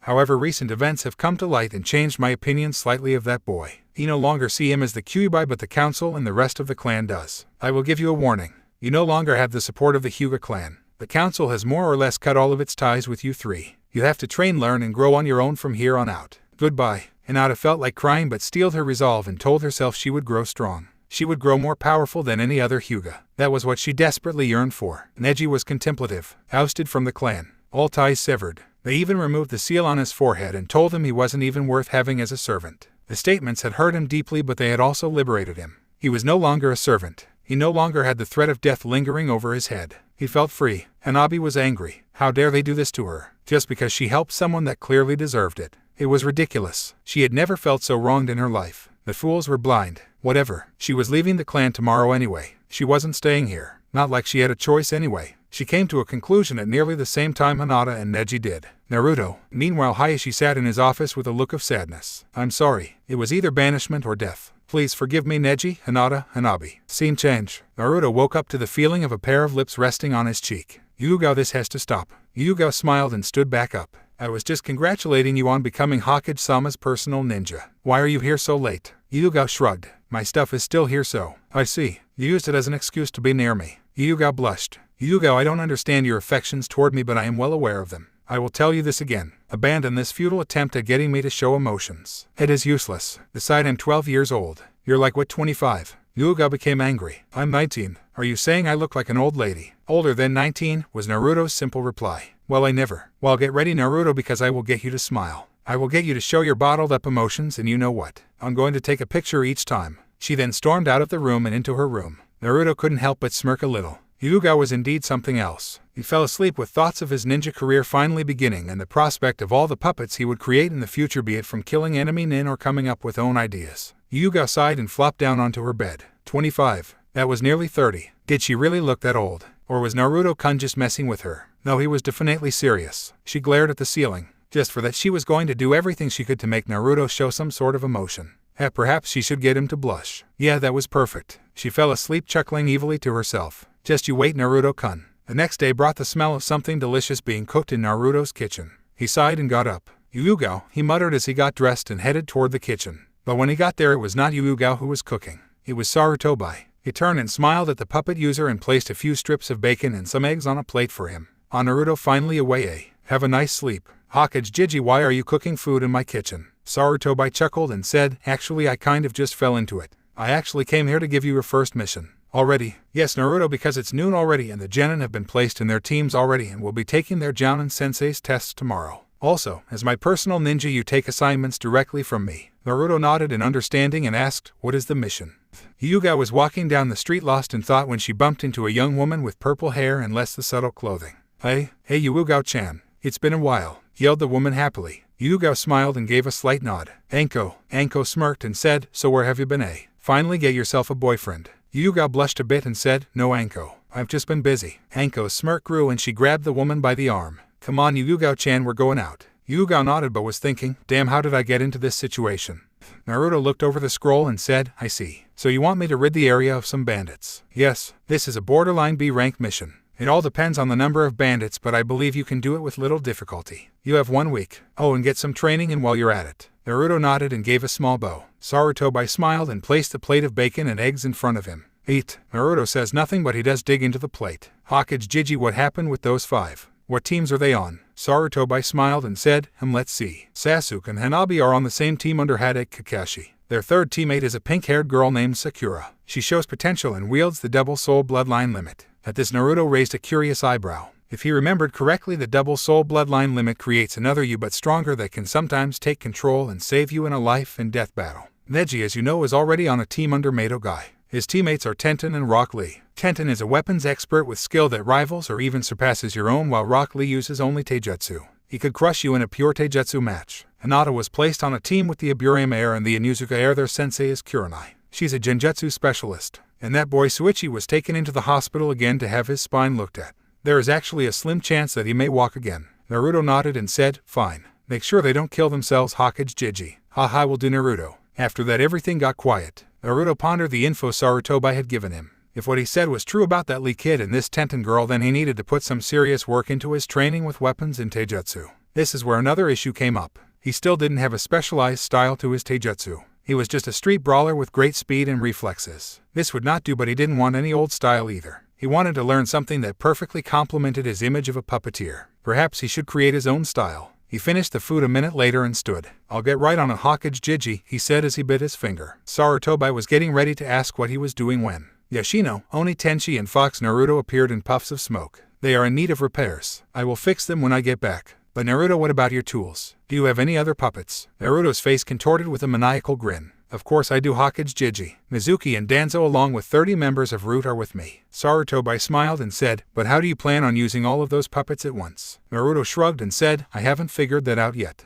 But all I'll need is Mizuki and Danzo for now. Kano as Root won't see battle until I figure a way to control them all at once. And with that, Naruto got up and headed out of the door. Sarutobi sighed and began to eat his own plate of food. Well, Naruto, let's see where your path will take you, he muttered with a slight smile. Naruto quickly gathered all of the necessary supplies and headed out of his door. Anticipation for his first missing gleamed brightly in his eyes. But as he exited his home, he smashed into Hinata, who was apparently getting ready to knock on said door. Naruto sighed as the girl squeaked before getting up and looking around. There stood Hanabi and Neji. He raised eyebrow before straightening out his cloak and continuing on his way. I have a mission right now. If you need something, Hokage Jiji is in my kitchen. My puppets won't attack, so feel free. And before any of them could say anything, he left. Hanabi sighed. I guess we'll have to wait for him to get back then. Neji only nodded as he woke up Hinata. Naruto made his way toward the village gates while ignoring the whispers and the gasps of surprise and fear upon seeing his forehead protector. He walked up to the 2 Chunin and handed them his scroll without saying anything. I'm a personal ninja to the Hokage himself. I don't believe it. Well, here you go and congratulations, said one of the Chunin as he stamped the scroll and handed it to him. Naruto simply grabbed the scroll and headed out. Geez, what a freaky kid, eh? Asked one of the men. True. The 2 Chunin grinned and continued with their work.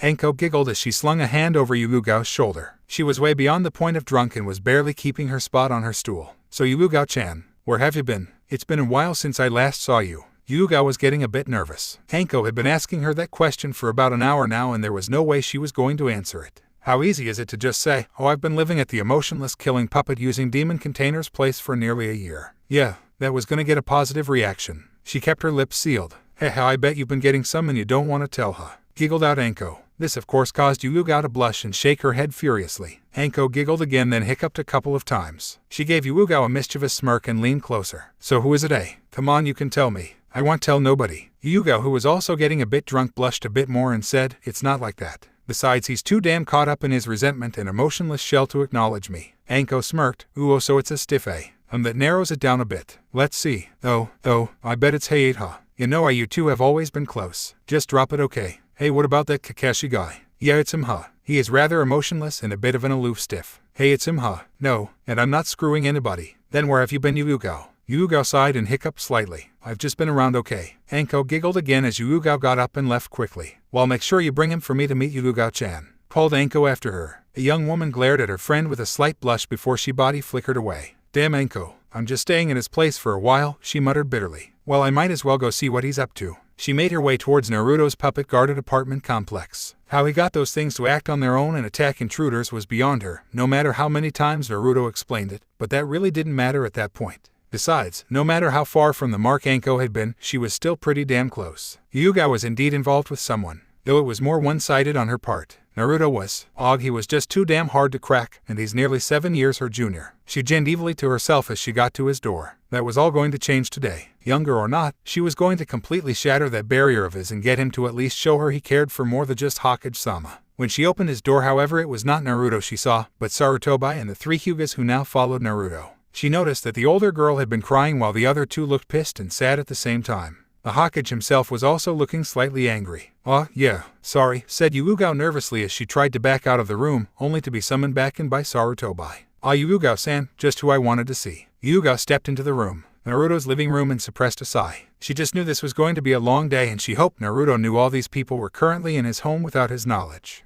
It was the dead of night. The stars glowed brightly against the Inkai sky, and the moon seemed to glare at everything below it in its intensity. The red-hot glow of a large bonfire illuminated the center of a rather large camp, and the boisterous laughter of men could be heard echoing through the woodland. The muffled cries of women could only barely be heard amongst all the activity, and the more desperate cries came from the tents toward the edge of the camp. The smell of roasting meat and steak was heavy in the air, and numerous weapons and other supplies were strewn haphazardly around the camp. Bandit camps. Though Naruto had never seen one, he knew what this place was as soon as he laid eyes on it. How could he not? The men here were nothing but a bunch of crude, ignorant dumbasses who needed to be eliminated. And that's exactly what he was here for. Time to test my new tools, he said to himself as a bloodthirsty grin appeared on his face. Scene change. Mokuto was never one to care about the world around him. He was a free-spirited man who did whatever he wanted, damn the consequences. He was a bandit gang leader. The only things he cared about were money, sex, and power. Hell, even as his captive slave girl pleasured his loins, he was continually thinking of more ways to get more of his desires. He was not a barbaric man in any sense of the word.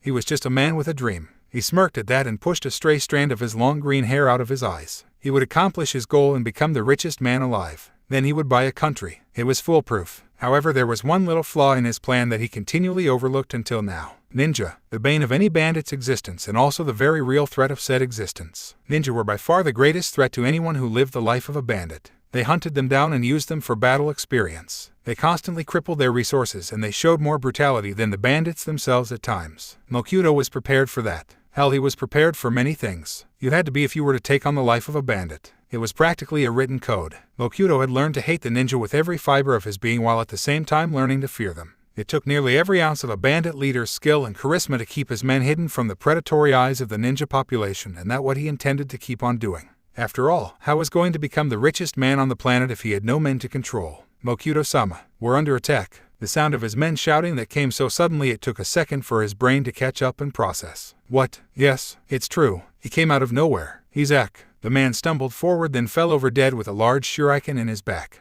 Mokuto's eyes widened and he quickly got dressed and armed himself with his halberd. He dashed outside and saw no enemy, but he did see that many of his men had been slain and that the rest were looking around desperately. Mokuto took one guess at what could have done this so quickly, and that was one word. Ninja. Correct, bandit. Mokuto gasped and whirled around. That voice had been right in his ear, but there was no one there. Show yourself, he called in an attempt to at least find out where his enemy was. He spun around in complete circles searching for the assailant, but failed horribly. He positioned himself into a fighting stance and narrowed his eyes. Damn coward ninja. All of you are the same. Never man enough to face an enemy head-on. He knew that taunting his enemy was a bad idea, but at this point his judgment was overruled by his growing anxiety. He could hear more of his men fighting over by the slave tent, so he rushed over there. Shit, Ek. Clang, slash, crack, Mokuto-sama, run. The green-haired bandit leader gasped when he arrived on the scene. Something incredibly fast was moving in and out of his men and leaving a bloody trail of death behind. Heads flew into the air and fountains of blood rained down upon the grass and the petrified slave women. Mokuto stared in horror as every one of his men was wiped out. Then he glared as he prepared to rush at the attacker as he turned to face the women. Naruto looked down at the frightened women and girls before him. The lead female, a middle-aged brunette with bluish-gray eyes, looked defiantly into his own cold, icy blue eyes. She examined his two puppets with slight fascination. She had never seen such devices. She found it slight odd that he chose to add tiger features to one of them, but she could not deny the power that she felt emanating from the puppet. For a whole minute she examined Naruto. This guy was still but a child, but his eyes were of someone much older. She felt her anger rising when he began to examine the other females, some of which were still naked. "Are we your new servants now?" she asked with a hint of sadness and fear. Naruto just sighed and said, "Servants. Not on your life, woman. I do not need such things." Then why? Why would you save us?" Naruto looked up and thought, "It is merely my job, my first ninja mission, and that is to rid the areas of bandits. Also, you women are innocents. I do not kill those who are innocent, only ignorant bastards and the people I am assigned to kill. You are not on either of those lists. But why not? Why not take us as your slaves? You clearly have the power to do so." At this, some of the others flinched slightly and eyed Naruto fearfully, as if expecting him to change his mind and take them. But they were surprised when he knelt down and inched a bit closer to the woman's face, staring intently into her eyes. "I do not need slaves, nor do I want them. You women are all beautiful, I'll admit, but that is no reason to force you to live a life of suffering." The woman felt ready to cry and grabbed Naruto in a hug, but before she could hit on any of those thoughts, her eyes widened. "Look out," she screamed. "I'll kill you, you bastard." Naruto turned around and saw Mokuto practically flying at him with that massive halberd ready to cleave him in half. He raised his halberd and grinned as it stated to glow. Face the power of the legendary Banryu. He was upon the person now, which was revealed to be a damn child of all things. No older than 12 years old, and already he could kill in such a brutal fashion. He swung the huge blade down with the intent of cleaving him in half. Naruto smirked as the blade came down upon him and twitched his finger once. In a flash a new form was there, holding the halberd against its palm. He had silver hair and golden cat-like eyes. Naruto could hear the bandit leader gasp as this new person suddenly began to swirl with a foul purple and very powerful chakra. How? Naruto turned around with a murderous grin. "Meet Mizuki, puppet number 34. Special traits: very potent chakra and tiger strength." Mokuto leapt back, but not in time, as another form appeared and bashed him with a metal combat boot. Mokuto looked up and saw another puppet. This one was an older man with a cane strapped to his waist. Bandages covered most of his face and a cloak covered most of his body. The lower half of his right arm was metallic and mechanical like a gauntlet, and there was a large dinner plate-like shield on his back, and his left eye glowed faint blue. "Meet Danzo, puppet number 35. Special traits." Danzo raised his mechanical arm and said, "Get over here," before a long whip-like rope with a spear attachment at the end shot out of his palm and into Mokuto's chest. The man gasped in shock and pain and dropped his halberd. Danzo yanked his arm back and brought the rope spear with it, along with the still impaled Mokuto. Naruto approached the man as he tried desperately to free himself. Mizuki was right next to him and crouched down like a tiger ready to pounce. His tail was flicking back and forth, his ears were flat against his head, and his claws dug into the ground. Mokuto looked into Naruto's cold, emotionless eyes and really began to fear for his life. Please, let me go. I promise to turn my life around. Don't kill me." Naruto merely looked on for another second before he had Danzo throw the man over toward the group of shuddering women and girls. Naruto focused a bit of chakra throughout his beings and nodded in satisfaction as a fair amount of weapons emerged from the seals on his body and clattered to the ground. He turned and faced the brunette before he walked over and picked up the huge halberd with great effort. Oh, how he wished only Tenchi was with him at that moment. He carried the huge weapon and placed it down in front of the woman with a grunt. "Take this and do with him what you will," he stated blankly before turning to leave. Mokuto gaped at Naruto, and so did the women. Wait. Naruto turned around and saw the woman approaching him. He stood still and waited for her to get close enough. Once she was upon him, she knelt down and smiled. "Please tell us the name of our savior," she stated. Naruto was surprised. Sure, he had saved them, if only because it was part of his mission, but he didn't expect for them to react like this. All of them had approached him by now, each one having eyes that showed great suffering but also a new light of hope and happiness. The ones that had no clothing really didn't seem to mind anymore, and they also stared at Naruto. "My name is Uzumaki Naruto." The woman nodded with a smile, then said, "My name is Setsuna, and we are in your debt, Uzumaki Naruto-sama." Naruto sighed. "If you really feel that way, then repay your department by getting powerful. Don't let this happen to you again." Hi. Naruto nodded and sealed Danzo and Mizuki into his arm. He quickly flicked a senbit needle past the women and nodded in satisfaction when it jammed into Mokuto's neck and paralyzed him. "The filth is yours now," he said before leaping into the trees and out of sight. Setsuna continued to stare at the spot where Naruto was for another 30 seconds before she snapped out of it and faced the other females before her. There were 20 of them counting herself, each one of them having lived the life of a lowly sex slave, now finally freed by a blonde child ninja. She looked at each of the women and girls before her and sighed. She then looked over at the downed Mokuto and bent down to lift up the huge halberd. She groaned with effort as she struggled to lift up the blade. Damn, the thing was heavy. She approached the bandit leader and raised the blade with extremely shaky and strained hands. Tonight we choose a new path. Thank you, Naruto-sama. We are yours from here on out, she said as she swung down. Scene change. Naruto leapt through the trees at a fast pace. He had another bandit camp to eradicate if his map showed right. On his way he encountered nothing.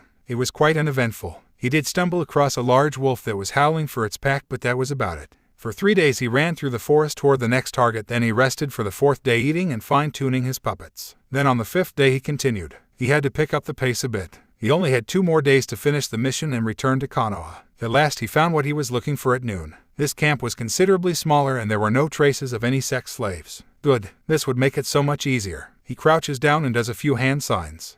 6 days after he had sent Naruto out on his mission, he found himself in yet another meeting demanded by the council. This was getting old very fast. Hokage-sama, it has come to our understanding that you have made the demon boy your personal ninja. When were you planning on telling us this? Asked Tamura, his old teammate. Sarutobi sighed. I am not obliged to tell you everything I do. Besides, you all would have found out anyway. And no, I am not going to strip Naruto's title. Some of the council members looked outraged, and one of them even stood up to voice his opinion. One of the civilian council members looked livid. Hokage-sama, I can no longer sit and watch idly by as that monster continues to endanger the lives of everyone around him. And for you to bestow upon him the title of Special Opus is absurd. Hokage-sama, I know you mean well, but you are failing to see what that boy is becoming. He has already corrupted the mind of an ANBU, killed off Root and several other civilians and ninja alike. He is a menace. I agree, Hokage-sama. That boy is far beyond the point of trying to protect anymore. You yourself have seen what he is capable of doing. The pure heartless way in which he can murder someone. Suddenly Inuyasha stood up. You know, you bunch of ignorant fools are really starting to get annoying. Wasting so much time and energy pursuing one boy who happens to be the most promising shinobi we've had in years. It's ridiculous. What? Do you even know what you are saying? Shut up. Sarutobi had had enough of this. It was the same every time. I will not say it again. Naruto Uzumaki is to be left alone. That boy is already an empty shell of his childhood self. We do not need him wanting to destroy Konoha in the future, which he will eventually become powerful enough to do. Your clouded judgment is going to get us all destroyed if you do not wizen up. Hokage-sama, listen to what you have just said. You yourself has just stated from your own mouth that the boy is a threat to Konoha. Only if you make him become a threat. Naruto right now cares for little. He has no emotions and does nothing but train. He has already lost his childhood. If you continue to lash out at him, he will lose his mind and his will to keep living in Konoha. He will grow to hate this village. Do you really want that on your plates? Sarutobi got to his feet and turned towards the door. Think about what I have said. And with that he was gone. Sum huffed and left as well. And Noichi, Chusa, Shikaku and Shibai were next to go. That just left the civilian council members, Sarutobi's old teammates and the Haruno clan head. Damn it, they're all a bunch of fools. They have been blinded by that boy's silver tongue, said Himura with a voice filled with malice. I agree. I fail to sleep at night knowing that monster prowls the streets searching for his next victims to add to his little doll collection. I don't want my baby girl to live in the presence of such a vile thing, said the Haruno clan head. There were nods of agreement. Yes, but Hokage-sama has a valid point. We cannot send any assassins after the boy, for it would only weaken Konoha's forces. On top of that, the ones that are strong enough to actually maybe pull it off are indifferent toward him. Well, why not just simply hire an assassin of great skill from another village? Hey, that is actually a good idea. That way, should the boy kill the assassin and word gets out, we could claim to know nothing about it since they are from another land. Yeah, but who to choose? There are many candidates and only a few of enough skill to actually pull it off. At this, Himura smirked. Actually, I know who can do it. This ninja has phenomenal skill and is currently the 5th strongest ninja in her village and still growing in power. It is said that in a couple more years only a cage will be able to take her down. Himura then pulled out a file and tossed it to the nearest person. Said person opened up the file and grinned widely a second later. Yes, she will do perfectly. We send a proposal immediately. No. Himura chuckled, then looked over at her teammate. Uzumaki, Naruto, you will plague us no longer. Scene change. It was a blazing fire, one that had consumed everything in its wake and still continued to do so. It glowed brightly in the evening sky and sent black smoke billowing into the sky. And out from the very center of the chaos stepped Naruto. His face was blank and he was dragging the corpse of a very well-built man. His throat was cut and there were burn marks all over his body. Humph, you put up quite a fight for a lowly bandit, stated Naruto as he dropped the corpse. And for that reason you shall not burn. Naruto then drew his katana and lopped off the man's head. He then did the cry of the splitting daisy to put out the fire before sealing the man's head in a scroll, then dashing back toward Konoha. It took him 3 days to get back to Konoha and felt a bit disappointed in arriving past the deadline. He approached the two Chunin and revealed the head as proof of his mission's success before heading straight home. He would talk to Hokage Jiji later. For now he just focused on getting cleaned up and fixing his 3 other puppets. But when he got inside, Yugao and a tight hug greeted him. "Good afternoon, Naruto-kun. How was your first mission?" Naruto ignored the breasts pressed against his head and said, "I eradicated 2 bandit camps." "Oh, I see." She couldn't help but sweat drop. "Now then, let me go so that I may remove the blood, sweat, and ash from my body and clothing." Yugao let go of the blonde pretty quickly. Sorry," she said. Naruto merely grunted as a response before heading to the bathroom. "What the hell is this? Playing? Smash. Bam. Shit," yelled Yugao as she dashed over to the bathroom. She arrived to a scene that made her sigh. Naruto had his katana at the neck of a towel-clad and blushing furiously Hinata. Neji and Hanabi were in Juken stances looking nervous, and several puppets were poised to attack at any of the slightest of wrong movements. Hinata was sweating bullets and trying to blend with her towel. Half of her body was still soaking wet and the tub was still draining. Naruto looked up at Yugao and glared. "I want an explanation immediately." Yugao could only stare. Naruto's deep blue eyes were shining with great annoyance but nothing more, though he did look ready to slit Hinata's throat at any moment's notice. Naruto-san, please forgive us. It was Hokage-sama's idea since we were exiled from the Hyuga clan. He said that even though you are cold towards people, that you are very kind and would offer us a place to stay." Naruto narrowed his eyes as he reminded himself to have a talk with Hokage Jiji. "What Hokage Jiji has told you is a lie." Hinata looked down and so did Hanabi. Neji just looked a bit sad. "However, we have just pledged an alliance yesterday, so it would be wrong to throw you out. If those Hyuga bastards have left you without a home, then fine. The dojo is in the basement. The greenhouse is on the top floor where I grow my herbs, and the extra rooms are located all over the complex. Do not mess with the seals controlling my puppets and supply yourself with your own nourishment." "Hi," said the 3 Hyugas at the same time. Yugao just smiled. Naruto removed the katana from Hinata's throat and turned to leave. He is interrupted, however, by a hug from behind courtesy of a slightly blushing Hanabi. "Thank you, Naruto-sama," she said in a quiet voice while ignoring the astonished looks from the other 2 Hyugas. Naruto just nodded before he pulled himself from Hanabi's arms and continued to another apartment room and therefore bathroom. He didn't see the slight glare Yugao sent at the younger female, but Neji and Hinata did. Neji just sighed and Hinata smiled. "Hanabi has a crush, does she?" she asked playfully. "Shut up. And since when do you have enough courage to tease someone anyway?" Hinata looked away with a slight blush. "Couldn't help it. I have never seen you blush like that, and I've never heard you call anyone Sama, so that was quite a golden moment." Hanabi huffed and said, "Whatever. Just hurry up and get dressed." Hinata smiled as Hanabi stalked out of the door. Yugao was already gone, heading toward the bathroom Naruto had went to. Yes, the next few weeks would prove to be very interesting. As soon as Naruto woke up the next day, he instantly got to work on his daily activities. He got dressed, gathered his weapons, brushed his teeth, and sealed his puppets into his arm. He was on a figurative mission that day, and that was getting to Hokage Jiji's office. He shot out of his room, ducked under Yugao's attempted glomp, and leapt out of the nearest window. He didn't even spare her a glance. She giggled. He must be going to see Hokage-sama. Scene change. Sarutobi Asuma passed the Genin Squad 10 consisting of Yamanaka Ino, Nara Shikamaru, and Akamichi Choji. Ayuwa Kurenai passed the Genin Squad 8 consisting of Hyuga Hinata and Yuzufu Kiba and Aburame Shino. Sarutobi nodded, then everyone looked at the last Jounin who had given a Genin exam. The said man finally noticed that the attention was on him and put away his little orange book. Ahead Kakashi passed Team 7. There were some looks of surprise for a second, then a man dressed in green spandex stood up.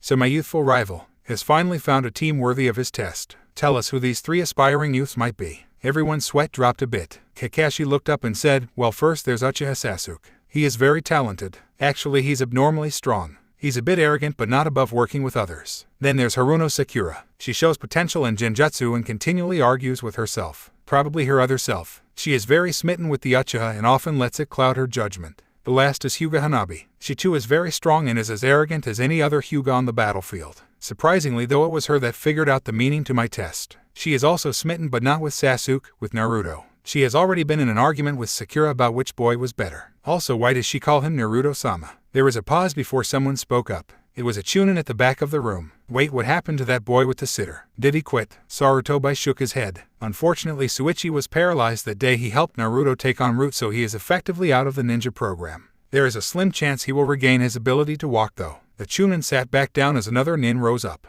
"Hokage-sama, I also have a question. What happened to Uzumaki? He obviously has more than enough skills to become a genin, so why isn't he on any teams?" "Who cares?" asked that same Chunin from earlier. Sarutobi sighed and said, "Uzumaki Naruto has become a ninja but not a genin. He has a higher rank already." "I see," said the Chunin as a scowl formed on his features. Sarutobi was about to say something else when an ANBU materialized in the office. "Hokage-sama, I do not need to interrupt, but there is someone coming this way and—" "I'll get your filthy hands off of me, you abomination," was suddenly heard on the outside. Then a few loud crashes, then the sound of something hitting the floor. What the hell is going on? Yells Ibiki. A second later, a Chunin smashed through the doors and collapses in a broken heap in front of Sarutobai's desk. The group freezes when they see Oni Tenchi vanishing in a puff of smoke. Then they tense up as the sound of a woman screeching at the top of her lungs tears through their eardrums. You monster, I'll have you executed. Let go of me. Naruto walked into the office with a scowl and was dragging a brown-haired woman that everyone recognized as the secretary by her hair. The woman was flailing about frantically and shouting out insults left and right.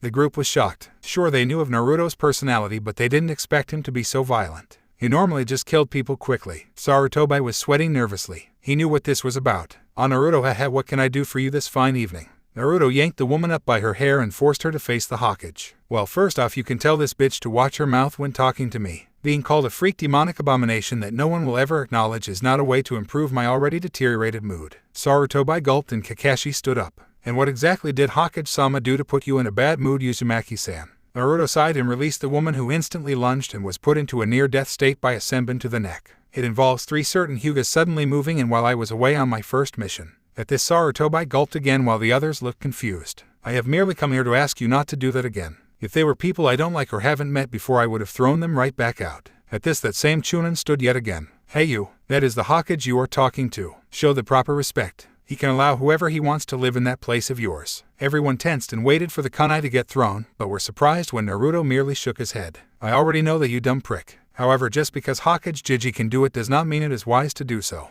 Understand? Because if I do not like the person or the person causes me any trouble, then I will throw them out regardless of who said they could be there, and if the person refuses to leave after I have told them so, then they will be forced to leave. That apartment complex belongs to me, no one else, and I will not have a bunch of people I do not know suddenly barging in. The Chunin glared and was going to retort but was cut off by Sarutobai. Enough. Naruto is perfectly justified in expressing his annoyance. After all, how many times do I get complaints from everyone else, huh? He turned back to Naruto and said, I apologize for my actions, Naruto. I couldn't really think of a safer place for them other than under the highly protected roof of the one they swore their allegiance to. After all, you're their only support now. Naruto sighed and said, fine, but I want full payment for my mission. I completed it, but not within the time span. Sarutobai nodded and Naruto turned to leave. Oh, and I have allowed them to stay, he said before vanishing. Huron looked at the down secretary and said, that is one scary-ass kid. The others could only nod. Sarutobai cleared his throat. Now then, about your genin teams. Scene change. As Naruto made his way back home and thought about what he should do, he took little notice of his surroundings. He contemplated going back to Hokage Jiji's office and asking for another mission, but soon decided against it.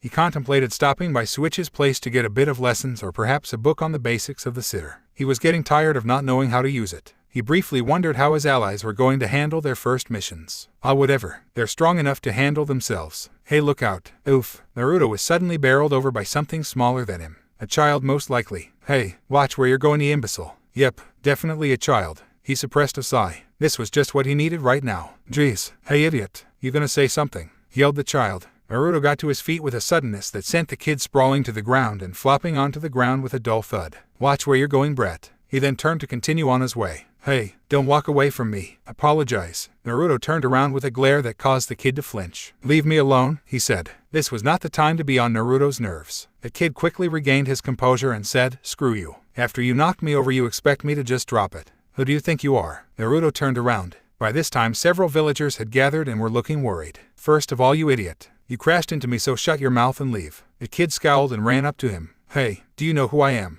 I'm Sarutobai Konohamaru, the honorable grandson of the third Hokage. Show some respect. As soon as those words left Konohamaru's mouth, he was roughly lifted into the air by the front of his shirt. He gazed into Naruto's cold eyes and felt fear. But before he could say anything, a sunglasses-wearing Jounin appeared and scowled at Naruto. Hey, hooligan, release the honorable grandson this instant, he shouted. Konohamaru felt a bit of courage return and he began to speak again. Yeah, put me down. You don't want to have to face my grandfather, do you? If you hit me, then you're screwed. Naruto narrowed his eyes as the kid began to smirk. Hey, release the honorable grandson, yelled the Jounin once again. The villagers were getting antsy. They wanted to say something, but they knew they would only make things worse for the boy. Konohamaru gazed into Naruto's eyes defiantly and said, so you won't put me down? Are you scared? You can't touch me. If you do, then you face punishment from my grandfather. It's better for you to just apologize and put me down. Yeah, listen to what he says, yelled the Jounin. I'm untouchable. You'd be an idiot to hit me. That was it, and the villagers saw it. They went to say something, but it was too late. Without a word, Naruto flung the kid up and over his head to the hard ground behind him. The kid landed squarely on the top of his head, skidded a couple of feet before collapsing into an unconscious heap. The Jounin was stunned. Naruto looked at the jounin and said, I wouldn't care if the brat was related to Kami himself of the Shinigami. Make sure he knows that labels and association mean shit to me, and if you don't avert those hateful eyes, I'm going to pluck them from behind those ridiculous glasses. And with that, he was gone. The villagers moved over to where Konohamaru was unconscious to give the boy any kind of help. They also made it point to tell him that Naruto was not someone to piss off. The jounin glared. Don't think this is over, Fox, he grumbled. Scene change. Naruto arrived at his home feeling more annoyed than when he left. Neji, Hinata, and Hanabi had gone, but Yuuga was still home. He opened his apartment door and found her sitting on the couch watching the TV in a bathrobe. Hi Naruto-kun, she said as she stood up. How was your meeting with Hokage-sama? Naruto sighed. I had a talk with him. Yuuga approached him and smiled. How come you seem more annoyed then? It's because I had a run-in with a pompous little brat. Oh, I see. Would you like to sit down? She asked. No, I would like to rest in my room. He suddenly froze when Yuuga placed her hands on his shoulders and began to massage them. Why not just relax with me, Naruto-kun? I can help you with your stress. Naruto's mind was suddenly running at 1,000,000 miles a second. Crap, since when was she so suddenly bold? He knew she was attracted to him, but goddammit. Even now he could feel Yuuga getting more intimate with her little massage. He pulled himself away from her arms and sighed in annoyance. This day was beginning to grind on his nerves. Yuuga, slightly disappointed by his rejection, tried again. She lunged forward and grabbed him in a hug. Unfortunately, Naruto was not prepared for this and lost his balance. He fell onto his back with Yuuga on top of him and sighed again. Damn it, Yuuga, get off of me. Today is not the day to grind on my nerves. Yuuga closed her eyes and rested her head on his chest. Am I that ugly to you, Naruto-kun? If I say yes, would it get you off of me? She gasped. Look, I know you're attracted to me. It's plainly obvious. But this is getting annoying. I already told you I have no need for an intimate relationship. Yuuga didn't seem to hear him. She ran her fingers through his hair and said, Naruto-kun, just let me stay like this for a little while longer. Arg. Naruto was annoyed. Yuuga, although she was very beautiful, was too persistent for his liking. He admitted to himself that he was beginning to care a little for her, but he had cast aside such feelings. He wasn't going to expose himself to such things again lest someone capitalize on that and hurt him. He looked up and studied his ceiling as Yuuga continued to play with his hair. Yuuga, get off of me. Was Yuuga half asleep response. He growled and looked around for an opening. He spotted one in the form of one of his security puppets. With a very supple finger movement, he attached a chakra string to the puppet. There was more than one way to get her off. But before he could do anything else, though, something else happened. The front door opened and 3 people stepped in. Naruto-sama passed the genin exam. Hanabi froze when she stepped into the living room and saw Yuuga lying on top of Naruto. Neji and Hinata just walked over to the other side of the room and suppressed chuckles. Yuuga looked up at Hanabi with half-lidded eyes and smiled. Why you? What are you doing? Get off of Naruto-sama, you old hag. Yuuga turned red and she leapt up. What did you say, you little brat? You heard me. Someone like you doesn't need to be doing those kinds of things to Naruto-sama. By this time, Naruto had leapt to his feet and opted to glare at both females. Brat, what would you know of what I'm doing? Yelled Yuuga. Hanabi scowled. I know enough to know that Naruto-sama clearly finds you undesirable. Yuuga let out a loud battle cry but was stopped when a senbon hit her in the neck and paralyzed her. Hanabi, Hinata, and Neji looked over to Naruto and saw him glaring. God damn it, both of you, shut up, he said. You two had better work out your differences right away or I'm throwing you both out. He turned and headed to his room. On his way, Neji approached him. My apologies, Uzumaki-san, for not informing you of Hanabi-sama's infatuation with you. I honestly forgot about the ANBU woman's infatuation as well and therefore failed to see the common conflict. Naruto just huffed and said, just make sure they keep quiet. I'm going to sleep because this day is just not the day for me to be awake. Neji nodded as Naruto yanked open his door and slammed it shut. In the land of lightnings, Kumageki no Sato the Raikage sat at his desk and scanned over the scroll. When it had first arrived, he nearly ripped it in half but decided against it. Perhaps Konoha actually had something worthwhile in this message. He was shocked when he found that the scroll was only signed by a part of Konoha's council and that this message was sent in secret without the Hokage's knowledge. It was a request. The request was a simple one, really. They wanted to hire an assassin. The entire situation was described within the scroll. He couldn't help but smirk. Konoha wanted their Jinchuriki assassinated because he was out of control. The scroll described Naruto's skill level, which was extremely high, and the scroll explained that Naruto was an extremely talented puppet user. Oh, things kept getting better with each line. The message also explained that the Jinchuriki has under his protection 3 Hyugas, 2 of which were the main house heirs, and that if the assassin completed the task, he or she was free to take one of them. The Raikage smiled. This part of Konoha's council had just gotten themselves a deal. Time passed after that day with no more surprises. Naruto took on 3 more B-rank missions that dealt with assassination and trained more in the area of weapons and taijutsu. Neji, Hinata, and Hanabi instructed him on the basics of their variations of Juken, and he in turn translated them into finger movements for Yoshino. His puppetry, if possible, got even better, able to make his puppets fight with the skill of an elite jounin and move at speeds of a NBU. He still could only control 1 puppet per finger, but he was trying to find a way around that. After all, he still needed to use Konoha's root sometime before he died or something. It was only after he read a section of Sasori's instruction scrolls that dealt with armor did he finally have his answer. Currently, that was his newest puppet idea, and he was sure the others were going to be shocked once he was finished. Also, he ventured to Suichi's home regularly to learn how to use the sitter. Suichi was a surprisingly good teacher despite being paralyzed, and had shown him which attacks could be performed with which musical notes. He then handed Naruto 2 books, one that dealt with learning how to read music and the other dealt with learning how to use the guillotine-like blade at the base of the instrument. He then gave him a scroll that described the process in which members of the clan bonded a spirit of some sort with their weapon and how to call it out. Suichi had told him since the sitter is already bonded to a spirit, he merely needed to learn how to call it out. Naruto had nodded and began the annoying process of learning how to read music and how to fight with the blade part as well. Hyuga was another person he trained with. She had worked with him on his ninjutsu and his taijutsu every time she was free and was quite impressed with his progress. He also increased the weight on his limbs after noticing that he had gotten used to them a while ago.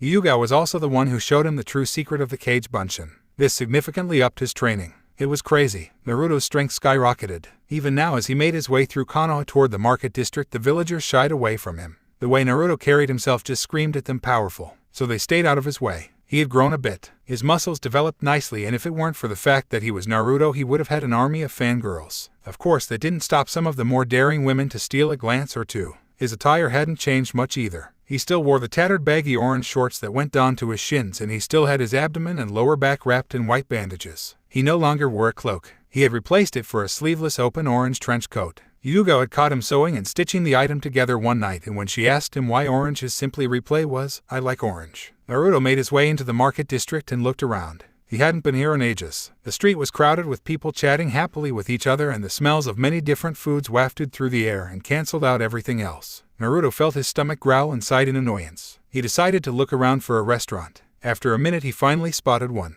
It was called Ikaraku's Ramen Bar, and an admittedly delicious smell was coming from there. He entered without much thought. "Ah, welcome to my shop, young ma." The old man who owned the shop froze when he saw Naruto. There was no way this was happening. He knew who this boy was and he could only stare. Naruto didn't see any hate in the man's eyes, but he was still getting annoyed. "Old man, I would like some ramen now," he said in a voice just above a growl. "Oh, yeah, right, what would you like?" Naruto looked down at the menu and said after a minute, "I want a bowl of miso ramen and a bowl of beef." "Right, I am. 1 miso and 1 beef." "Okay," said the voice of a young woman. While the meal was being prepared, Ikaraku looked down and examined Naruto. So different than he was 8 years ago, he thought. Naruto noticed the man's stare and narrowed his eyes. "What?" he said with a voice that could freeze an Amaterasu. Ikaraku snapped out of it and said, "Oh, nothing. I'm sorry if I'm annoying you." Naruto merely huffed and closed his eyes, waiting for his meal. Finally, after a few more minutes, a pretty brunette walked out with Naruto's order and placed it down in front of him. "Here you go," she said in a sugary, sweet but not fake voice. Naruto nodded and took his meal. He broke his chopsticks in half, muttered a quiet "itadakimasu" and began to eat. He ate in silence and paid attention to nothing around him. He ate quickly but not so fast that he had no time to taste the food. For 6 minutes he slurped away and emptied both bowls of their contents before getting up, placing the money on the table and walking out without a word.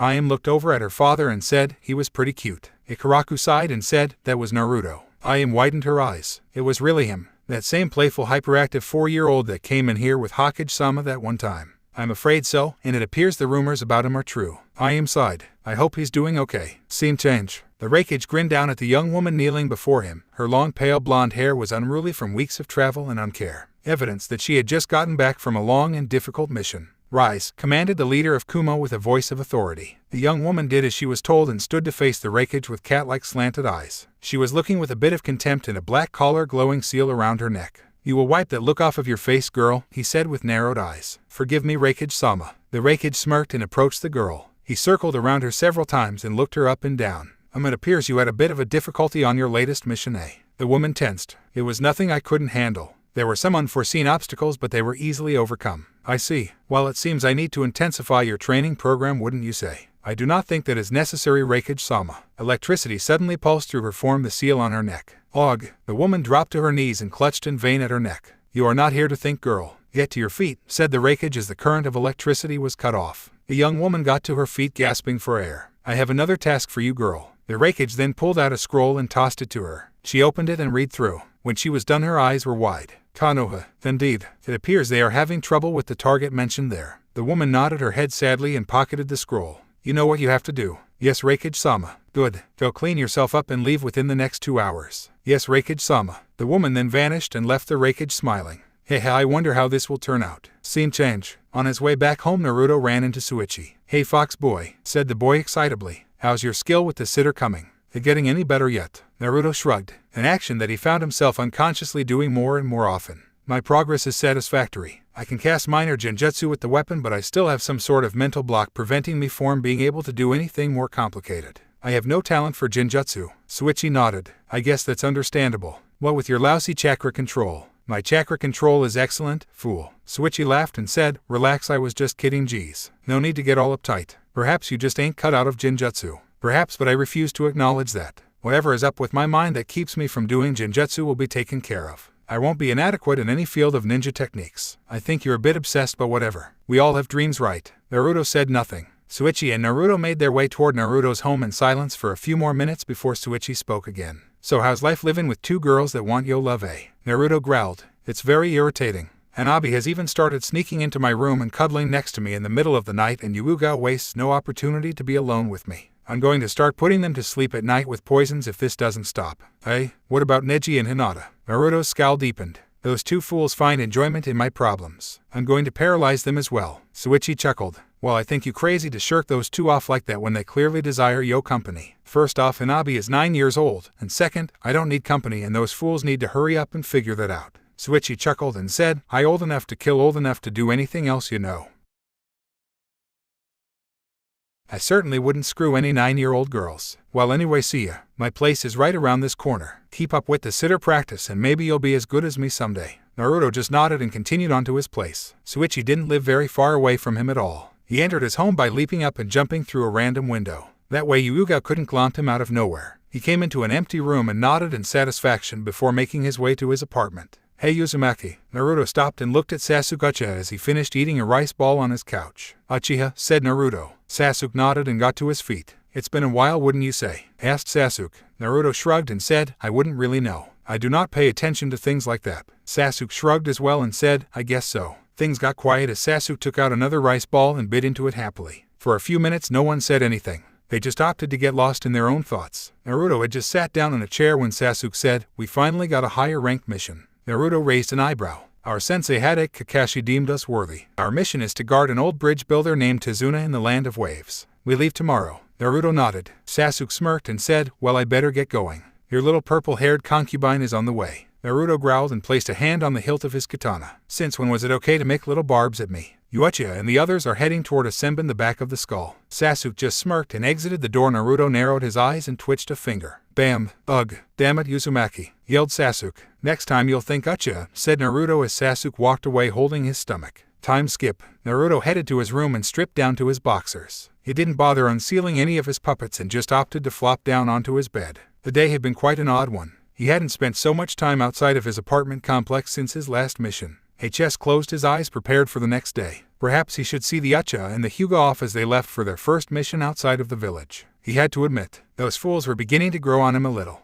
She ran and ran without pause, dashing through small towns, across prairies, through farming fields and into the vast forest. For a whole day she ran at speeds that most jounin could only dream of. The power of her inner demon drove her forward. She had a task to complete and she had to complete this task no matter how much she didn't want to. A million thoughts ran through her mind as she neared Konoha in the dead of night. Another Jinchuriki. I didn't know any more existed. What should I do? No, I already know the answer to that. I have no choice. At last she came upon the massive walls of the hidden leaf. She paused for just a second, then took a deep breath before leaping up and sticking to the wall with chakra. She ran up the wall and leapt down on the other side as silent as a cat and ducked to avoid being spotted. Now, where does he stay? She remembered the scroll saying something about the Konoha slums, so she headed in the direction of the place that looked the most run down. It didn't take her long at all to find her destination. It was instantly recognizable because of the puppets that continually clicked and marched around the premises. She was intrigued. His puppet techniques were extremely well thought out. She could see the seals and the wooden hands that controlled them. She approached slowly and severed the strings of the forest two puppets and caught them before they made a lot of noise falling. She then quietly leapt up onto one of the balconies. Instantly she had to dodge a wave of senbon needles and kunai. She calmed herself and continued on cautiously. Green gas suddenly blasted her in the face. She smirked. Poisons didn't affect her. She weaved in and out of traps for 20 minutes and was starting to get worried. Surely the target was awake now. But she didn't let that stop her. She had a task to complete and she had to complete it or die by the seal around her neck. Finally, she arrived at the door marked Uzumaki and turned the knob. Shit! She slashed frantically at the numerous metal tentacles that tried to grab a hold of her and drag her into the void below. It was one hell of a trap. She could see a wooden floor below before the door, and the floor closed up. She huffed a couple of times and examined the severed tentacles at her feet. There were 7 of them, obviously meant to drag me down into an enclosed space, she thought. Should I try again? After a minute of contemplative thought, she decided on another try. She turned the knob with tense muscles and inwardly sighed when the door opened to reveal a basic apartment room. Oh, the place was littered with wooden body parts, weapons, and things preserved in jars. He's a charmer, she thought sarcastically. She made her way into the kitchen and looked around. It looked like he lived a pretty normal life, though she knows firsthand that looks can be deceiving. She turned to the far end of the apartment and approached the room. She saw that there were numerous puppets on the ceiling, but they weren't attacking. She wondered why. She approached the room and opened the door. Thunk! She ducked just in time to avoid a horizontal slash from a katana. Who are you? The young woman looked up and saw her target. She gasped a second later. She stared. She stared and found she could not move. She was gaping at what stood before her. Naruto was there, but he was wearing armor. Armor she had never dreamed of seeing in her life. His chest was covered in a protective plate. His head sported a beetle head-shaped helmet complete with a stag beetle's horn. His back was protected by an oval-shaped shell. His legs were covered in attachments that not only looked like some sort of demonic beetle's legs with 2 sharp toes instead of 5, but it also increased his height to more than a foot taller than she was, and she was 5'8". But what really grabbed the attention were the 6 extra arms that had spines curving backwards out of the elbows, and the 4 scorpion tails that jutted from a device at his tailbone and were arched over and ready to strike. Naruto looked down upon her with slight amusement as she finally got over her surprise. I do not know who you are, woman, but I knew you were coming as soon as you cut the strings off of 2 of my security puppets. And I also know you must be good to make it all the way to me. That or my traps need to be tuned up. The woman suppressed a look of surprise. He knew I was coming for that long. The room was suddenly filled with clicking noises, and Naruto got closer to her. But now I have questions as to why you're here trying to kill me. And don't deny it, because that is the only conceivable reason someone should be sneaking into my home at night. She was suddenly grabbed by the tail and lifted up to meet the gaze of Naruto. Naruto leaned closer and narrowed his eyes when he saw her headband.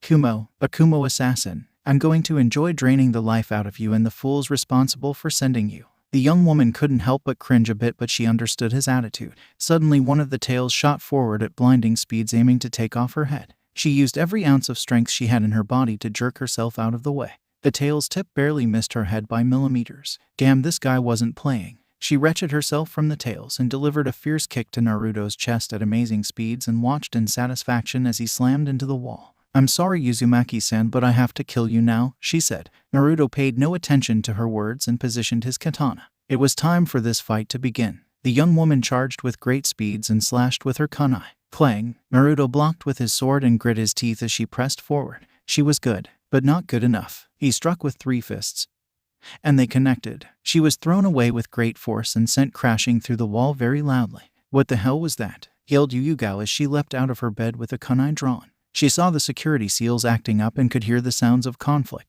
Naruto-kun, Neji, Hinata, and Hanabi had also woken up and were running down one of the halls toward Naruto's room when the wall to the left suddenly exploded and Naruto came flying through with a grunt. Rubble flew everywhere. The 3 Hyugas widened their eyes when they saw Naruto's armor and gasped when a blonde Kumo Kunoichi leapt out of the hole and tried to punch Naruto in the face. Naruto intercepted her blow by grabbing her wrists with 2 hands, swinging her around 3 times, then releasing her into the wall at the right. She went right through it with a loud crash and grunt in pain. Naruto was right on her heels. Clang! His katana strike was blocked again by the Kumo Kunoichi's kunai. They both narrow their eyes and throw simultaneous punches. Bam! Naruto was thrown back out of the hole while the Kumo nin was slammed into the empty bed, breaking it in half. Naruto-kun, what's going on? Yelled Yuyugawa as she arrived on the scene. Naruto growled and was tackled by the Kumo nin a second later. The 2 of them slammed right through floor and crashed into the room below. Hanabi's room. The Kumo nin rolled to avoid a tail strike, then leapt back to avoid 3 more. The tails were striking at remarkable speeds and she was dodging with the speed, reflexes, and grace of a cat.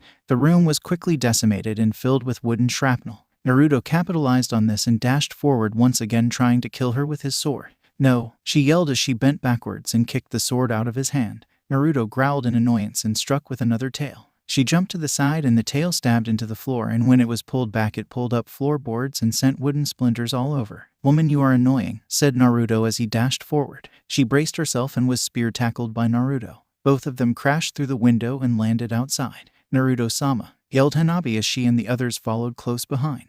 They arrived just in time to see the Kumo Kunoichi land a punch to Naruto's face. Naruto grit his teeth and prepared to charge again. Naruto-kun. For a split second his attention shifted to Yuugao. That was all the Kumo Kunoichi needed. With great speed she dashed forward and dug her kunai into his abdomen. He widened his eyes and snapped his attention back to the Kumo Kunoichi. Naruto-kun. Uzumaki-san. Naruto. Naruto-sama. Were the cries of Yuugao, Neji, Hinata and Hanabi respectively. Naruto widened his eyes and looked back at his opponent.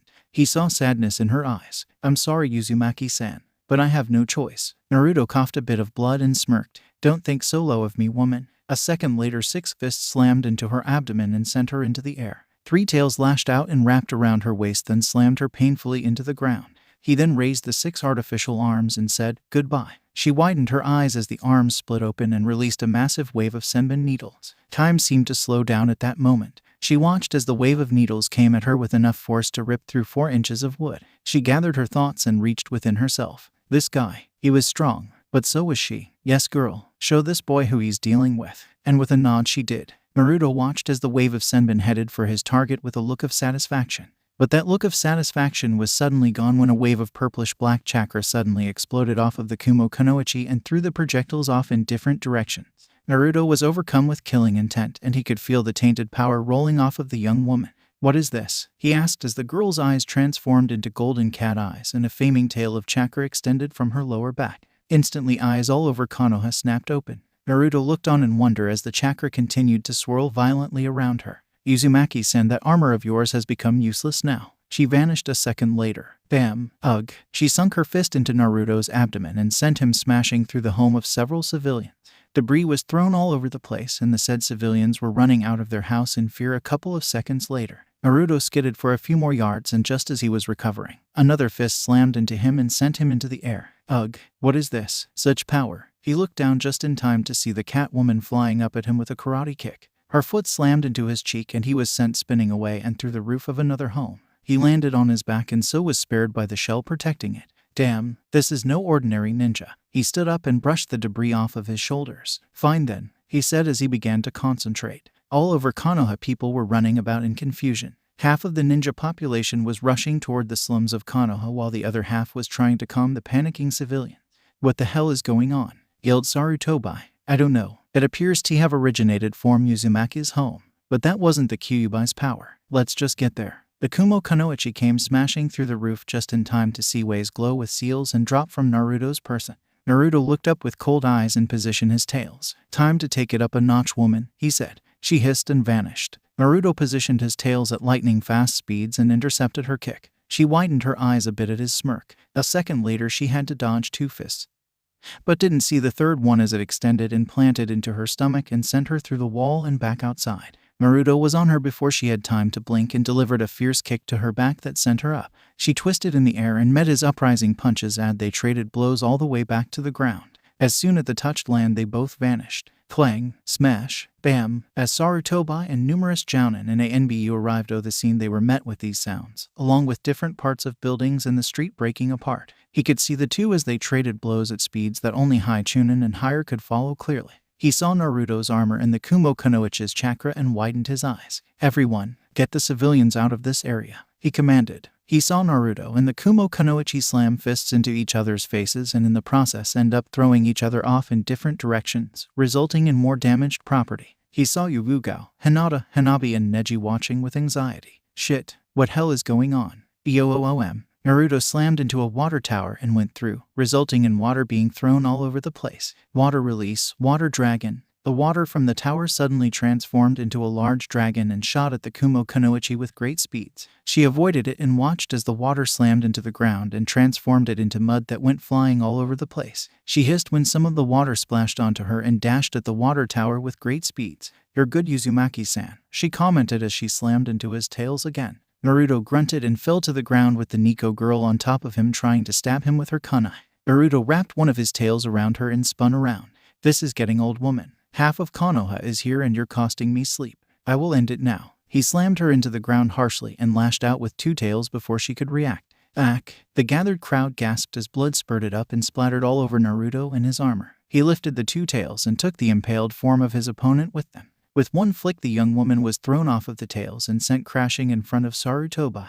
Naruto looked up and wiped the blood off of his face and turned to face the crowd. They were looking with wide eyes for numerous reasons. There were murmurs of, "Look at his armor. He's a beast. Such a brutal way to kill someone." Naruto ignored the comments and looked back at his apartment complex. It was surprising how far away from the place they had traveled while fighting. "It'll take me weeks to repair all of that," he mumbled as he began to walk back. "Naruto-kun, what happened? Who was that?" asked Yuugo. Naruto sighed and said, "Assassin. Someone hired her from Kumo." There were some gasps. "Come on, I'm done here and I need tea." He suddenly froze, as did Yuugo and everyone else in the village, as an extremely powerful wave of chakra suddenly exploded outward and threw anything that wasn't rooted to the ground away like garbage, including the weaker ninjas and the civilians.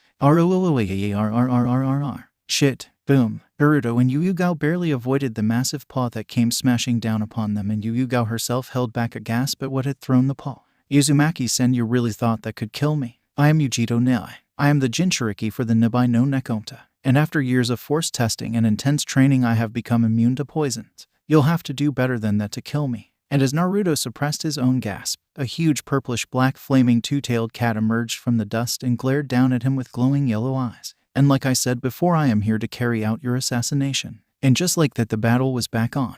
Yujito lunged and swiped at unreadable speeds and slammed her paw into Naruto. The impact was something the Kyuubi Jinchuriki had never felt before in his life. A combination of heat and great force sent him flying for nearly half a mile and into one of a nearby training grounds. His puppet armor remarkably sustained little damage, but the same could not be said for his organic body. He knew that 3 ribs had been broken after that blow and his head was spinning. As shit, Yujito appeared suddenly and swiped again. He narrowly avoided it, but it was not enough to count for something. Yujito leapt up and inhaled before breathing a stream of purple fire at her target. Shit. Earth release. Earth barrier. A slab of rock rose formed the ground just in time to block the flames and give Naruto an opening. Water release. Cry of the splitting daisy. And as Naruto cut through the large daisy-shaped glob of water and prepared to slam both halves into Yujito's face, 3 things happened. First, Sarutobi and the Jounins appeared and tried to attack. Second, his chakra spiked, and third, a huge wall of fused-together skeletons appeared and blocked Naruto's attack. "What the? Uzumaki-sen, you continue to underestimate me. Part of Nibai's power is necromancy." And as soon as she said this, an army of skeletons rose up from the ground. Attack. The skeletons surged forward. The others tried to interfere, but were stopped when several shadow clones of Naruto appeared and said, "Wait, I'll handle this one alone." They tried to object, but it was too late. Naruto leapt up, bit his thumb and smeared it across his puppet, storing seals. In 35 puffs of smoke appeared Fox Naruto, Yashino, Oni Tenshi, Mizuki, Danzo, and the Konoha root. The crowd watched in awe as the artificial limbs of his beetle-like armor and his left organic hand attached chakra strings to them, giving him control of each and every puppet on the battlefield. With numerous finger twitches, the area exploded into battle. Puppets and skeletons clashed. Fox Naruto started hacking skeletons apart with its Zanbatsu with the efficiency of any elite ninja. Oni Tenshi grabbed several with its tentacles while cleaving several more with its axe. Mizuki and Danzo worked as a team and tore through skeletons with ease, and the root were zipping in and out of the skeletons and taking them apart like toys. But the most impressive was the puppet Yashino. She launched a wave of chakra from her palm that blasted away, then started using a fiercer version of the Juken to smash the skeletons apart. Then as she was getting swarmed on, she did a chitin that was reinforced by water. Each puppet was moving at great speeds, and it left many wondering how the hell Naruto was able to control all of that and still battle with Yujito. "Holy shit," cried out one of the Jounin, a purple-haired woman by the name of Anko. The others were thinking along the same lines, especially when Naruto drew a chain scythe with his right hand and swung it over his head a few times. "I will kill you," he said emotionlessly as he leapt up. Yujito leapt back and avoided a slash to the eye, then lashed out with one of her tails. It slammed into Naruto, and it temporarily shattered his control over his puppets. It lasted only a second, but it was enough for Fox Naruto to lose a tail and Yashino to get slashed across the chest by one of the skeletons.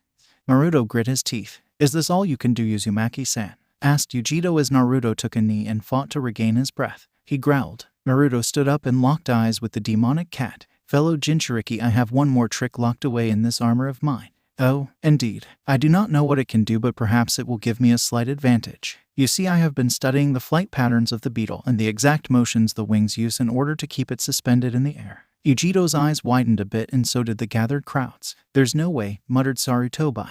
But indeed it was true. Naruto hunched over and focused chakra into the shell on his back. It split down the middle and parted, swinging into an upward position and exposing what was hidden underneath. Neji, Hinata, Sasuke, Hanabi, Suichi, and the rest of the Konoha 12 genin arrived just in time to see a pair of transparent insect-style wings unfold from their protective shell and glow with Naruto's chakra. There were audible gasps as the wings settled into position. Naruto smirked at the huge cat and said, "Using automatic motion seals and my own chakra, I am able to use these."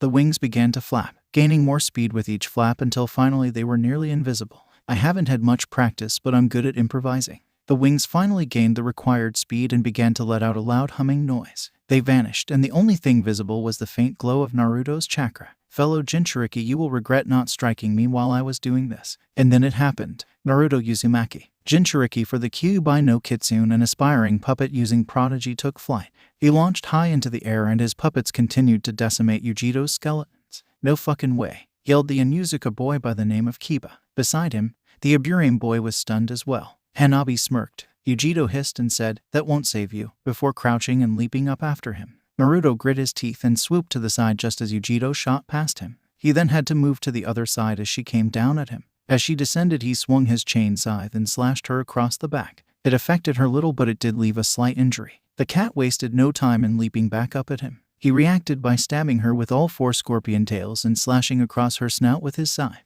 She hissed and swiped with a claw. He avoided by a hair, but the strain of having to do so caused his broken ribs to shoot a wave of pain through his body. On the ground, his puppets stopped and the skeletons returned to the ground.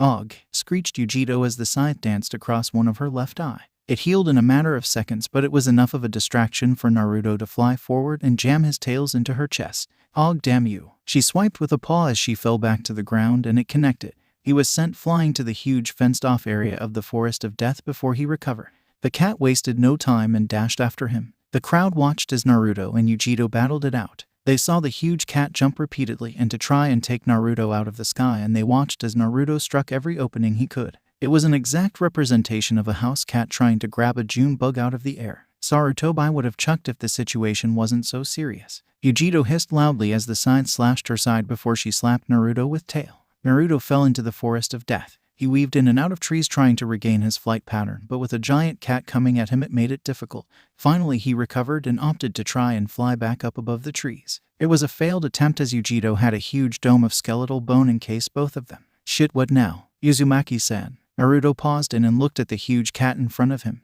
Everything got quit except for the hum of his wings. Yujito's voice was so full of sadness and regret, not the voice of someone who wanted to assassinate him. He raised an eyebrow. "Your fighting ability is simply remarkable, and your unique mind has granted you gifts that others only dream of.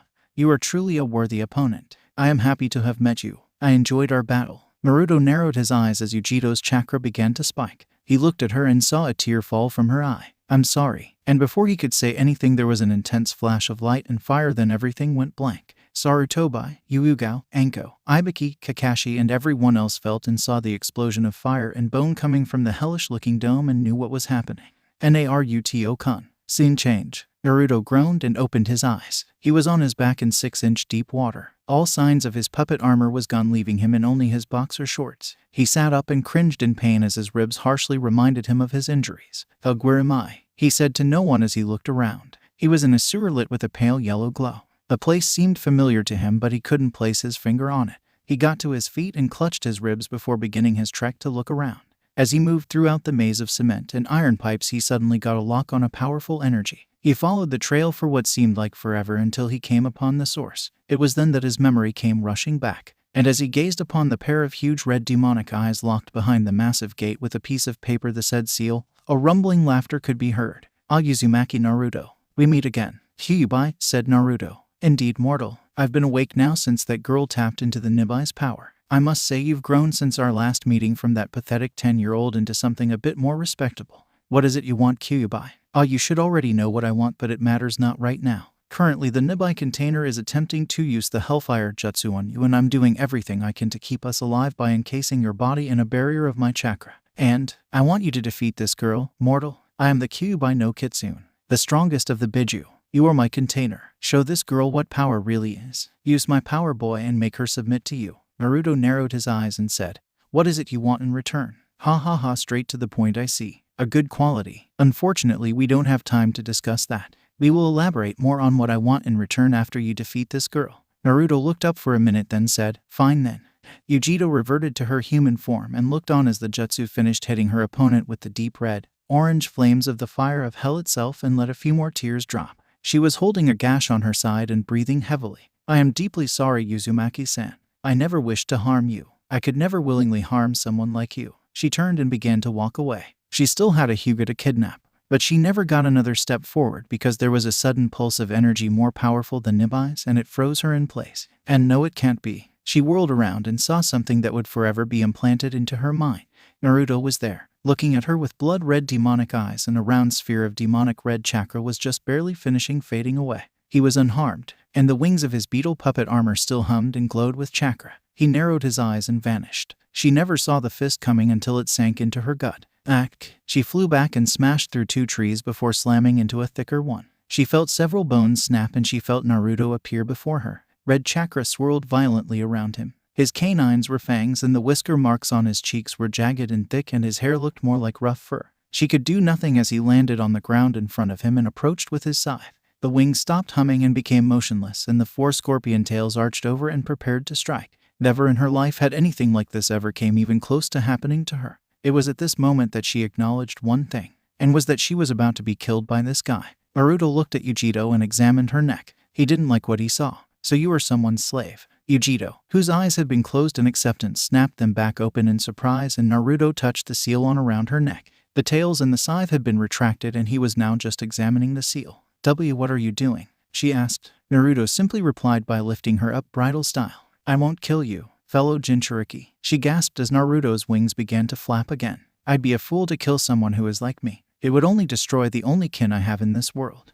But why? Why spare me? My job is to assassinate you and kidnap one of the Hyugas under your protection. Naruto growled and said, and you will tell me who hired you for that job. I have no doubt in my mind that someone from here contacted your cage, and the fact that you have a binding curse seal around your neck proves you had no choice in the matter. Yujito nodded and sighed sadly. It's true. The Raikage can kill me by flooding my body with electricity from this seal. I have to obey his rule. I will fuse your body with that seal and free you from the Raikage's grasp. Afterwards you will tell me who hired you, understand? Wait, what do you mean fuse my body to the seal? Naruto sighed and took flight. You will know in time. Scene change. Sarutobi didn't know whether to be happy or nervous when he felt the Kyuubi's chakra, and neither did any of the others. Some of the ninjas started panicking and saying that the demon was escaping, but were silenced by Ibiki. Yugao was distraught, as were the rest of his allies. Sasuke was looking on anxious while Yugao was openly crying. It was a tense moment for everyone waiting at the edge of the forest of death. Then a red glow shot out and hovered above the forest for a second before it zipped over to the group and landed onto the ground. They gasped when Naruto stood up and looked at everyone as the Kyuubi's influence faded from his person. He was holding the Kumo Kunoichi in his right arm and was limping slightly from the pain in his ribs. He didn't say anything. He just approached his down puppets and resealed them back into his arm before turning back to Sarutobi. Take her to the hospital. She holds valuable info as to why she is here and why she was trying to assassinate me and kidnap one of the 3 banished Hyugas. Sarutobi's eyes widened and he gently took the young Kumo nin from Naruto's arm. Naruto-kun. Naruto was suddenly grabbed in a hug from Yugao. He winced in pain and glared. I was so scared for you, Naruto-kun. Get off of me. My ribs are killing me. During this time several others arrived on the scene. Suichi smirked and said, that was one hell of a fight, man. Sasuke smirked and gave Naruto a nod. Hanabi grabbed him in a hug as well and said, Naruto-sama is alive. Hinata and Neji just smiled, and Yugao, who was still holding on to him, planted a kiss on his forehead. The other members of the Konoha 12 were stunned and therefore couldn't do anything but gape. Ibiki had a look of respect for Naruto, and Enko was looking on in interest. Finally Sarutobi approached him and said, come on, Naruto. We have to get you looked at as well. He then grabbed the boy's shoulder and vanished with him. The next day it was all over Konoha. Naruto was once again the talk of the town. It was the clash of the demons, people would say. A battle of titans. Those who had witnessed it were very enthusiastic about letting anyone they could know how Naruto was able to obtain flight. Naruto himself was walking through the hospital with his chest and stomach wrapped in bandages. His armor was in his room, and so was his trench coat and a good portion of his weapons. He was limping a bit, but he took the pain. Finally he came to a door marked 203 and pushed it open. Yujito was there lying on the bed and looking up at the ceiling. When he entered she looked at him with sad eyes. Hello, Uzumaki-san. Naruto merely grunted and approached her. He pulled out an bottle and a small pint brush and said, hold still, before he began drawing around the seal on her neck. What are you doing? I said hold still. He finished drawing and began to flip through hand signs. Sealing art, fusion, Yujito's body was suddenly filled with the strangest sensation she had ever felt, and she could feel the power of the binding curse seal on her neck flowing into her and granting her power. Her eyes turned yellow, and that was the only physical change. The whole process took only a couple of minutes, but it felt like forever to her. When it was over, she looked at Naruto with wide eyes and asked, "What did you do?" Naruto shrugged and said, "I fused you with that seal. That is the only way I know how to get rid of such a thing. It worked for one of my puppets who was once human, so I figured it would work for you. Since this seal electrocuted you when the Raikage wanted, you should now have the power over electricity." Yujito was shocked. "Why, you really did that for me?" He nodded. She didn't know what to say. This guy who is supposed to be her enemy, the guy that was supposed to spare no one after fighting them, had not only freed her but given her a new power as well. She did the only thing she could think of, and that was to launch herself at him and grab him in a tight hug.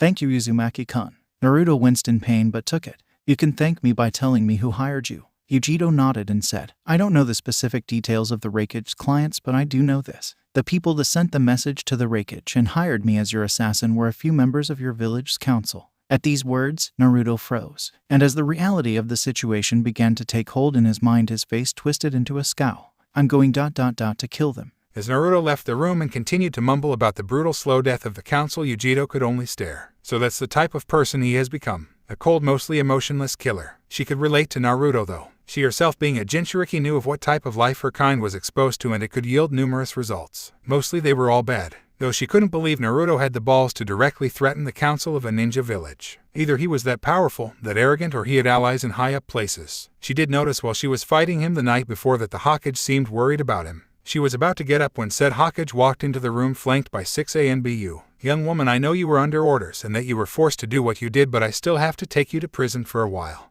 You understand?" Yujito nodded. She could fight back, but that would cause more problems. For one, that was the Hokage. No matter how old and feeble he looked, he was still the Hokage, and therefore the most powerful ninja in the Hidden Leaf. Then there was Naruto, who was probably the second most powerful ninja here. Add to the fact that Naruto had just defeated her a few hours ago. On top of that, she was still pretty messed up. Yes, she wasn't going to make it if she tried. "I understand, Hokage-san." The ANBU stepped forward and helped her out of bed to let her out.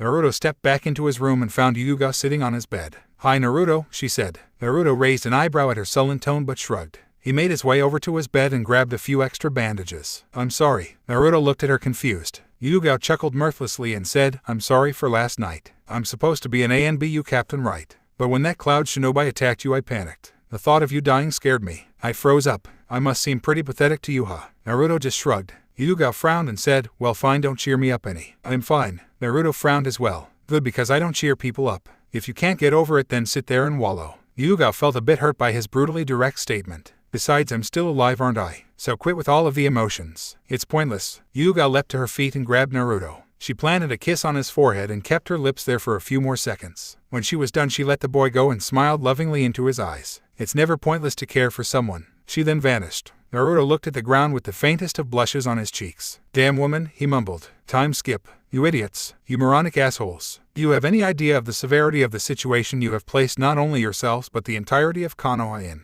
It took every ounce of persuasive power I have to convince Naruto not to come here and kill you all. This is unacceptable. And now we have Kumo's Jinchuriki in custody that has sworn her loyalty to Naruto now. If Kumo finds this out, all hell is going to break loose." Explanation. Now, the civilian half of the council flinched at Sarutobai's tone. He was not playing around. His eyes held the bright flames of fury, and they seemed to pierce right into the very soul. But despite all of this, several members found their courage, mainly Himura, Koharu, the Haruno head, and the woman in the red kimono. "Hokage-sama, we understand that you feel for the boy, but you must understand that the sooner that thing is gone, the sooner Konoha will be safe. We have taken into account all of the risks and handled them appropriately. And furthermore, we believe we have the best interests of Konoha at heart." Sarutobai exploded. His chakra flared all over and his killing intent shot through the roof. "You idiots." He took a couple of deep breaths to calm himself. "Sigh. You fools have no idea what you are getting yourself into. I may have talked Naruto out of killing you now, but there's no stopping him the next time you try something.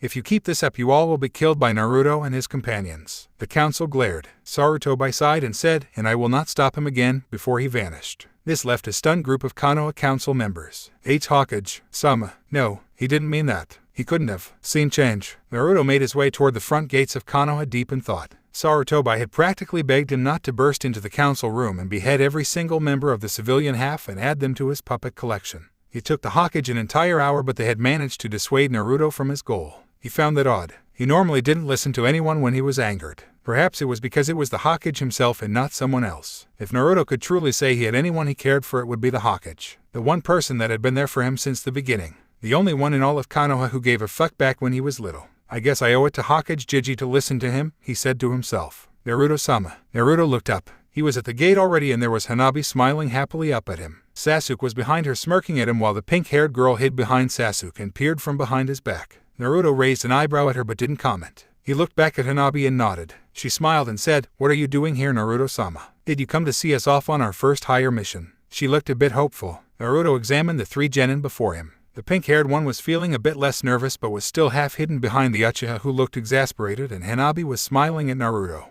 "I guess," he said at last. Hanabi's smile brightened and she went in for a hug. However, that was stopped when Naruto vanished and reappeared next to the pink-haired girl, causing her to gasp and widen her eyes. "No hugs," said Naruto simply to Hanabi, who looked pouty. It was proven too when she huffed and said, "You let that purple-haired old hag hug you all the time." "No hugs," said Naruto again. Sasuke chuckled a bit but hid it well. Naruto looked up and said, "So where's the old man you're supposed to be guarding?" Sasuke pointed to a short, unimportant-looking man with graying hair and a sake bottle in his hand. He looked at Naruto and said, "You don't look so tough." Naruto's eyebrow twitched, but luckily Hanabi, who said, "Save the man, don't insult Naruto-sama. He's done things most ninjas could only dream of." "Yeah, if they wanted to use dolls," said Sasuke. "Watch it, Uchiha," said Naruto. "Yeah, watch it or I'll jukin you in the balls," said Hanabi. The pink-haired girl widened her eyes. Sasuke just crossed his arms and looked up with a smirk. It was then that the pink-haired girl spoke for the first time. My name is Sakura Haruno." Naruto tensed for a split second at the last name but regained composure. He looked the girl right in her bright emerald green eyes and said, "Naruto Uzumaki." She moved from behind Sasuke and gave a polite bow.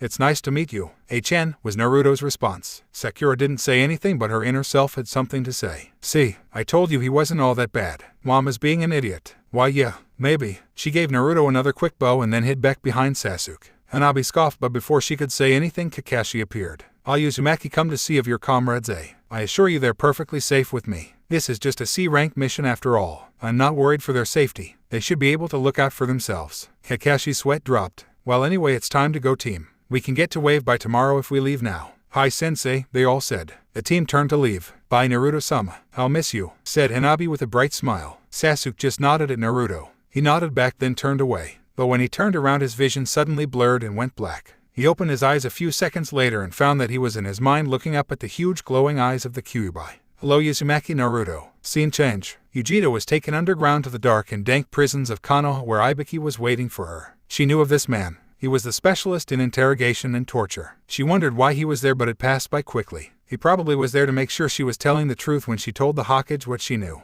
The ANBU escorting her placed her roughly into the chair and faced her toward Ibiki. "Thank you, ANBU. I can take it from here." The ANBU bowed, then vanished. Ibiki looked down at the girl and focused his gaze on her. She sighed and said, "Killing intent of that level will not work on me." Ibiki smirked and nodded. "Indeed, you are a Jinchuriki after all. Living your whole life with a demon sealed within you would make you immune to such things." Yujiro nodded and said, "So do you wish to ask me why I have told your Kage what I told him?" "No, not really. I already have a good idea. No, I'm merely here to keep an eye on you. Hokage-sama should be arriving back soon from his meeting with the council, and then he will ask you more. Or perhaps just talk about your newfound loyalty to Naruto-san." "I see. But I on the other hand have all kinds of questions to ask." Yujiro snapped her head to the left. There was a purple-haired woman smiling insanely at her. She looked to be about 18 and was wearing fishnet, a skirt, and a tan open trench coat. Anko, what brings you here?" Anko just grinned more and walked up to Yujiro. She placed her fingers on her chin and inspected her face carefully. "I'm very pretty you are." Yujiro didn't say anything. "So it's my understanding you have pledged your loyalty to Naruto. Is this correct? What about your village?" Yujiro sighed and said, "I no longer have any ties to Kumo. Uzumaki-kun has freed me from that place, and therefore I owe a great deal to him, and the only way I can think to repay him is to become his to-do with whatever he wants. To serve him and him alone." Anko raised an eyebrow. "Plus the Nibai seems attracted to the Kyuubi." Anko almost laughed. "Well, that's certainly a strange thing. Freed from one master to willing serve another. Oh well, it's not my business. However, I do wish to know one thing." "Yes, is it true you had a binding seal on your neck and that Naruto has taken that away from you?" Yujiro nodded. "Yes, it is true. Uzumaki-kun freed me from the binding seal's influence by using a modified medical seal to fuse me with the seal's power. He said I should have the power of electricity now since the seal was designed to electrocute me." Anko nodded. "I see. It seems there is much to that guy. Thanks for the info." She turned to leave. "Oh, and if you want to serve Naruto, be prepared. He's quite the chick magnet and has 3 girls already living with him." She then vanished quickly to hide her smirk. Yujiro didn't say anything, but her inner demon was quite talkative on the subject. So you have sworn loyalty to the Kyuubi Jinchuriki. Quite strange indeed. Yujiro turned to the right and saw a cell. In that cell was a young man about Naruto's age. He looked like he'd been there for a while. He wore a black shirt with one sleeve longer than the other and only covered his chest and upper back, and each wore a pair of black pants. Yujiro notices that his skin was very pale and that his face showed no emotions whatsoever. His arms were chained above his head. "Who are you?" she asked. The boy looked at her with dead eyes for a whole minute before he said, "Sai. My name is Sai."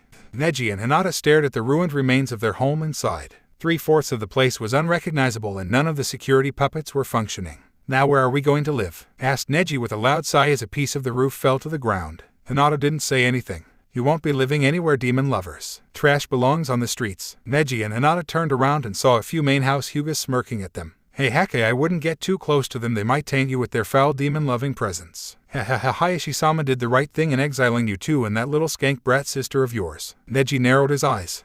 Perhaps we should kill you right now, eh?" Neji scoffed. "You couldn't kill us even if you tried. We're stronger than all of you fools." Hakai glared and took a step closer. Neji took up a fighting stance that different from the Juken, and so did Hinata. "You're lucky they removed the seal from your head, branch trash. And you're lucky Uzumaki-san isn't here to kill you slower than we will. Care to try that out?" Neji smirked and Hinata glared. "Gladly." But before anything else could happen, Yuuga the Inuzuka clan head Tsum and the Nara clan head Shikaku appeared. "Step away from the two Hyugas," said Tsum. Hakai scoffed and said, "Those two are not Hyugas. Either way they are not to be touched. Like Uzumaki-san, they are under our protection." "Get it?" asked Tsum with a death glare. The Hyugas bristled but got the message. "Fine then." They then turned and left. Once they were gone, the three elite ninjas looked at the two ex-Hyugas. Hinata gave a bow and Neji said, "I thank you for your assistance. Even if we didn't need it." Tsum smirked and vanished while Shikaku sighed and said, "Just don't get yourselves killed. It would too much of a hassle to clean up your corpses." "Oh, yeah." Shikaku vanished as well, leaving Yuuga with the two. "Damn, this is going to take forever to clean up," she said.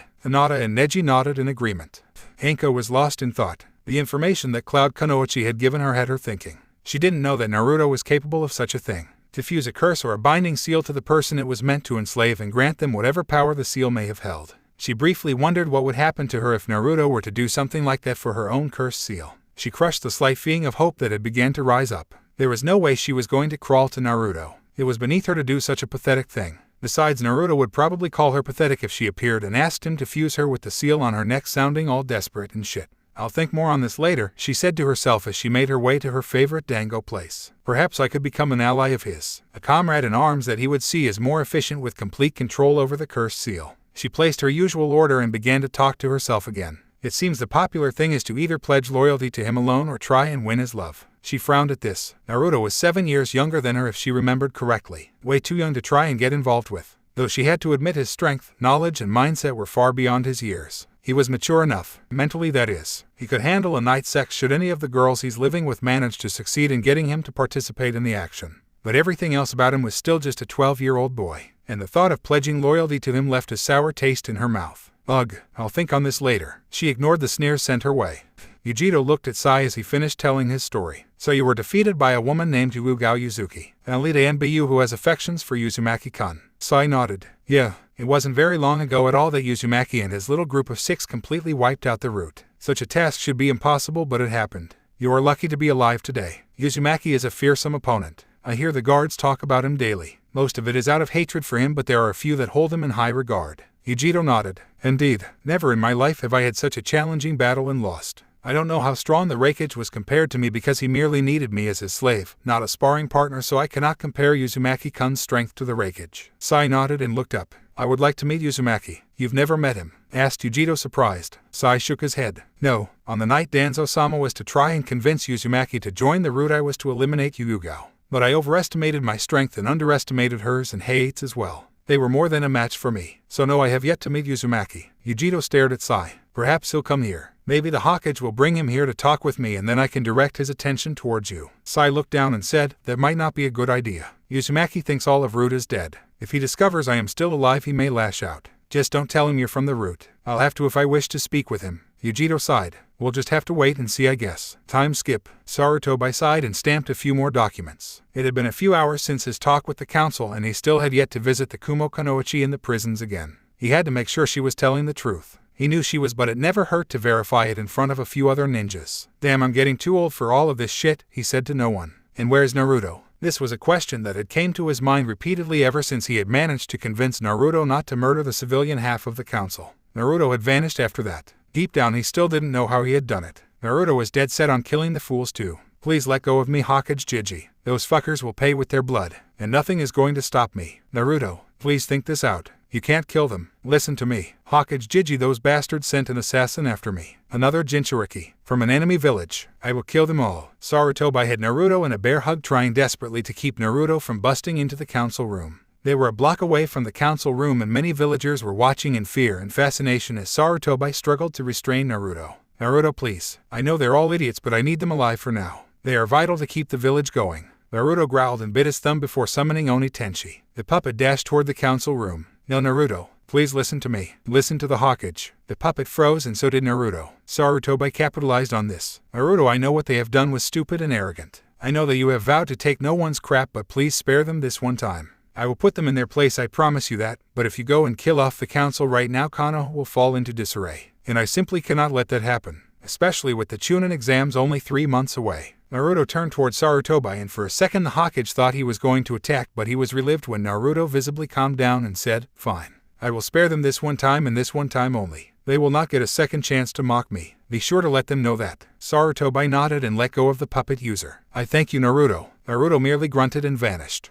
That boy can be so much trouble sometimes, he said with a sigh. But he didn't feel any anger towards Naruto for it. It was Konoha's own fault anyway. He stamped a few more documents before he stood up. Just then a messenger bird flew into his window. There was a scroll on its back, and it looked to have been written in a bit of a hurry. He took the scroll off the bird's back. That gave the bird a well-deserved snack before opening the scroll and reading. Hokage-sama, Tazuna-san has apparently been withholding on his info. This mission is not a C-ranked mission, as there are powerful people after Tazuna-san's head. Shortly after arriving in Wave Country, we were attacked by a pair of Chunin nin from Kiri called the Demon Brothers. Then we were attacked by the rank criminal known as Mamachi Zabuza. I know for a fact that he will attack again. Tazuna is currently not safe right now with just us 4. Requesting some backup. Signed, Haddock Kakashi. Sarutobi sighed again. Damn it, who am I going to send? Everyone else is busy with something. Oh wait, there's Anko. No, she seems distracted right now. He pondered for a few more minutes, trying to see who he could send. It was then that he had a sudden idea. Naruto hasn't had a mission for a while. Yeah, he'd be perfect. He got to his feet. Now I just have to find him. He pulled out his crystal ball and activated it. Locate Naruto Uzumaki. The ball flashed through a few scenes until it finally located his target. Naruto was at the front gate of Konoha, but there was something wrong. For one, he was passed out on the ground. Shit, scene change. Kyuubi, said Naruto with no feeling. Indeed, boy. I suppose I'm here to discuss your payment for me using your chakra. The Kyuubi grinned and said, indeed. I have spent the last few hours looking at your memories for the last 2 years, and I must say you've intrigued me. This puppet jutsu is quite interesting. Able to create soldiers only you can command, whether from wood or from the bodies of your fallen foes. And your brutality is impressive. Naruto didn't say anything. Uzumaki, I have decided on what I want from you. I want my freedom. Why would I do that? I have no desire to meet an early death. Ha ha ha ha, such an entertaining human you are, boy. Know what I have in mind will not kill you. Ever hear of a transfer rune? Huh, a transfer rune is a type of ancient magic. This magic is called ancient runes. Its power far surpasses that of any of your human seals. They hold great power, and if used correctly they can help a person achieve impossible things. I see. You wish for me to use this rune to transfer your consciousness somewhere else. A new body preferably. Oh, now you're catching on.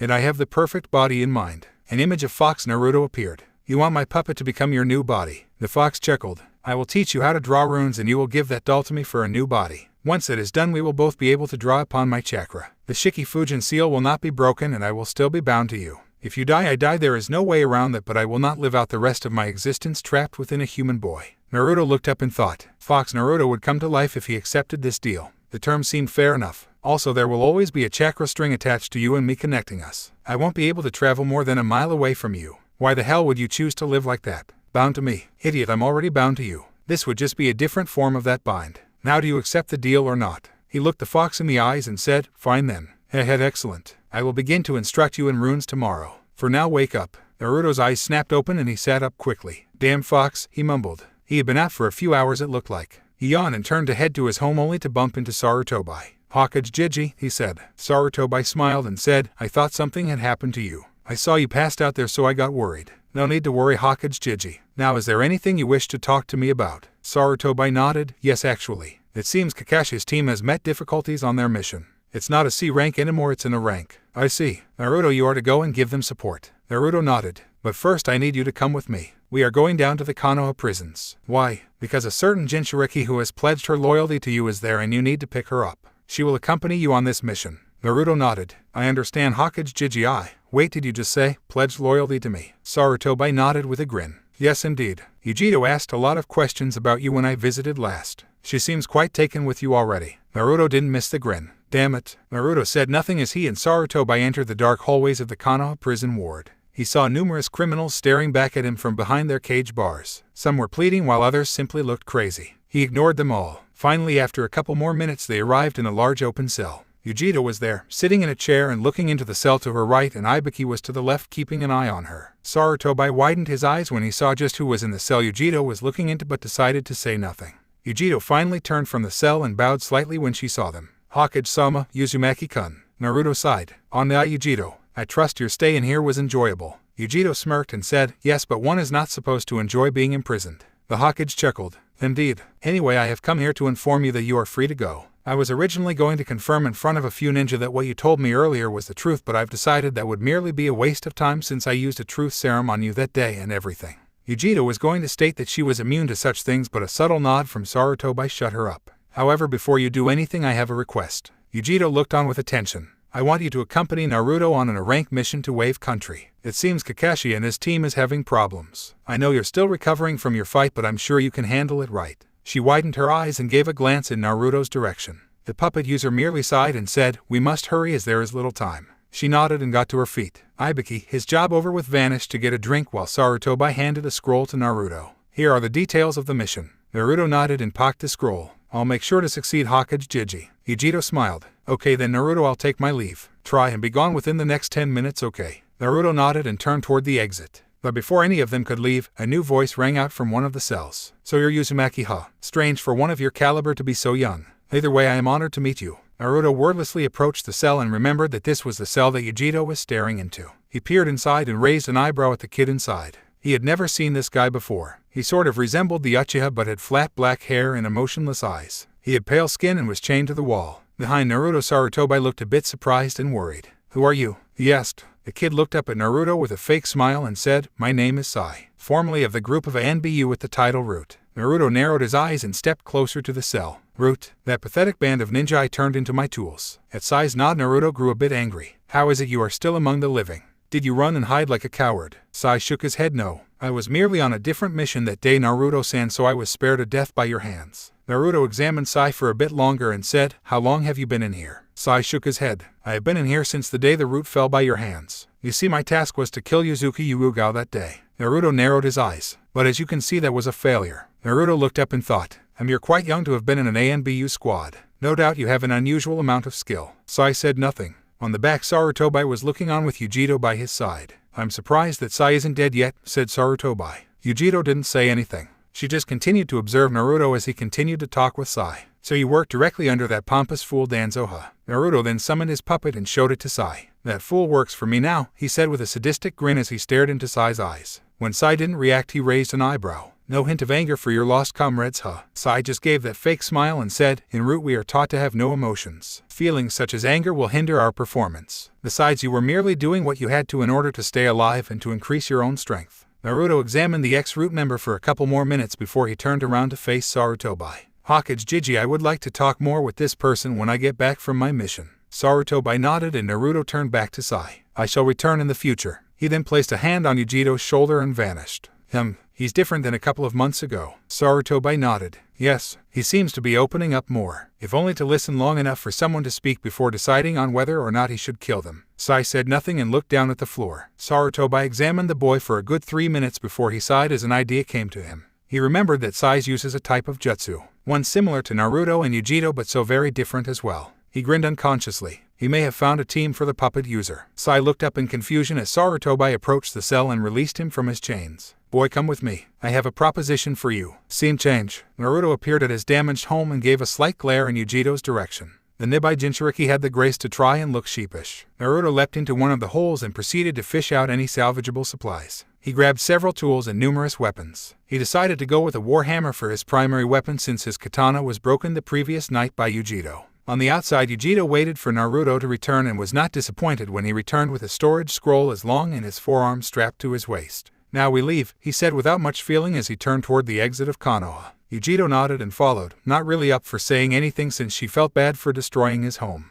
The two made it to the gate in almost no time at all, and Naruto handed the scroll to Yujiro. She rose an eyebrow and stored it in one of her pockets. "The Copy Nin's team has encountered more than they were hired for. We are their backup." Yujiro nodded and said, "And the Hokage wanted me to accompany you in case you run into trouble. I will not leave your side." Naruto shrugged and said, "It matters not to me. If you wish to leave and return to Kumo, then I won't stop you." Yujiro quickly shook her head and said, "No, I won't return to that place. I am yours now." Naruto sighed and said, "I'll tell you the same thing I told a group of women some time back. I have no want or need for living slaves or servants. If you really want to please me, then get strong and put up with no one's crap. You can do as you please after that." Yujiro looked up and smiled. "Well, that's certainly something I have never heard before. Given a choice to make my own decisions, it's ... new." Naruto grunted as the two neared the gate. "Hey Uzumaki-kun." "Sigh, why must you call me that?" Yujiro smirked and said, "Because I want to." Naruto glared and said, "Just get on with your question." Yujiro grinned and stepped a bit closer to him. "Anyway, Uzumaki-kun, I was wondering about the so-called powers over electricity you granted me. Is it some kind of new bloodline limit? If so, how do I activate it? Have you done something similar to yourself? What about the Nibai? Will this affect her in any way?" Enough with the questions, damn it. "I do not know if the electric manipulative abilities you now have is a bloodline limit or not. I do not possess a bloodline limit, so I wouldn't know how to activate it. And you'd have to talk to the Nibai to find her stand on it." Yujiro placed a finger in her chin and looked up. "Oh, I see. Anyway, we're here. Be prepared." Yujiro snapped out of it and looked forward. The two had reached the gate and Naruto was busy eyeing the two Chunin as if daring them to say something. They didn't, and Naruto seemed a bit satisfied. "Hey Uzumaki-kun, I think the Hokage is coming." No sooner than Yujiro had finished that sentence did Sarutobi appear in a puff of smoke. "Oh good, I caught you just in time," he said while breathing slightly heavily. Naruto raised an eyebrow and said, "What seems to be the trouble, Hokage Jiji?" Yujiro raised an eyebrow at Naruto's familiarity with the village leader. She knew the Hokage cared for the blonde, but she didn't know the two were so familiar with him. She found herself thinking she was right when she thought that Naruto had friends in high-up places, and that's what allowed him to get away with threatening the council. Not that many could stop him anyway. She was a testament to that. Sarutobi seemed a bit hesitant but continued anyway. "While during your time visiting the dungeons, I came to a realization. And that is, that you do not have a team. So, I work directly for you. I have my puppets. That is all the team I need." Yujiro felt a slight feeling of sadness at his blunt words but crushed it quickly. She felt the same way, of course. It was probably how all Jinchuriki felt, since they were generally disregarded by society itself. But still, yeah, you may think that way, but I think it is smart for any ninja to have a team to back them up. You know, in case there is someone you cannot handle on your own. So how about it? Naruto nodded. "Your logic makes sense. So who will be my teammates then?" Sarutobi gestured to the spot behind him and the kid from the prison stepped forward. "Hello Naruto-san," said Sai with that fake smile. Naruto held back his look of surprise. "So this Root will be my teammate now?" he asked. Sai bowed his head and said, "I am no longer part of Root." "HW, could I be with them being used for your puppets, Naruto-san?" "Indeed. Fine then. Now who will be the other?" The Hokage raised an eyebrow in surprise. "You accepted far too fast." Naruto just shrugged and said, "I wish to hurry up and get to Wave." Sarutobi sighed and gestured toward Yujiro, who widened her eyes in surprise. "If she so wishes, I can grant her citizenship in Konoha and I can enlist her into the ranks of Special Opus Ninja. She and Sai are very skilled and have no team.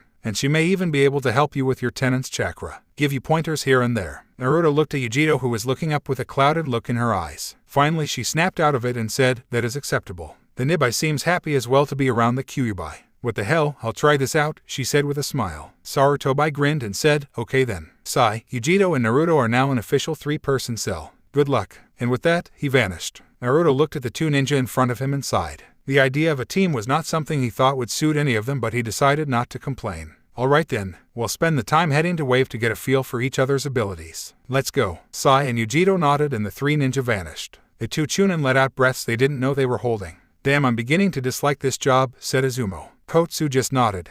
Sarutobi ran into Yuuga, Hinata and Neji and frowned at their disheveled states. "What happened to you 3? he asked. Yuuga glared and said, "We've been trying to repair Naruto-kun's home, but that damn cat bitch did too much damage. And Abi-chan's room is completely destroyed and villagers keep coming by and doing more damage to the place. It's beginning to piss me off. We're heading back right now so we can continue." Sarutobi sighed. The villagers were so dumb at times. "Well, I wish you luck." "Oh, and you just missed Naruto. He just left on a mission." Yuuga widened her eyes. "What? And you didn't come and get me so I could see him off?" "What the hell?" Sarutobi chuckled. "Oh, relax, he won't get killed. Besides, I managed to create an ideal team for him so he isn't alone." Neji raised an eyebrow. "A team for Uzumaki-san?" who could possibly work well with him on a team. Sarutobi held back a smirk as he looked at Yugo. Well, first there's Sai, the only root that wasn't killed that night. Yugo instantly snapped her head in the direction of Sarutobi. The Hawkage grinned. This was gold. Then there's, well, I'm sure you know who she is. Wait a minute, she isn't another woman. Sarutobi's grin turned devilish. Yes, of course. A team must have one female. Her name is Nayujito.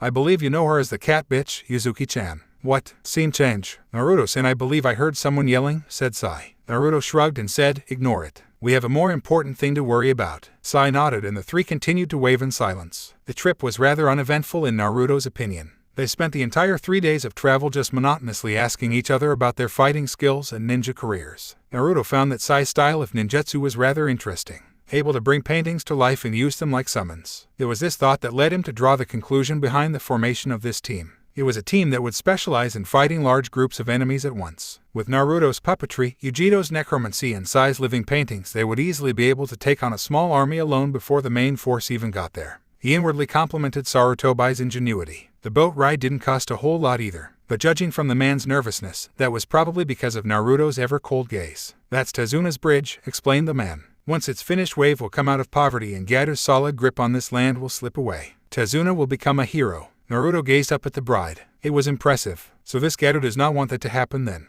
and has hired strong assassins, said Yujito. The man shrugged. That sounds right. Naruto's face remained expressionless, but his words were heard by all. I will kill Gado. Sai nodded in agreement while pulling out a scroll and an ink brush. The man seemed a bit more relieved at Naruto's declaration and was more open and enthusiastic by the time they arrived on the other shore. Tezuna lives near the center of the village. Here's his address. Naruto took the slip of paper with Tezuna's address on it and turned to leave. Thanks, said Yujito while Sai just nodded his head. The man smiled. What an odd bunch. Scene change. Kakashi sat at the edge of the forest as Sasuke, Hanabi, and surprisingly, Sakura continually walked up and down their assigned tree. He hadn't really expected them to already have this type of control over their chakra, but then again, 2 of them helped kill Root. He briefly wondered if they could water walk as well. His thoughts then traveled back to their fight with Zabuza. Sasuke and Hanabi were something else. He resolved to talk to the Hokage once they got back in Konoha. These 2 were far stronger than in normal genin. He concluded that it had to do with Naruto's presence. Well guys, we might as well return to Tezuna's place since you all have this thing mastered. Sasuke and Hanabi shook their heads no and said, we will continue this until we are exhausted.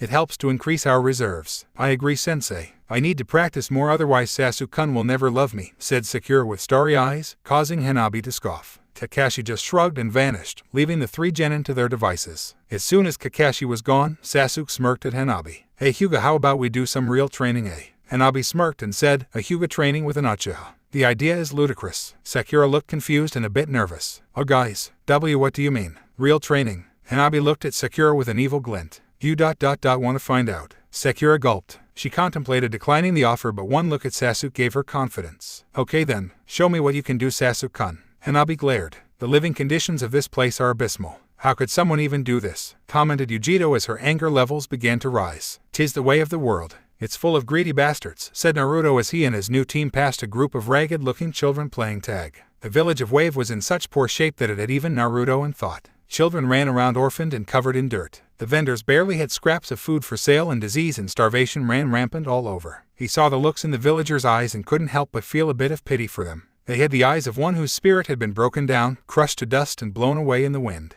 Inwardly, his respect for this Tezuna grew a bit for his trying to reclaim their town and trying to bring his people hope again. Naruto-san, I think this is the place, said Sai as he pointed to a rather good condition-looking home. The address on the paper the boatman had given them and the address on the house were a match. Indeed. Let's proceed. Naruto then walked up to the house and knocked on the door 4 times. Incoming, called a female voice, followed by quick footsteps. When the door opened, it revealed a beautiful dark blue-haired woman of about 25. Hello, I'm Tsunami. May I know who you are? Naruto gave a nod and said, my name is Naruto. I'm Yujito, and my name is Sai. We are the ninja that were requested for backup by the copy Ninhade Kakashi. Tsunami's eyes widened and she swung the door open. Oh, come in. Dad, the reinforcements are here. Please make yourselves at home. Dinner will be ready in a bit. The 3 wordlessly entered the house and found comfortable positions in the living room. Sai sat on the couch and pulled out a drawing book while Naruto pulled out a brush and some ink. Yujito chose to sit close to Naruto but began to chat with the Nibai about the eventual power of electricity. For 6 minutes it was quiet until Kakashi entered the room.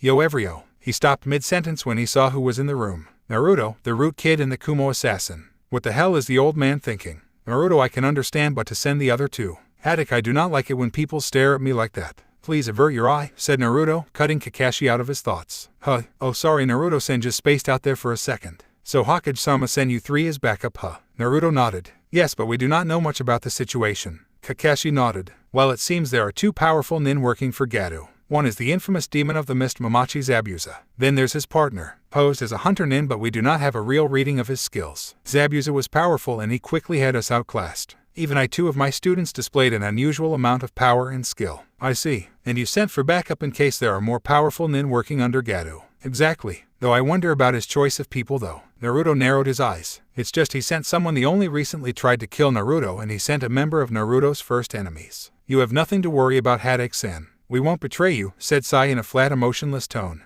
Naruto nodded in agreement and leapt up to one of the corners of the ceiling. What are you doing? Naruto said nothing. He merely began to paint on numerous seals before channeling chakra into them and muttering, Fuin. He then pulled out another scroll and swiped blood across one of the kanji, and in a puff of smoke a Chunin puppet appeared. Instantly a chakra string attached to the puppet from the seal and brought the puppet to life. It leapt up to the corner and became motionless, waiting to strike. The whole process took 5 minutes. I'm adding a bit of security to Tazuna-san's home, Naruto explained as he repeated the process in another corner. That way Tsunami and anyone else living here will be protected somewhat while we are out. Kakashi and the others watched quietly as Naruto proceeded to add security puppets to each corner of the living room and on the ledges of the roof as well. Pretty soon there were 10 puppets strategically positioned on all sides of Tazuna's home, each ready to attack as soon as an enemy gets too close. Yujito looked around and grinned. I think I'll add to that, she said as her hands began to glow with the chakra of Nibai. Ninja art, Shinakuchios no Jutsu. A second later about 30 zombie samurai appeared in puffs of smoke. Position yourself around the perimeter of this house, stay hidden and slay any enemies that approach, she commanded.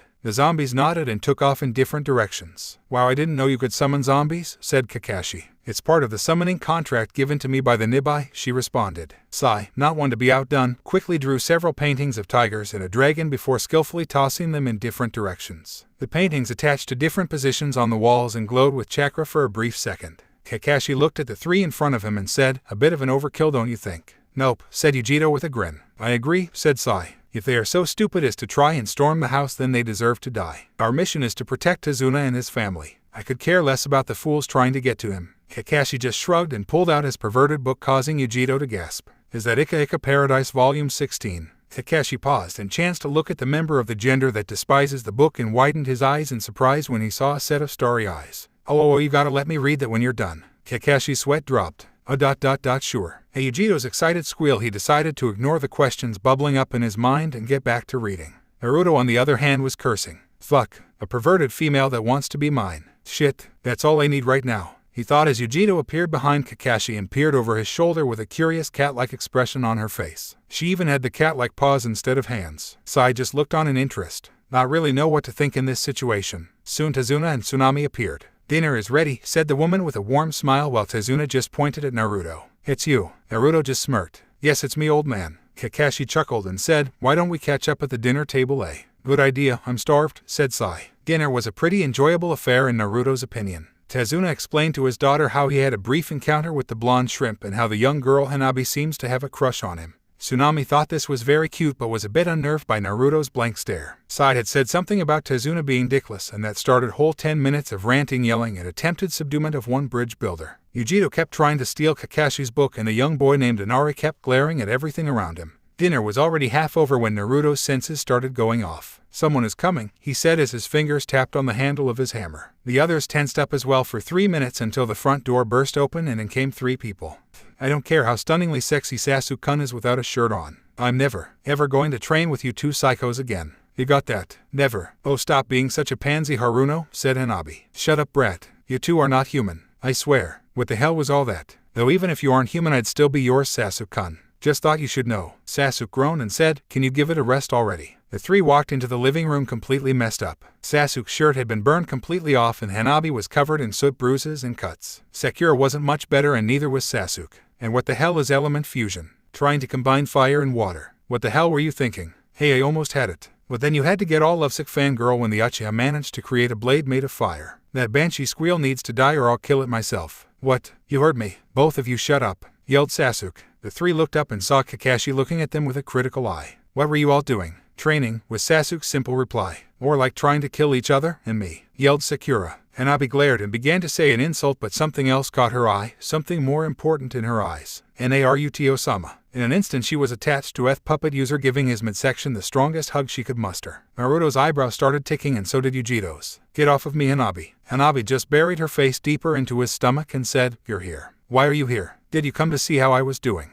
Naruto wrapped chakra strings around the girl and pried her off and dangled her in the air, causing her to giggle. My new team and I are here as reinforcements to you all, he said plainly. Hanabi's smile grew a bit more until she laid eyes on Yujito. Naruto-sama, what's she doing here? Naruto sighed. That is my new teammate. Her name is Yujito and I expect you two to get along. Hanabi huffed but nodded her head. Just so long as she stays away from you. I already have enough rivals as it is. Naruto sighed while Yujito raised an eyebrow in amusement. A little girl like you wouldn't know how to please a man of Uzumaki-kun's stature. This caused numerous gasps and one sigh from Naruto himself. I'm 12 years old, damn it. Keep your thoughts to yourself and do not attempt anything. It's bad enough that you oog out as that. There were a few laughs and old hag. I'm glad she's not here, from Hanabi. Dinner proceeded relatively normal after that point, except Hanabi made it a point to be next to Naruto at all times. Yes, that night was full of joy and humor, but the next day was going to get serious. Naruto fell asleep with thoughts of new puppets and a fox that wanted to begin his lessons on runes. Naruto stood before the Kyuubi once again with eyes of curiosity. He didn't really think the fox was actually serious when he said he would instruct him on the ancient art of runes until he was skilled enough to transfer his being into Fox Naruto. Why the demon wanted to become a living puppet was beyond him, but also understandable. He himself would much rather be a living puppet than a prisoner within someone else. Oh well, he'd have to make sure to upgrade Fox Naruto before he did the transfer rune for the Kyuubi. He stepped closer to the fox and eyed him expectantly. So what's first? He asked. The fox chuckled wickedly and said, impatient. Good, because I want out of the crappy-ass mind ASAP. Just get on with it, was Naruto's emotionless reply. Insolent whelp. Anyway, the first thing you must know is that runes are extremely powerful. I believe I have told you this before. Runes are to be respected and handled with care. Treat them poorly or draw them half-assed and you will pay dearly. Naruto nodded his head. Also, runes are activated and used with mana, not chakra. And Naruto's raised eyebrow, the Kyuubi sighed. Mana is a type of magical energy, a prior energy that existed before the creation of chakra. Every Biju has mana reserves and each specializes in one type of magic. For me it's rune magic. For the Nibai it's necromancy. Jinchuriki also have this, should the need arise. In order to harness this energy you will need my help. Seeing as you have already grown past the point of being able to develop mana reserves, I'm going to have to instill some of my own. Naruto's eyes widened a bit. Now hold still because I'm starting. Naruto barely had time to say what, before he is swept away by a tsunami of green. Sai, Yujito, Tsunami and Inari were trying to wake up Naruto when the boy's body suddenly jerked violently and began to glow green. This is unexpected, said Sai as Naruto began to float due to the energy suddenly bursting from him. Tsunami and Inari stood there frozen at what they were seeing while Yujito stood there with wide eyes. I can't believe it. Sai looked over at his teammate and raised a questioning eyebrow. Yujito, understanding Sai's silent question, muttered so only he could hear. He's gotten his demon on, gift him with his mana. The same energy I use for my necromancy. Sai just stood there, not really understanding. Naruto-san was getting some sort of new energy from the Kyuubi. How could you get a demon to agree to such a thing? His interest in both teammates began to rise again. For 10 minutes, they watched as the green glow enshrouding Naruto increased until the light permeated the entire home and claimed all of their eardrums with a high-pitched squeal, causing Inari to cry out and Tsunami to drop to her knees until it suddenly stopped and Naruto crashed back to the bed he was using at the moment, breathing heavily and still very much unconscious. Sai looked at Yujito and Yujito looked at Sai. It's best if we leave him here to rest, said Sai. Yujito nodded in agreement and got to her feet while helping Tsunami up. What the hell was that? Screamed Inari, earning himself a slap to the head. Watch your mouth, young man. Inari groaned and rubbed his sore head. Stupid blonde, he muttered, causing his mother to glare. Anyway, as his teammate I apologize for any damage he may have caused, said Yujito. Tsunami just smiled and said, oh no, it's quite alright. I'm sure he has some issues to work out, so I'm not worried. Now go ahead and assist Kakashi and his team. The two nodded and gave their thanks and shunshined away. Tsunami gave one more look to the unconscious Naruto before she eased out of his room. He looks so peaceful now. Not at all like when he was awake. I wonder what he's been through. Scene change. Huff huff huff, goddamn fox, what the hell did you do? Naruto was on one knee, his left fist planted into the sodden floor beneath him and breathing very heavily. What he had just gone through was the most painful experience he had ever gone through. Fuck the beatings he used to receive. They had nothing on what he had to go through a few seconds ago. I suggest you quit bitching and pay attention. I have 9 basic rune names and their symbols to teach you. Fine. The fox sighed and looked him in the eyes. Incendia is fire, Glacies is ice, Levitas is lightning, Terra is earth, Umbra is shadow, Ventus is wind, Lux Lucis is light. There's also metal then and dye, which is water. These are the 9 elements. If you learn how to completely harness the powers of these runes, more paths will open up to you. These runes are the beginnings of all the paths that will open for you. Naruto nodded. Also, you must learn the 3 words for rune magic: Iasio, Cancer, and Inficio. Those 3 mean cast, cancel, and imbue respectively. These words will allow you to use any runes you may come to learn how to draw in the future. They are a rune scriber's most valued asset. Do not forget these words, for I cannot tell you them again. Naruto nodded again. His entire being was straight and attentive. This impressed the fox a bit. Now for the rune symbols themselves. Scene change. Hyuga, Hinata, and Shuichi were walking towards the market district in relative silence. Or it would have been if Hyuga wasn't constantly mumbling about cat bitches and little Hyuga brats. Something that had Shuichi growling and contemplating whether or not he should use his new harmonica to put her in a powerful genjutsu that depicted her, Naruto, and whipped cream just to get her to shut up. He quickly dismissed that idea for reasons he dared not think about. Hinata was in a similar position, though not as extreme as her reddish-pink-haired friend. She was worried for Naruto as well as Sasuke and Hanabi. She hadn't the gist of it, but apparently Naruto had a new team, both of which were his enemies at one point. That was all she had managed to get out of Hyuga before she started sulking again. Hinata wondered how Hyuga could be so serious one second then childish the next. Sure, she could understand her feelings for Naruto. She herself had felt the same before his personality change, but still. Hyuga, perhaps it is best to think about something else. Training or food, perhaps. Hyuga glared at the ex-Hyuga, then said, Naruto-kun is on a mission away from the village, with an ex-root and an assassin that was just trying to kill him not even 5 days ago. Hinata couldn't help but sweat drop. Boy, Hyuga, I think you need to relax. You're acting like a child right now, said Shuichi. Hyuga rounded on the boy in the wheelchair and let out a glare that could scare the Hokage. I don't trust his so-called team. Shuichi shrunk a bit in his chair. I think we need not worry about Naruto. He's strong, and I don't think the Kumo Kunoichi will try and harm him after what he did for her. This statement came from Hinata as she placed a reassuring hand on the ANBU's shoulder. Hyuga sighed and visibly calmed down. Yeah, you're right. But now I'm worried she'll seduce him. Cats are known to be frisky. Who knows what other attributes that girl has received from her demon. Overabundant lust could be one of those. VFFFTTTT. Hey, Shuichi couldn't help but burst into hysterical laughter right then and there. Shut it, Brett. Shuichi just continued to laugh while Hinata sighed. None of them noticed that they were being watched. Anko frowned. Hyuga likes the boy. Well, that's not overly surprising. Damn it, I'm going to have to talk to some people. She quietly leapt off in another direction. She didn't know why she was wasting all of her time trying to find out more about the ruthless puppet using Kyuubi Jinchuriki, but she really didn't care. She had to know more about him, especially if he could get rid of the curse on her shoulder. She once again crushed the feeling of hope that had begun to rise up. She wasn't about to hope for shit. That's not something she did. No, she got things done instead. If Naruto could get rid of the curse seal for her, then she'd have to find a way to get him to do it. She wasn't about to delude herself into thinking that all she'd have to do was approach him and ask, and he'd feel all sorry for her and agree right then and there. He wasn't that type of person, and she wasn't so pathetic as to do something like that. Damn it, I need more info. Meanwhile, Hyuga had taken off to train, leaving Hinata and Shuichi to converse alone. Shuichi was playing a soft melody on his harmonica while Hinata listened with a smile as she wheeled him around. You know, I never see Blondie using that sitar I gave him. He better not be slacking, said Shuichi after a couple of minutes. Hinata giggled and said, I'm sure he's training right now and getting good at using the weapon. Shuichi just shrugged. I just wonder what my sister will think when she eventually meets Naruto. You're sure they're going to meet? Shuichi grinned. Damn right. I know Naruto's rep will eventually begin to spread and it will attract all sorts of attention. My sister will be one-off to hose many people that come seeking him out. Hinata nodded, then looked up and thought, I wonder if we can be there next to him with tales of our power being told all over as well. Everyone will know of us. Oh, Hinata, you okay? Hinata just continued to stare up at the clouds with a grin on her face.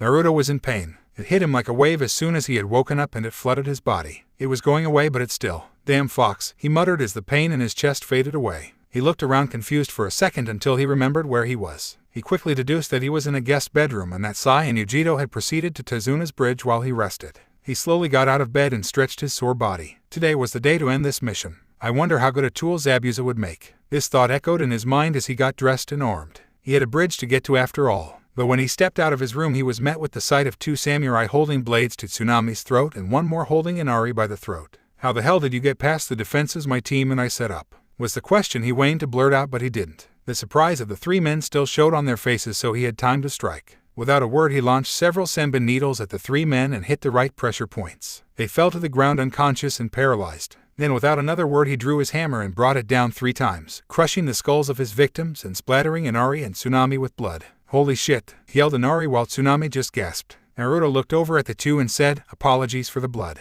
He then pulled out a scroll and sealed everything inside of it, including the splattered blood. "There now, stay inside until we get back." He then turned and leapt out of the door. Inari just continued to stare for a few more minutes until he spoke up with a shaky voice. "He killed Jigato's men. Just like that. Gone." Tsunami could only nod. Inari's face went through several sudden revelations. Perhaps there was hope.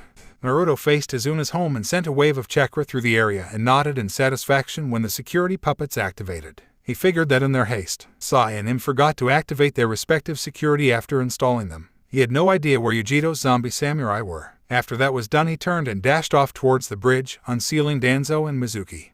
There were several levels of bad in Kakashi's mind. Things were annoying when they arrived at the bridge and numerous workers approached Izuna and quit, fearing for their lives. He became tense when a mist started rolling in at an unnatural rate. He became on edge when the agonized screams of the rest of Tezuna's workers started echoing through the mist. He became worried when the mist cleared, revealing the unconscious and seriously injured forms of the workers crumpled about on the bridge. And he finally dubbed it a bad day when the mist cleared, revealing a man wielding a huge Zanbatsu and a young man that looked like a woman. "Kakashi, we meet again," said Zabuza with that grin of his hidden from behind the bandages. Kakashi got into his fighting stance and said, "Yes, it appears so." It was at this moment that Yujito and Sai appeared, causing Zabuza to glare. "Called for backup, huh? Faye, it won't make any difference to me. I'll take you all on." Sai tensed and pulled out his brush, ink and scroll. "Wait," said Kakashi. "You and Yujito take on Zabuza's apprentice. I'll take on Zabuza with Sasuke. Hanabi and Sakura guard Tezuna." The group nodded and assumed their positions. Sai and Yujito rushed at Zabuza's partner, who met them halfway with an impressive display of speed.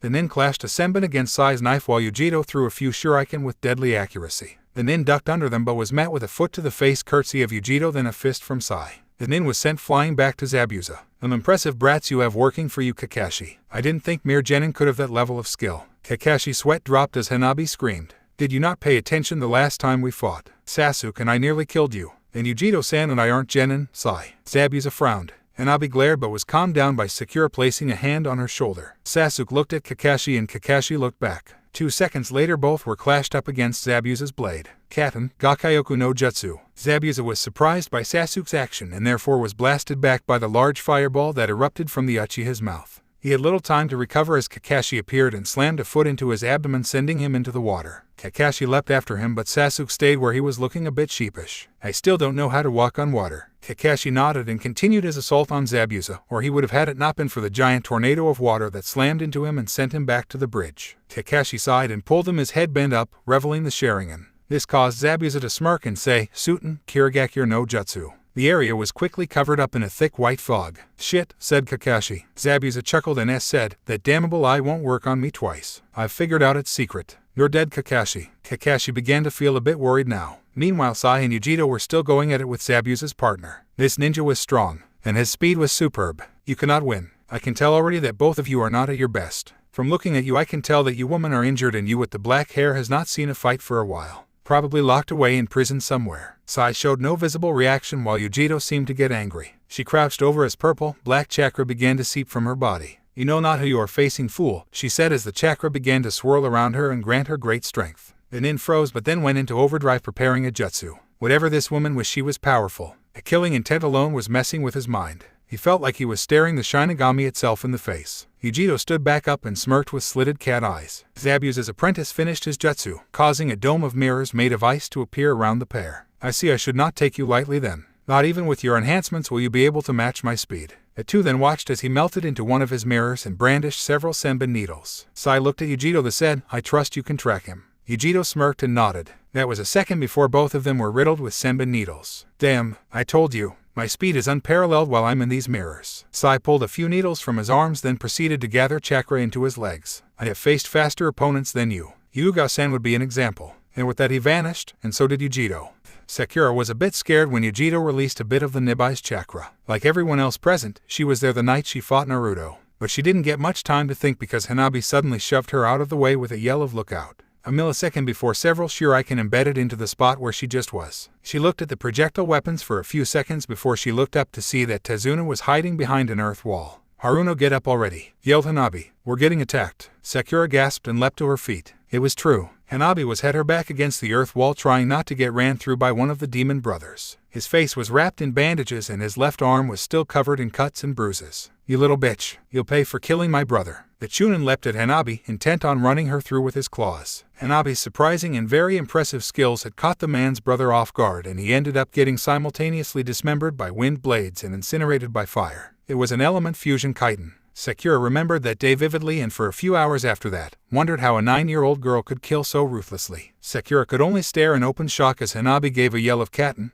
no Ho Shuriken. The man never stood a chance. Hanabi's body exploded with chakra as she started to spin rapidly. But at the same time the chakra turned into a swirling vortex of orange flames. Hanabi was truly a genius with the Juken, or more specifically, the chitin. She had come up with a style that involves fusing elements and weapons with her chitins, and therefore making her overall style extremely dangerous and highly unpredictable. Without the limits and restrictions placed on by the Hyuga clan and her periods of watching Naruto training with his Hyuga puppet Yoshino, she was free to study and integrate whatever she wanted into her fighting style. And the results were a devastating array of different heavenly spins. The Kiri Chunin slammed into the superheated chakra dome full force and was thrown back. Before he could even begin to yell out in pain, about 16 shuriken exploded from the fire dome, each one glowing red from the heat. 3 found their target and melted right through his body like a hot knife through butter. The man screamed in agony as he fell into the water. Hanabi stopped spinning and the fire chakra vanished. She gave a smirk in Sakura's direction and said, "Get your act together, Haruno." Sakura glared. "Shut up, Brett." Hanabi merely continued to smirk. She felt so superior right now. She turned back to Tazuna and noticed that he was shivering in fear, with a red-hot shuriken a mere inch away from his manhood.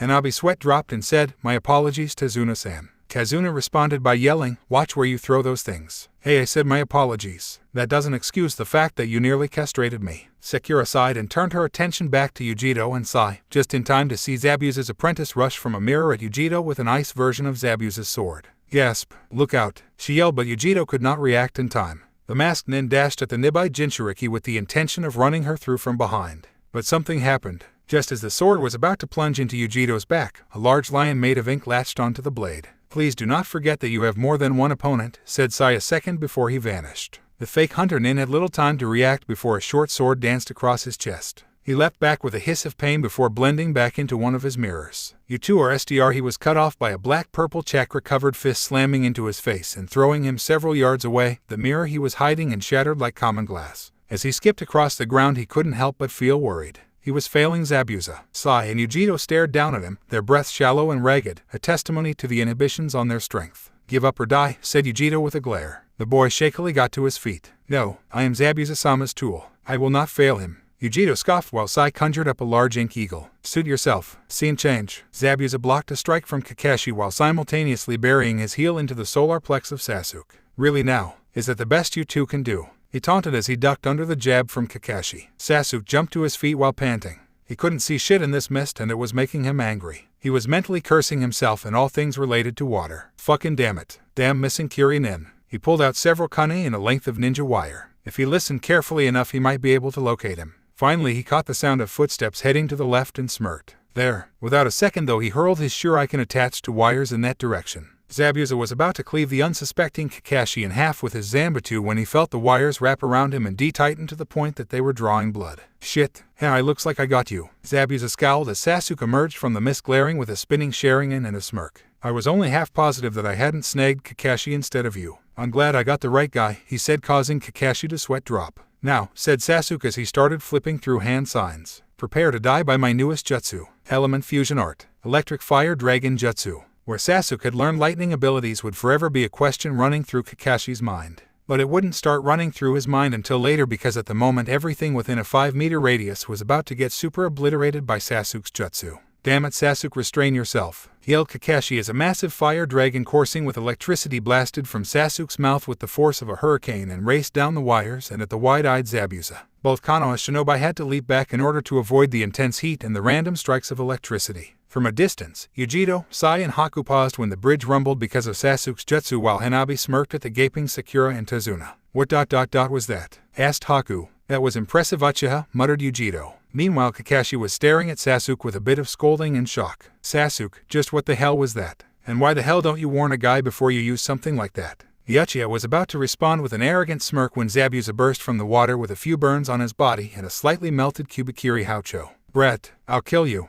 Genjutsu, Suryu Yaiba, Sasuke and Kakashi were caught by surprise and therefore could do little to defend against the Mist Nin's attack. Zabuza swung his sword down with great force, causing a huge dragon made of water to spring forth from it and flood the entire area with water cold enough to freeze blood in seconds. Kakashi and Sasuke were swept off of their feet and sent towards Haku, Sai and Yujiro. The water was like a powerful river. No one knew Zabuza had this kind of power. Impressive, Zabuza-san, said Sai with no real emotion as he used his chakra to stay rooted to the bridge. Zabuza looked positively enraged. This group of arrogant Gakis dare mock him. The demon of the Mist Village. They were scum in his eyes. They were nothing. His anger began to rise and the grip on his weapon increased in strength. Haku, come here. Haku immediately vanished and reappeared by Zabuza's side, but Yujiro appeared along with him and sank her Nibai chakra-covered fist into his stomach and sent him further up the bridge. Arararararg. Zabuza swung his blade at Yujiro with a frustrated scream, but she avoided it with the grace only a feline could possess. Again they mock him. Haku had recovered and enshrouded himself in ice armor, a smaller replica of Zabuza's blade forming again in his hands. He looked at Yujiro and vanished. I won't allow you to harm Zabuza-sama, he yelled as he slashed her across the back, getting a loud hiss from her. He was about to strike again when 2 feet slammed into his face and sent him skidding back. Sai and Sasuke were poised and ready to keep fighting. Sasuke with the ever-arrogant smirk while Sai just looked neutral. Kakashi himself had recovered as well and was glaring at Zabuza. You see, Zabuza, you cannot win this one. You're outnumbered and outgunned. Give up. Zabuza scowled and was about to shout out his refusal to give up when a cry of ice release. 100 Javelin Jutsu rang out from above. Zabuza-sama, guard yourself, yelled Haku a second before everyone was assaulted by hundreds of ice spears coming down upon them like rain. Shit, yelled Yujiro and Sasuke at the same time. Damn, take cover, yelled Kakashi. Numerous counters to Haku's mass assault jutsu were then activated in order to preserve their lives. Tazuna-san, Haruno, get behind me. Titan, yelled Hanabi as she began to spin. The blue rotating dome of chakra enveloped all 3 of them and deflected the spears that came their way. Yujiro crouched down and said, Shiny Kuchio's no jutsu, before she slammed her hands into the ground, causing an overhead disc made of pressed-together skeletons to appear in a puff of green mist above them. The spears bounced harmlessly off of the disc, causing Zabuza to curse loudly. Damn it, why won't any of you die? He yelled. He was about to charge when something suddenly burst from his chest, spraying blood all over a gasping Haku. Zabuza could only look down in shock as a metal spike slowly slid back out of his torso. They won't die, because you're weaker than they are. That voice, it was even colder than his was at times. Such an emotionless, unfeeling voice, one that actually sent shivers down his spine. Though the shivers could also be attributed to shock due to the hole in his chest. What? Zabuza turned around to face his new foe, only to lock eyes with the coldest blue eyes he'd ever seen. Eyes that should belong to only the oldest of battle-hardened warriors. He felt his own eyes widening in shock when he saw that it was merely a boy with yellow hair. His face was in an uninterested scowl as he twitched his fingers, causing the puppet design to look like an old man to retract the rope spear jutting from his right hand. Haku was yelling Zabuza's name in fear, while a couple of the Konoha nin such as Yujiro and Hanabi were excitably calling out the name Naruto. Zabuza clutched at the hole in his chest and suddenly felt his vision go blurry. You are jeopardizing our mission, Mamachi. Zabuza, former swordsman from Kirigakure no Sato, and for that you die. No, yelled Haku as he appeared from a mirror and tried to take his head off with his ice sword. The blade was caught suddenly by another puppet. This one swirled with a tainted power as it held the blade with one hand. Haku gasped when the puppet snapped the blade like it was nothing, then jammed its clawed hand into his chest. I'm an ice bloodline limit. You'll make an excellent tool, said Naruto as Haku struggled to keep breathing. However, you first need to die to become just that. You and that fool master of yours. Haku tried with the last of his strength to form a jutsu, but Naruto caught on and grabbed his hammer with his free hand. It's too late for you, he said before his hammer slammed into Haku's temple, killing him instantly. Naruto wasted no time and he directed both puppets to descend upon the wavering form of Zabuza, Mizuki slashing his throat and Danzo slashing his spine with a kunai. The only ones not affected by such effective killing were everyone but Tazuna and Sakura. Both were just gaping at the boy as he proceeded to seal both bodies into scrolls. Sasuke walked up to him and said, PFFT, show off. You only took them down so easily because we weakened them for you. Naruto shrugged and said, that is a fact that is already known, however it matters not. Sasuke gave another smirk and headed over towards Sakura and Tazuna. Naruto-sama, that was amazing, yelled Hanabi just to get on Sakura's nerves as she collided with Naruto's torso in a tight hug, not even remotely aware of how close she came to getting a kunai jammed in her neck out of reflex. Naruto sighed as the Hyuga girl continued to smother herself in Naruto's chest. He was still a bit sore from the Kyubai's earlier actions. Hanabi, let go of me. She was just about to respond when the sound of a cane slamming into the cement echoed from the end of the bridge. Well, it seems that Zabuza and his little goon couldn't cut it. Saya just can't find good henchmen anymore. Oh well, at least they're dead now and I don't have to worry about killing them now. The group turned and saw a short man wearing sunglasses and a business suit standing at the end of the bridge accompanied by a large army of thugs. Naruto's eyes narrowed as he pried Hanabi off of him. "Are you Gato?" he asked. He was not one to waste time. The man smirked and said, "And what if I am?" A second later he fell to the ground with a kunai in the back of his head as Naruto appeared behind him, much to the shock of the hired thugs. "Then you die," he said tonelessly. The men that were with Gato could only stare for a few seconds before someone yelled, "Hey, that was our meal ticket." "Hey yeah, so what are you gonna do about it?" "I say we go and plunder the village for all it's worth." "Yeah." However, their little plan was interrupted by the arrival of Inari leading the villagers of Wave. "Take another step and we'll kill you ourselves," yelled the boy as he pointed a crossbow at the group. Yujiro summoned a dozen skeletons, Sai drew up a few wolves, and Kakashi created several shadow clones. Naruto himself rejoined his comrades and gave a sadistic smirk towards the group. Common sense finally overrode their greed and caused the group to flee, not wanting anything to do with Wave ever again, and before long there wasn't a single bandit left.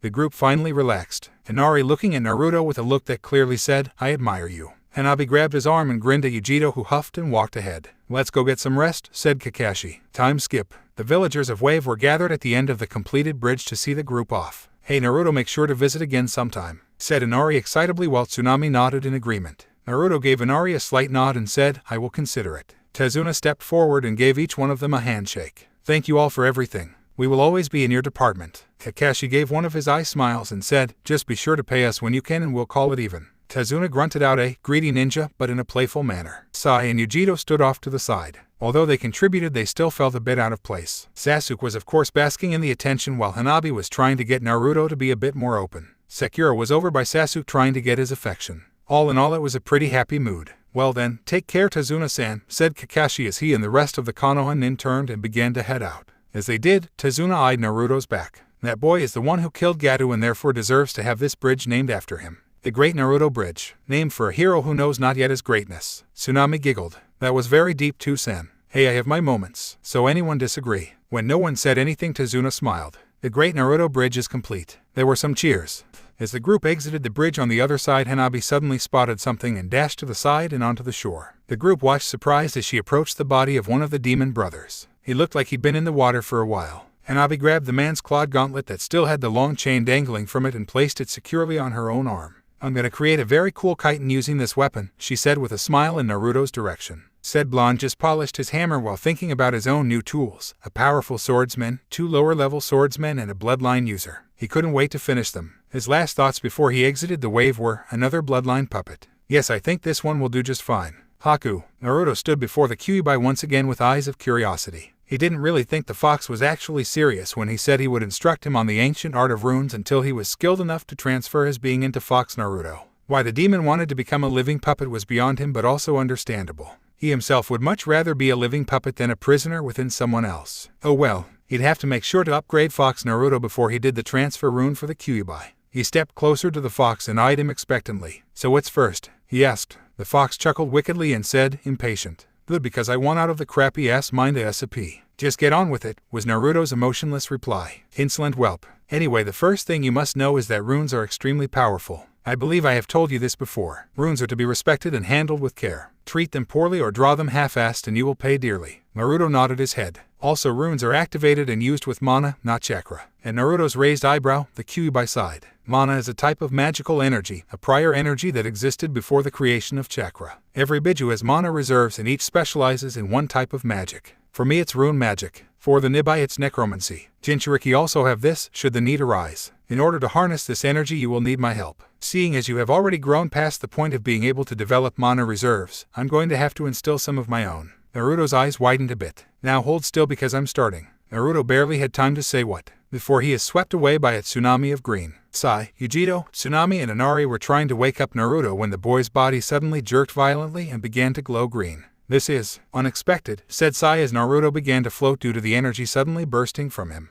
Tsunami and Inari stood there frozen at what they were seeing while Yujiro stood there with wide eyes. I can't believe it." Sai looked over at his teammate and raised a questioning eyebrow. Yujiro, understanding Sai's silent question, muttered so only he could hear. "He's gotten his demon on gift him with his mana. The same energy I use for my necromancy." Sai just stood there, not really understanding. Naruto-san was getting some sort of new energy from the Kyuubi. How could you get a demon to agree to such a thing? His interest in both teammates began to rise again. For 10 minutes, they watched as the green glow enshrouding Naruto increased until the light permeated the entire home and claimed all of their eardrums with a high-pitched squeal, causing Inari to cry out and Tsunami to drop to her knees until it suddenly stopped and Naruto crashed back to the bed he was using at the moment, breathing heavily and still very much unconscious. Sai looked at Yujiro and Yujiro looked at Sai. "It's best if we leave him here to rest," said Sai. Yujiro nodded in agreement and got to her feet while helping Tsunami up. "What the hell was that?" screamed Inari, earning himself a slap to the head. "Watch your mouth, young man." Inari groaned and rubbed his sore head. "Stupid blonde," he muttered, causing his mother to glare. "Anyway, as his teammate I apologize for any damage he may have caused," said Yujiro.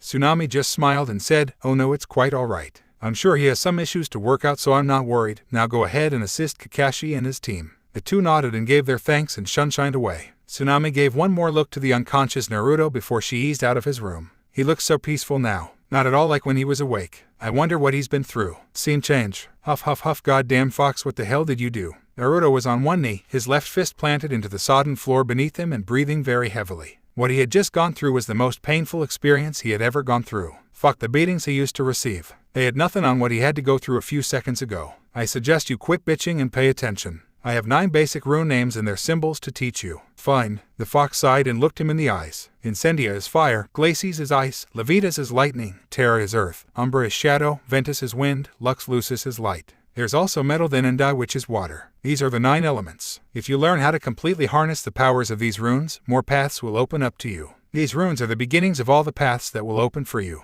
Naruto nodded. "Also, you must learn the 3 words for rune magic: Iasio, Cancer, and Inficio. Those 3 mean cast, cancel, and imbue respectively. These words will allow you to use any runes you may come to learn how to draw in the future. They are a rune scriber's most valued asset. Do not forget these words, for I cannot tell you them again." Naruto nodded again, his entire being was straight and attentive. This impressed the fox a bit. Now for the rune symbols themselves. Scene change. Yugao, Hinata, and Suichi were walking towards the market district in relative silence, where it would have been if Yugao wasn't constantly mumbling about cat bitches and little Hyuga brats. Something that had Suichi growling and contemplating whether or not he should use his new harmonica to put her in a powerful genjutsu that depicted her, Naruto, and whipped cream just to get her to shut up. He quickly dismissed that idea for reasons he dared not think about.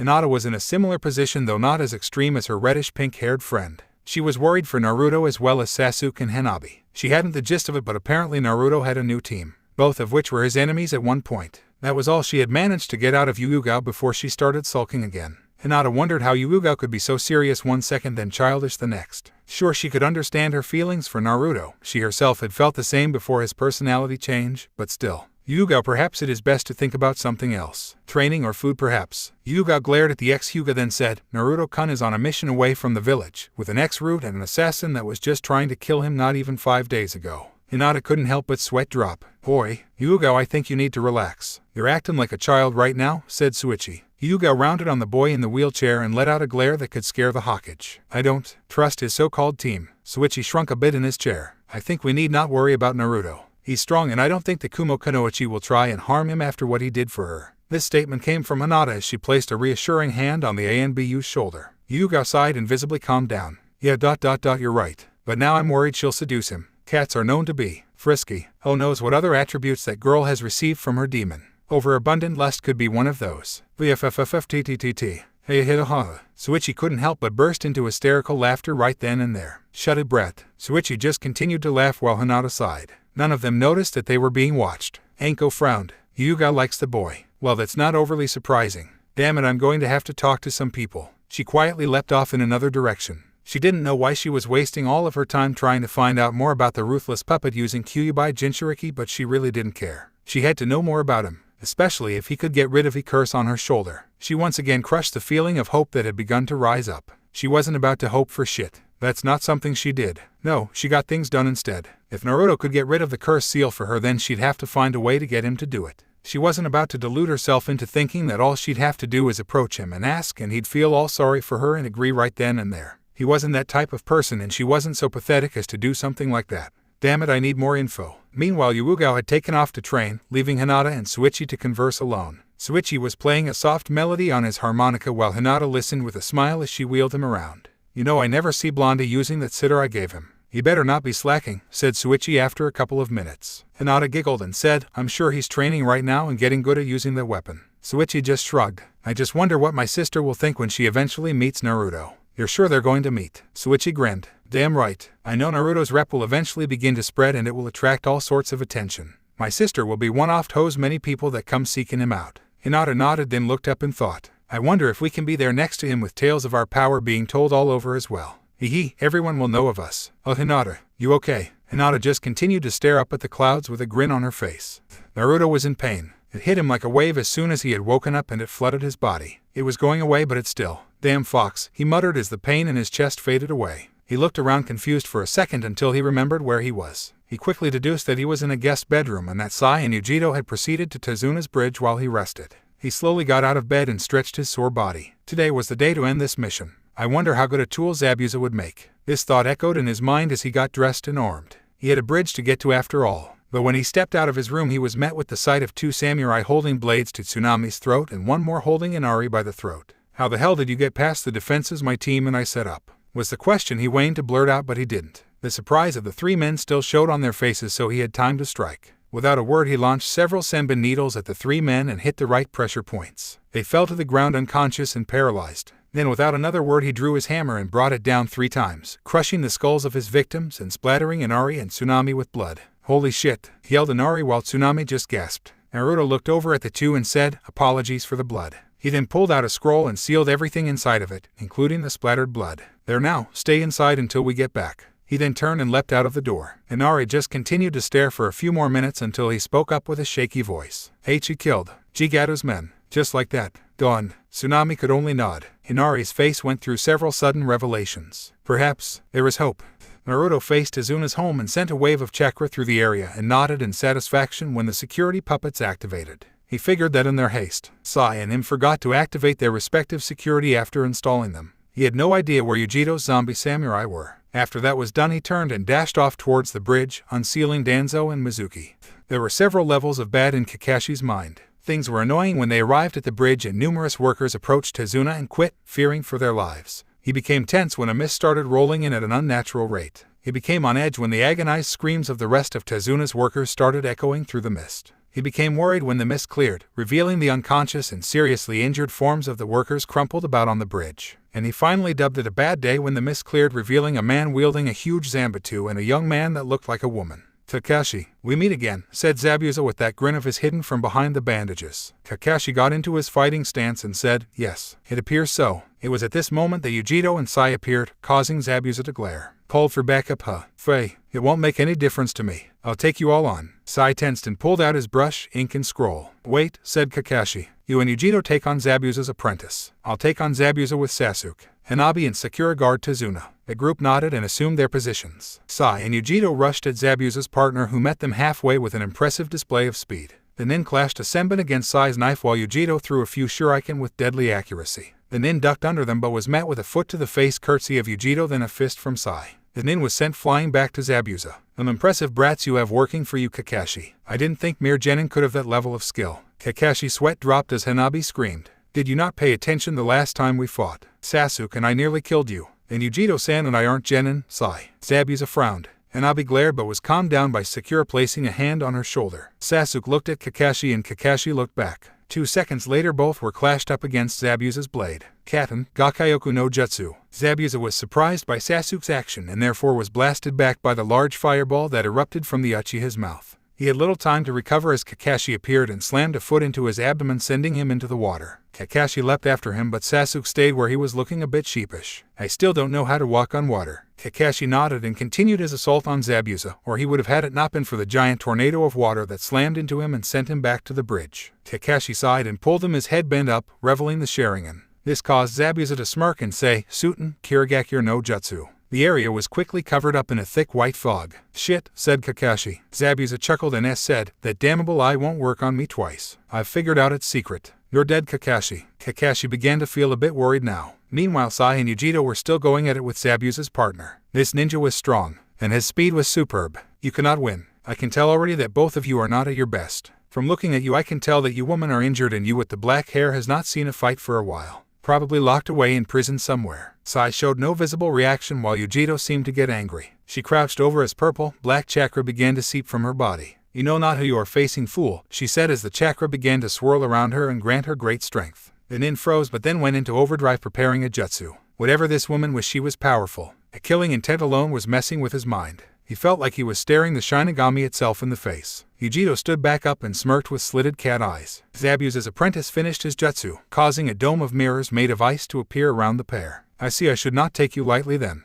Not even with your enhancements will you be able to match my speed. The two then watched as he melted into one of his mirrors and brandished several senbon needles. Sai looked at Yujiro and said, I trust you can track him. Yujiro smirked and nodded. That was a second before both of them were riddled with senbon needles. Damn, I told you. My speed is unparalleled while I'm in these mirrors. Sai pulled a few needles from his arms, then proceeded to gather chakra into his legs. I have faced faster opponents than you. Hyuga-san would be an example. And with that he vanished, and so did Yujiro.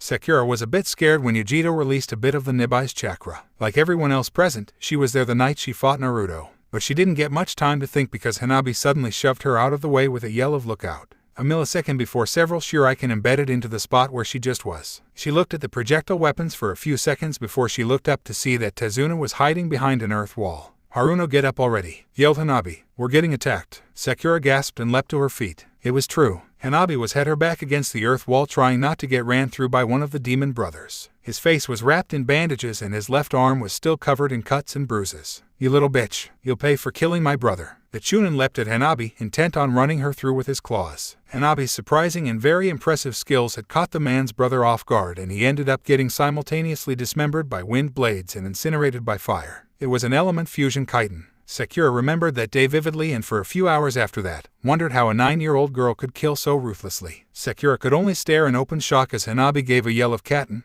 no ho shuriken. The man never stood a chance. Hanabi's body exploded with chakra as she started to spin rapidly. But at the same time the chakra turned into a swirling vortex of orange flames. Hanabi was truly a genius with the Juken, or more specifically, the chitin. She had come up with a style that involves fusing elements and weapons with her chitins and therefore making her overall style extremely dangerous and highly unpredictable. Without the limits and restrictions placed on by the Hyuga clan and her periods of watching Naruto training with his Hyuga puppet Yoshino, she was free to study and integrate whatever she wanted into her fighting style. And the results were a devastating array of different heavenly spins. The Kiri Chunin slammed into the superheated chakra dome full force and was thrown back. Before he could even begin to yell out in pain, about 16 shuriken exploded from the fire dome, each one glowing red from the heat. 3 found their target and melted right through his body like a hot knife through butter. The man screamed in agony as he fell into the water. Hanabi stopped spinning and the fire chakra vanished. She gave a smirk in Sakura's direction and said, "Get your act together, Haruno." Sakura glared. "Shut up, Brett." Hanabi merely continued to smirk. She felt so superior right now. She turned back to Tazuna and noticed that he was shivering in fear, with a red-hot shuriken a mere inch away from his manhood.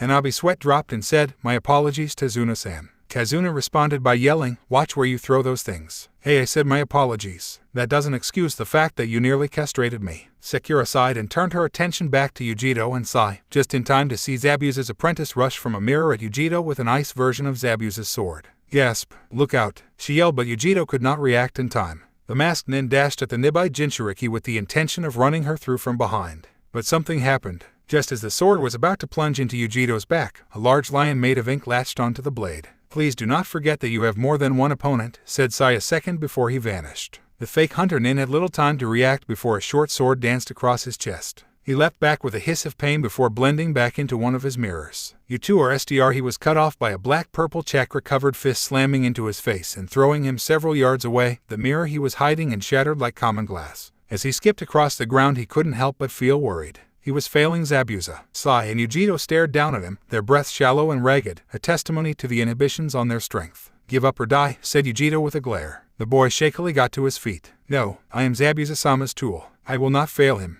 Yujiro scoffed while Sai conjured up a large ink eagle. "Suit yourself." Scene change. Zabuza blocked a strike from Kakashi while simultaneously burying his heel into the solar plex of Sasuke. "Really now? Is that the best you two can do?" he taunted as he ducked under the jab from Kakashi. Sasuke jumped to his feet while panting. He couldn't see shit in this mist and it was making him angry. He was mentally cursing himself and all things related to water. Fucking damn it. Damn missing Kirin. He pulled out several kane and a length of ninja wire. If he listened carefully enough he might be able to locate him. Finally he caught the sound of footsteps heading to the left and smirked. There. Without a second though he hurled his shuriken attached to wires in that direction. Zabuza was about to cleave the unsuspecting Kakashi in half with his Zanbatsu when he felt the wires wrap around him and de-tighten to the point that they were drawing blood. "Shit, hey, looks like I got you." Zabuza scowled as Sasuke emerged from the mist glaring with a spinning Sharingan and a smirk. "I was only half positive that I hadn't snagged Kakashi instead of you." I'm glad I got the right guy, he said, causing Kakashi to sweat drop. Now, said Sasuke as he started flipping through hand signs. Prepare to die by my newest jutsu,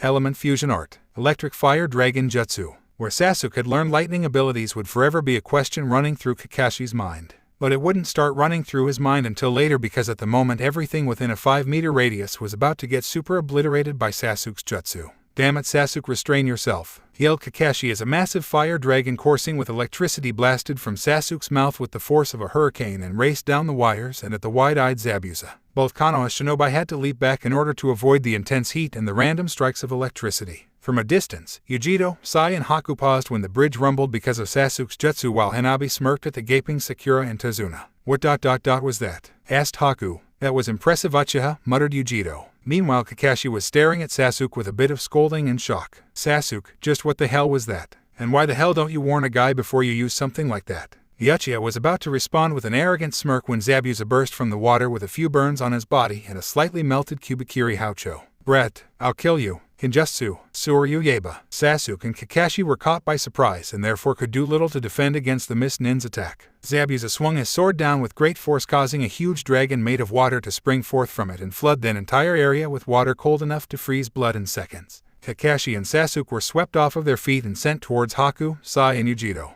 The water was like a powerful river. No one knew Zabuza had this kind of power. Impressive, Zabuza-san, said Sai with no real emotion as he used his chakra to stay rooted to the bridge. Zabuza looked positively enraged. This group of arrogant Gakis dare mock him. The demon of the Mist Village. They were scum in his eyes. They were nothing. His anger began to rise and the grip on his weapon increased in strength. Haku, come here. Haku immediately vanished and reappeared by Zabuza's side, but Yujiro appeared along with him and sank her Nibai chakra-covered fist into his stomach and sent him further up the bridge. Arrgh. Zabuza swung his blade at Yujiro with a frustrated scream, but she avoided it with the grace only a feline could possess. Again they mock him. Haku had recovered and enshrouded himself in ice armor, a smaller replica of Zabuza's blade forming again in his hands. He looked at Yujiro and vanished. I won't allow you to harm Zabuza-sama, he yelled as he slashed her across the back, getting a loud hiss from her. He was about to strike again when 2 feet slammed into his face and sent him skidding back. Sai and Sasuke were poised and ready to keep fighting. Sasuke with the ever-arrogant smirk while Sai just looked neutral. Kakashi himself had recovered as well and was glaring at Zabuza. You see, Zabuza, you cannot win this one.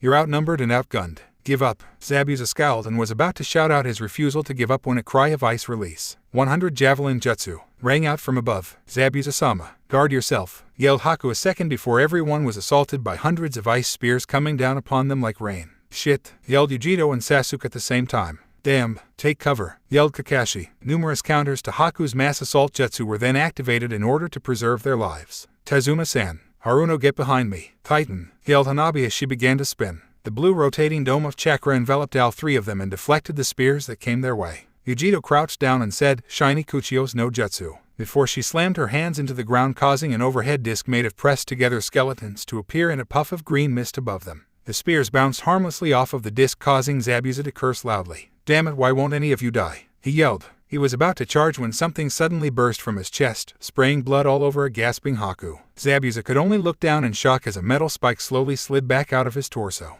They won't die, because you're weaker than they are. That voice, it was even colder than his was at times. Such an emotionless, unfeeling voice, one that actually sent shivers down his spine. Though the shivers could also be attributed to shock due to the hole in his chest. What? Zabuza turned around to face his new foe, only to lock eyes with the coldest blue eyes he'd ever seen. Eyes that should belong to only the oldest of battle-hardened warriors. He felt his own eyes widening in shock when he saw that it was merely a boy with yellow hair. His face was in an uninterested scowl as he twitched his fingers, causing the puppet design to look like an old man to retract the rope spear jutting from his right hand. Haku was yelling Zabuza's name in fear, while a couple of the Konoha nin such as Yujiro and Hanabi were excitably calling out the name Naruto. Zabuza clutched at the hole in his chest and suddenly felt his vision go blurry. You are jeopardizing our mission, Mamachi. Zabuza, former swordsman from Kirigakure no Sato, and for that you die. No, yelled Haku as he appeared from a mirror and tried to take his head off with his ice sword. The blade was caught suddenly by another puppet. This one swirled with a tainted power as it held the blade with one hand.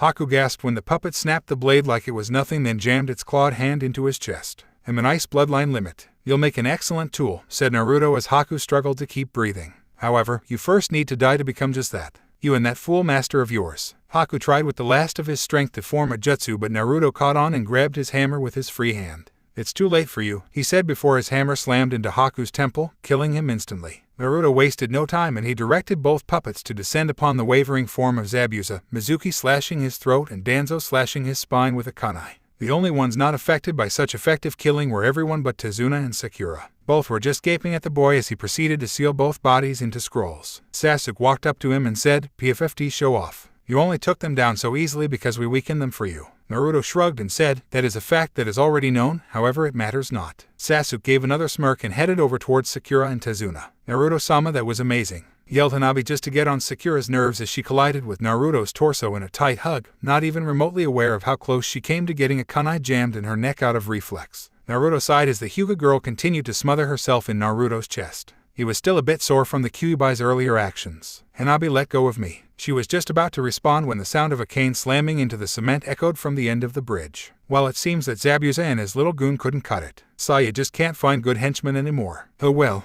at least they're dead now and I don't have to worry about killing them now." The group turned and saw a short man wearing sunglasses and a business suit standing at the end of the bridge accompanied by a large army of thugs. Naruto's eyes narrowed as he pried Hanabi off of him. "Are you Gato?" he asked. He was not one to waste time. The man smirked and said, "And what if I am?" A second later he fell to the ground with a kunai in the back of his head as Naruto appeared behind him, much to the shock of the hired thugs. "Then you die," he said tonelessly. The men that were with Gato could only stare for a few seconds before someone yelled, "Hey, that was our meal ticket." "Hey, yeah, so what are you gonna do about it?" "I say we go and plunder the village for all it's worth." "Yeah." However, their little plan was interrupted by the arrival of Inari leading the villagers of Wave. "Take another step and we'll kill you ourselves," yelled the boy as he pointed a crossbow at the group. Yujito summoned a dozen skeletons, Sai drew up a few wolves and Kakashi created several shadow clones. Naruto himself rejoined his comrades and gave a sadistic smirk towards the group. Common sense finally overrode their greed and caused the group to flee, not wanting anything to do with Wave ever again, and before long there wasn't a single bandit left. The group finally relaxed, Inari looking at Naruto with a look that clearly said, "I admire you." Hanabi grabbed his arm and grinned at Yujito, who huffed and walked ahead. "Let's go get some rest," said Kakashi. Time skip. The villagers of Wave were gathered at the end of the completed bridge to see the group off. "Hey Naruto, make sure to visit again sometime," said Inari excitably while Tsunami nodded in agreement. Naruto gave Inari a slight nod and said, "I will consider it." Tazuna stepped forward and gave each one of them a handshake. "Thank you all for everything. We will always be in your department." Kakashi gave one of his eye smiles and said, "Just be sure to pay us when you can and we'll call it even." Tazuna grunted out a greedy ninja, but in a playful manner. Sai and Yujito stood off to the side. Although they contributed, they still felt a bit out of place. Sasuke was of course basking in the attention while Hanabi was trying to get Naruto to be a bit more open. Sakura was over by Sasuke trying to get his affection. All in all, it was a pretty happy mood. "Well then, take care Tazuna-san," said Kakashi as he and the rest of the Konoha nin turned and began to head out. As they did, Tazuna eyed Naruto's back. "That boy is the one who killed Gato and therefore deserves to have this bridge named after him. The Great Naruto Bridge, named for a hero who knows not yet his greatness." Tsunami giggled. "That was very deep too, Sen. Hey, I have my moments. So anyone disagree?" When no one said anything, Tazuna smiled. "The Great Naruto Bridge is complete." There were some cheers. As the group exited the bridge on the other side, Hanabi suddenly spotted something and dashed to the side and onto the shore. The group watched surprised as she approached the body of one of the demon brothers. He looked like he'd been in the water for a while. Hanabi grabbed the man's clawed gauntlet that still had the long chain dangling from it and placed it securely on her own arm. "I'm gonna create a very cool chitin using this weapon," she said with a smile in Naruto's direction. Said blonde just polished his hammer while thinking about his own new tools, a powerful swordsman, 2 lower-level swordsmen, and a bloodline user. He couldn't wait to finish them. His last thoughts before he exited the wave were, another bloodline puppet. "Yes, I think this one will do just fine." Haku, children and foreign shinobi. Naruto paid little attention as Yujito snuggled into his chest. His mind was focused on going home and getting to bed. The winds passed freely through his hair and over his face as he soared through the air and towards his destination. The steady hum of his wings filled his mind with its peaceful melody, making him close his eyes for a second to fully enjoy the feeling. Then a hand stroking his cheek snapped him out of it. "You look so peaceful, Uzumaki-kun." "I like that look," said Yujito as she continued to stroke his cheek. Naruto merely shrugged and said, "Up here is where I find true freedom." It was true. The power of flight was something most if not all humans longed for. Only a very select few have actually accomplished this. Naruto, being one of these people, understood fully what a gift he had been granted. He had to admit to himself that he loved it up in the sky. However, he would have preferred it alone for one simple reason. Yujito's hand was beginning to stray south. Uzumaki-kun," she slurred out, half asleep. Naruto's face twisted into a mix of annoyance and embarrassment and he quickly shot towards the ground. Yujito was forcefully taken out of her daze by this sudden descent, and before she could ask what he'd doing, she was unceremoniously dropped on the ground. Hey. She began but stopped when she saw that Naruto was already heading down the street towards the complex just a block away. She sprang to her feet and rushed after him. Why'd you drop me like that? I was comfortable. Naruto huffed but refused to turn around. He opened the door and stepped inside but not before one last comment. Yeah, too comfortable. Then he was gone. Yujiro huffed and followed him inside. She tried to catch Naruto again before he headed into his room, but she was just seconds too late. And no amount of prying was going to get his door open again. Oh, you're no fun, Uzumaki-kun, she said as she stalked away. Inside the room, Naruto removed his helmet and his scarf with an air of calmness about him. The only indicator of anything different was the slight blush on his cheeks. Damn Yujiro, she's bolder than Yuugao, he muttered as he flopped down onto his bed, removing his armor as he did so. Geez, and he thought Yuugao's constant hugs and kisses to his neck or forehead were bad enough. He shifted his gaze upward and closed his eyes. He was tired and just wanted sleep. But it was not to be so, for as soon as he closed his eyes, his security puppet started going haywire, alerting his senses of intruders. Already he could hear the other occupants of the puppet-guarded apartment complex rushing towards the disturbance, and he gave a sigh of annoyance. He got up and headed there at a normal pace. There was no need to run. The intruders would be dealt with before he even got there. That is, unless an extremely powerful enemy had managed to sneak in. But what met him at the front door nearly made him face plant. It was the same for the other occupants of the complex, as well as none other than Konohamaru and two other academy children were suspended in the air by the numerous ropes and wires designed to ensnare intruders. Oh, how you doing? Asked the Hokage's grandson with an embarrassed blush on his cheeks. Neji sighed and headed back inside. Hinata followed him while Yujiro snickered. Naruto examined the three children with a raised eyebrow before he spoke in a flat, monotone voice. What do you want? There were numerous answers Naruto expected to hear from the children. He expected angry yells, demands for apologies, and pointless begging for their lives. However, their answer shocked him and the others. Will you train us, Naruto boss? Asked Konohamaru, pure sincerity in his voice as he asked his question. Yujiro instantly broke out into hysterical laughter and collapsed in a fit, unable to remain standing in her mirth. Naruto had one thing to say to this. What? Train us? Said Konohamaru with a huge smile. I've never met anyone like you, and you can fly. You're awesome, man. You gotta train us. We'll make you proud, I promise. We'll never slack off or anything. What? Yujiro's laughter intensified, which caused him to look at her with a twitching eyebrow. Leave if you're going to be an idiot. The Nibai Jinchuriki gave a glare mixed with laughter before she turned and walked away. Sure thing, Uzumaki-sensei, ha. She vanished around a corner just in time to avoid the numerous shuriken and the katana stabbing into the wall where her head would have been. He turned back to the three children with annoyance clearly displayed on his face. With a few finger movements, the ropes and wires released the children, dropping them unceremoniously in a heap. They groaned for a couple of seconds before they scrambled to their feet and stood at attention. Names? Asked the blonde. The girl reacted first, jumping in front of the two boys and striking a pose. I'm Konoha's sexiest Kunoichi, Mogi. The snot-nosed boy with glasses jumped to Moga's left and struck a pose as well. I'm Randon and I love math. Konohamaru just stood there grinning. You already know who I am. We're the Konohamaru Corps, they all said together. Naruto was slightly aware of Yujiro's laughter effectively doubling, and he swore he heard a few chuckles from Neji and Hinata. He felt his annoyance grow again as he eyed the three children. Leave, he said as he turned to head back inside.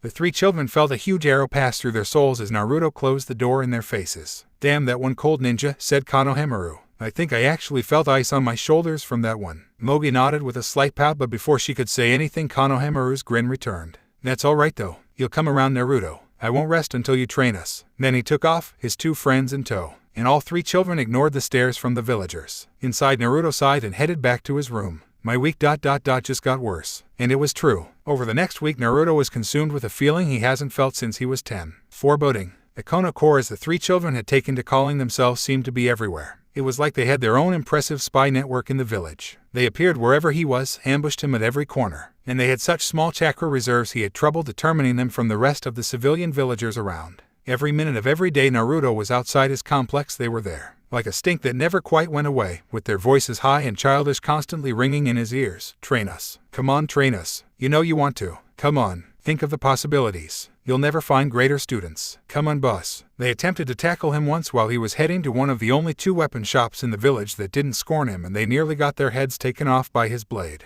This action caused numerous villagers to gasp. On the second day, they once again tried to get into the complex and were hospitalized for the rest of the day due to the extremely deadly poisons laced in the kunai knives that had sprayed them. It took a bit of convincing on Sarutobai's part for Naruto to hand over the antidote. On the third day, they took to stalking him wherever he went while looking for opportunities to trap him. They had even partially succeeded once when Undan appeared from behind his camouflage against a fence, making Naruto look over with an annoyed look, missing the other two until they had effectively trapped him with ninja wire ... for 3 seconds before Fox Naruto freed him and tried to kill the children. On the fourth day they openly attacked him with training kunai, flinging them at the puppet user 6 at a time each and causing Naruto to capture everyone with chakra strings and fling them back. If they weren't blunted they would have torn right through the children. On the fifth day the three disguised themselves as a rock ... that was square and proceeded to stealthily follow him around until finally Naruto growled and slammed his earth rune glowing hammer into the ground, causing a literal wave of ground to nearly crush them ... and numerous villagers. Oh, and the fact that Yujiro, Yuugo, Suichi and even Neji had taken to calling him sensei didn't help. The sixth day yielded exploding paint bombs and a huge graphitized message on the side of the complex, "You will train us." And that was the last straw short of killing them once and for all. He took to flying, high above Konoha, way up there where nothing could get to him, until the seventh day. That was when he finally caved in, because any child that could get the Anbu Tenzu to grow the message amongst the trees, train the Kono Core Naruto in the forest, so he had no choice but to read it from above. Obviously deserved at least a speaking to before he denied them for the 10,000th time that week. So he flew down to the nearest training ground and waited. And sure enough, I see you decided to give up, eh? I knew you'd change your mind. Konohamaru would have stepped forward if Fox Naruto hadn't suddenly appeared in a puff of smoke and held its Zanbatsu as the boy's throat. The only thing I'm considering changing my mind on is whether or not I should kill your annoying ass. Konohamaru's sweat dropped and gave a nervous laugh. Naruto sighed and moved the puppet away from the boy and back to his side where it stood almost protectively. The three children looked on in wonder at the doll. "That's amazing," said Mogi. "It's so beautiful. I've never seen a puppet like this one." The other two agreed. Naruto watched the three children as they examined the puppet with nothing but the purest of wonder and curiosity and couldn't help himself. With a bit of blood over the seals on his arm, the rest of his puppets save for the root appeared in puffs of smoke. Only Tenchi towered above the children and seemed to eclipse the sun as it spread its massive black wing and waved its tentacles. Yoshino looked to be truly alive, standing serenely next to the massive one-winged puppet with her eyes closed. Danzo stood with his rope spear dancing about like a snake ready to strike, and Mizuki stood with arms crossed and tiger ears flicking to and fro like he was actually hearing things. Then there were his two newest additions. Zabuza stood there tall and imposing, dressed in a cloak and shouldering the Kubikiri Haucho. The blade was glowing with the runes for water and for wind, and the cloak glowed with shadow runes. He looked like a wraith, a very special puppet Zabuza would prove to be in the future. Haku stood there next to Zabuza, slightly behind him, a cold mist spiraling around him slowly and calmly, waiting to be used. An ice mirror formed behind him and reflected the sun brilliantly. The three children felt their admiration for Naruto reach all new levels. Wow. Naruto did a few finger movements and had his puppets do a few things relating to their abilities, and the children watched for hours as Haku made ice sculptures. Zabuza melded with the shadows, Danzo and only Tenchi seemed to have a conversation, and Mizuki tried to hit on Yoshino only to be slapped. As time went on, Naruto found himself getting more and more into it. He made his puppets do a lot of different things, much to the enjoyment of the children. He reenacted battles, had them spar, and even had Yoshino kiss Konohamaru on the cheek. Finally, as the sun was setting, Naruto snapped out of it and resealed his puppets. The Kono Corps were disappointed but still extremely happy. They had never had such a great day with anyone. "Explain to me," began the puppeteer as he got to his feet. The three children looked on in full attention. "Why me? Why seek me out to the point of risking death? Why not ask for some other ninja to train you? Do you simply wish to learn the puppet technique?" He had to know. No child was insane enough to purposefully drive the easily angered and bloodthirsty puppet using Kyuubi Jinchuriki of Kano without some sort of good reason other than training. No child wanted to learn to play with dolls anyway. He had heard enough people say it enough times. Truly no one knows the potential of the puppet technique. So he eyed the three children with a cold, emotionless gaze, keeping his blue orbs trained on them as to make sure he saw no hints of deception or ulterior motives. Konohamaru was the first to speak. "Because you're different." Wow, that certainly was an answer he wasn't expecting. "Because he's different."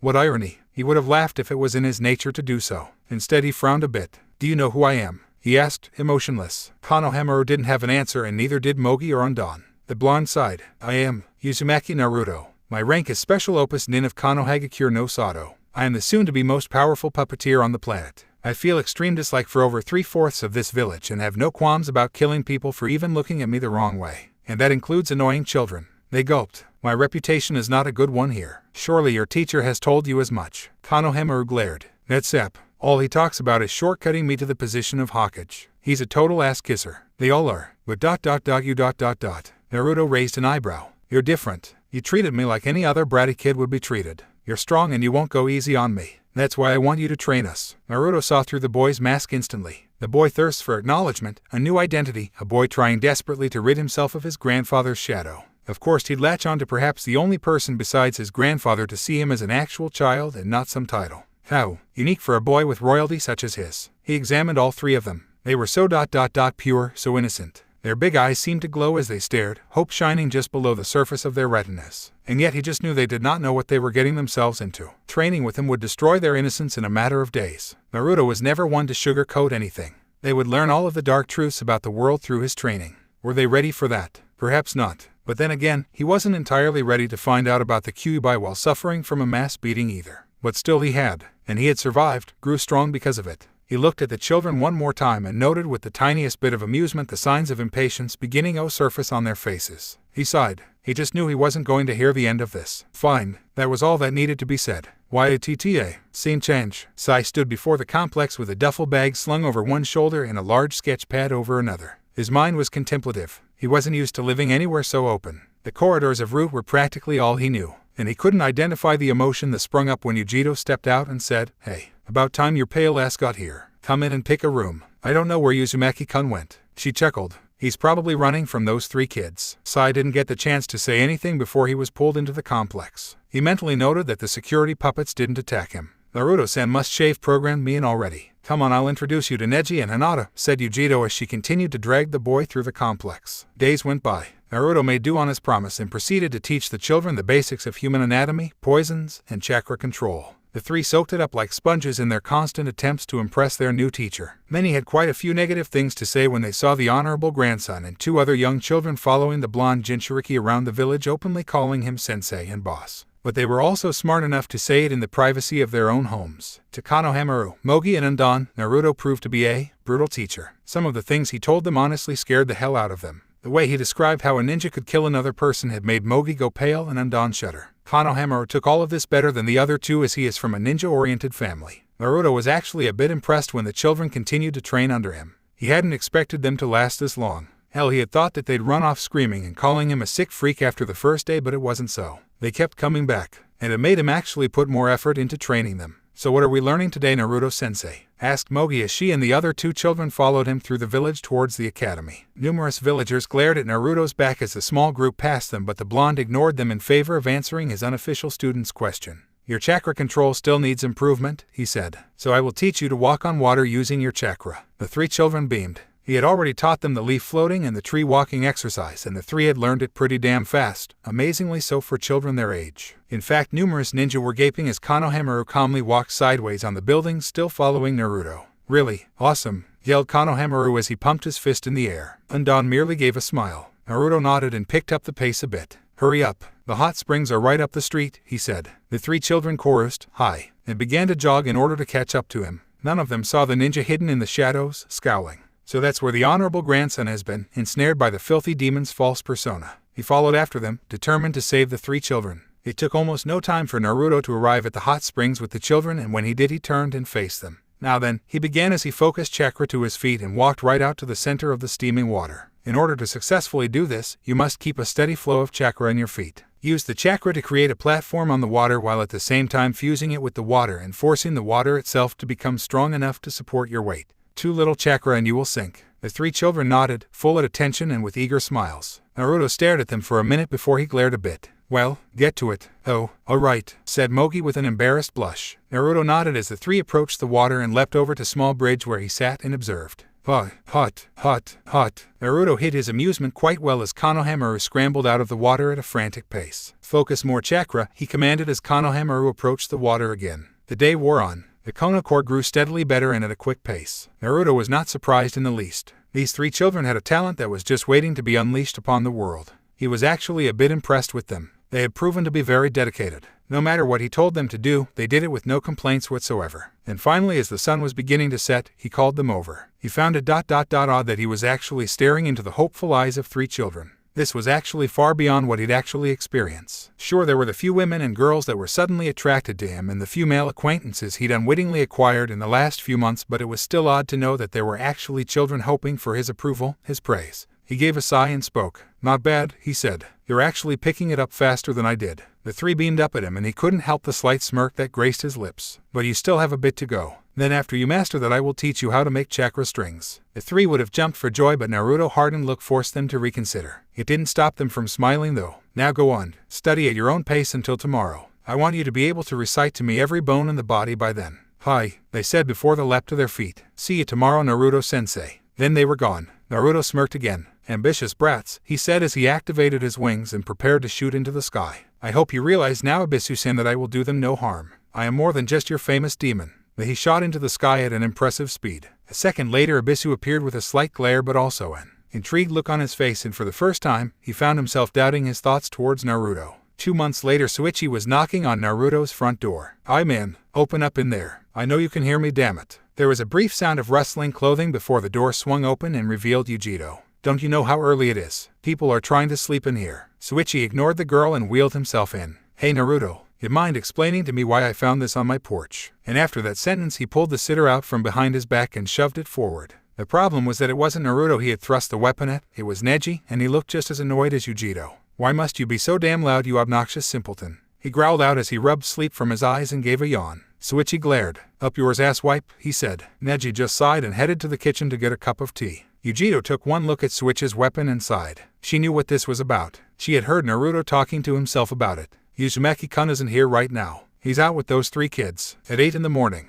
was Shuichi's reply. "Yes, and on a seri, when normal people are trying to sleep." Shuichi growled and replaced the weapon on the back of his chair. "You tell him I want to see him, got it." Yujiro shrugged. All right, don't get your panties in a knot." And before the boy could reply, Yujiro wheeled him back outside and closed the door. "God damn it." Inside, Yujiro went to the nearest couch and collapsed. "Damn loud mouths," she said before she closed her eyes and passed out. Naruto, who was unaware of Shuichi's plight, stood at a training ground with Konohamaru, Mogi, and Undan, watching as the 3 held out arms and wiggled their fingers, causing the chakra strings extended from the tips of them to wave around like snakes. "Good," said Naruto, causing the 3 children to smile broadly. The last 2 months had been extremely productive for all 3 of them. Konohamaru, Mogi, and Undan knew more about the human body than most others now, and their chakra control was far advanced. There were some chunin that couldn't even do the things they could, and Naruto's knowledge in runes was progressing pretty fast as well. He had long since mastered the basic 9 and was moving on to more advanced stuff. Things like speed enhancement runes, more defense runes, and even a rune made to permanently keep a blade sharp.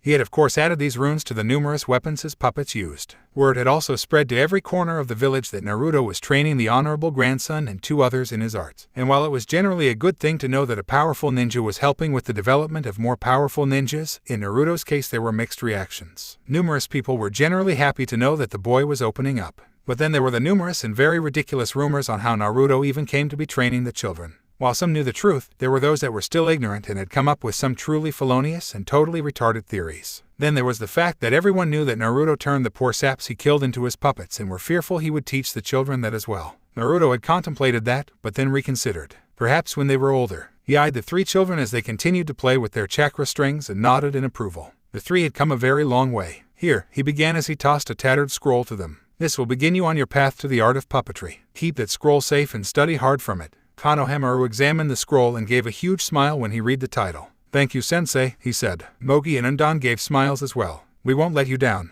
Naruto nodded, not really caring if they somehow failed to live up to his expectations or not. They were their own people after all, and he wasn't one to pointlessly sadden a child with something as little as standards, especially since he had very few standards himself. The 3 children began to study the scroll instantly, and Naruto just sat and meditated. The Kyuubi was always eager to instruct Naruto on runes. After all, the faster Naruto learned them, the closer he was to freedom outside of the seal. Hyuga turned her report into the Hokage and rushed home. She'd been on a mission for nearly 2 weeks and she was in desperate need of a bath. That and she couldn't wait to see Naruto again. She hoped that seductress Yujiro hadn't done anything while she was gone. She knew Naruto was nearly immune to the affection of a member of the opposite sex, but that still didn't oust the chance that he might give in, especially to someone like Yujiro, a fellow demon container and very openly expressive with her intentions for Naruto. The purple-haired woman was 3/4 the way home when someone called out to her. "Hey Yu-chan, long time no see." The woman almost groaned but held it in and turned around. "Hey there Anko," she said. "How have you been?" Scene change. Later on in the day, Naruto became of something very quickly. There were a whole lot of faces he did not recognize in the village, and he almost stopped in surprise when a rather attractive young foreign woman smiled affectionately at him. "Hey, what's wrong, boss?" asked Konohamaru, temporarily peering up from the scroll he and his friends were reading. Naruto ignored the boy and continued to look around. There were a lot of new faces. He briefly wondered what was going on before it all came back to him.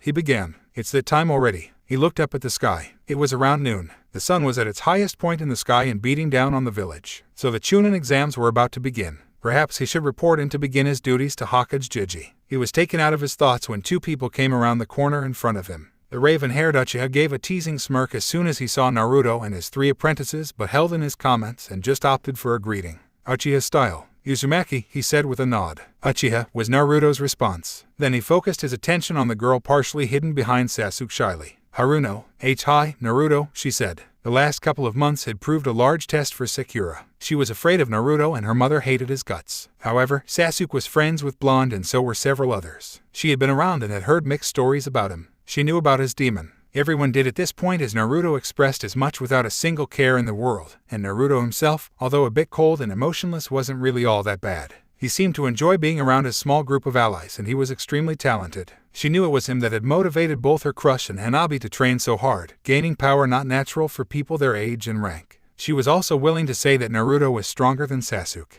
not something fangirls are easily willing to accept. Plus, the fact that he didn't kill her when they first met merited some points. She knew Naruto was itching for council blood, and saying the wrong thing could easily lead to death, and she, being a council member's daughter, should have been a prime target. But he generally left her to her own devices, even briefly smiling in amusement whenever she went fangirl on Sasuke. However, she was still intimidated by his presence and sought out Sasuke for comfort, hiding behind him like a little kid. It was pathetic in her eyes, but she couldn't help it. Still training, I see? Asked the Uchiha, once again looking at the three children who ignored him in favor of reading more of the scroll. Naruto said nothing. He just nodded and gestured toward us the three. They're persistent, but gifted as well. Sasuke nodded. Like many others, he too had seen the three children trailing Naruto, walking on the walls, sprinting across water and pranking poor unsuspecting villagers using their newfound knowledge on the human body. They had talent. Even he could see that. Naruto looked at Sasuke and Sakura for another minute and asked, "Where's Hanabi? I figured you three would be getting ready for the Chunin exams." Sasuke looked up and thought, Chen, perhaps that's the reason Kakashi told us to meet him in an hour. But I haven't seen Hanabi today. Maybe she's at home practicing her kaitens. Naruto nodded in agreement. Hanabi worked more than the others on her specialized moves, feeling she had something to prove, what with being younger than everyone else and all. Who's Hanabi? Asked Konohamaru. That name sounded familiar, but only slightly. It was then that he noticed Sakura and Sasuke. And who's the pink-haired babe with the big ugly forehead and flat chest? Sasuke actually sweat dropped as Sakura seemingly teleported at Konohamaru. You little shit, she yelled with a fist raised. Konohamaru gulped and looked towards Naruto for help and gasped as he saw the blonde already walking away. Sensei, you traitor. He yelled before he took off, Sakura hot on his heels. Mogi and Undan's sweat dropped as well. He's so impulsive, said the little girl. Naruto was actually going to respond when he heard an oof. Then watch where you're going, you little brat. He heard Sakura telling someone to put him down. Without a word, Naruto and Sasuke vanished, leaving the two other children to catch up. Sakura glared hard at the young man before her as he hoisted Konohamaru up by the front of his scarf. Little punk, smacking me like that. Looks like someone needs to teach you a little lesson in manners. He raised his fist. Sakura glared harder. Hey, we already apologized, you big bully, so put him down. The young man did no such thing. He merely scoffed and brought us down. There was a loud crack and the young man cried out in pain as a rock surrounded by fire smashed into his wrist. Ugh, what the hell was that? He dropped Konohamaru, who immediately ran over to Sakura. I wouldn't mess with that one if I were you, Sunanin.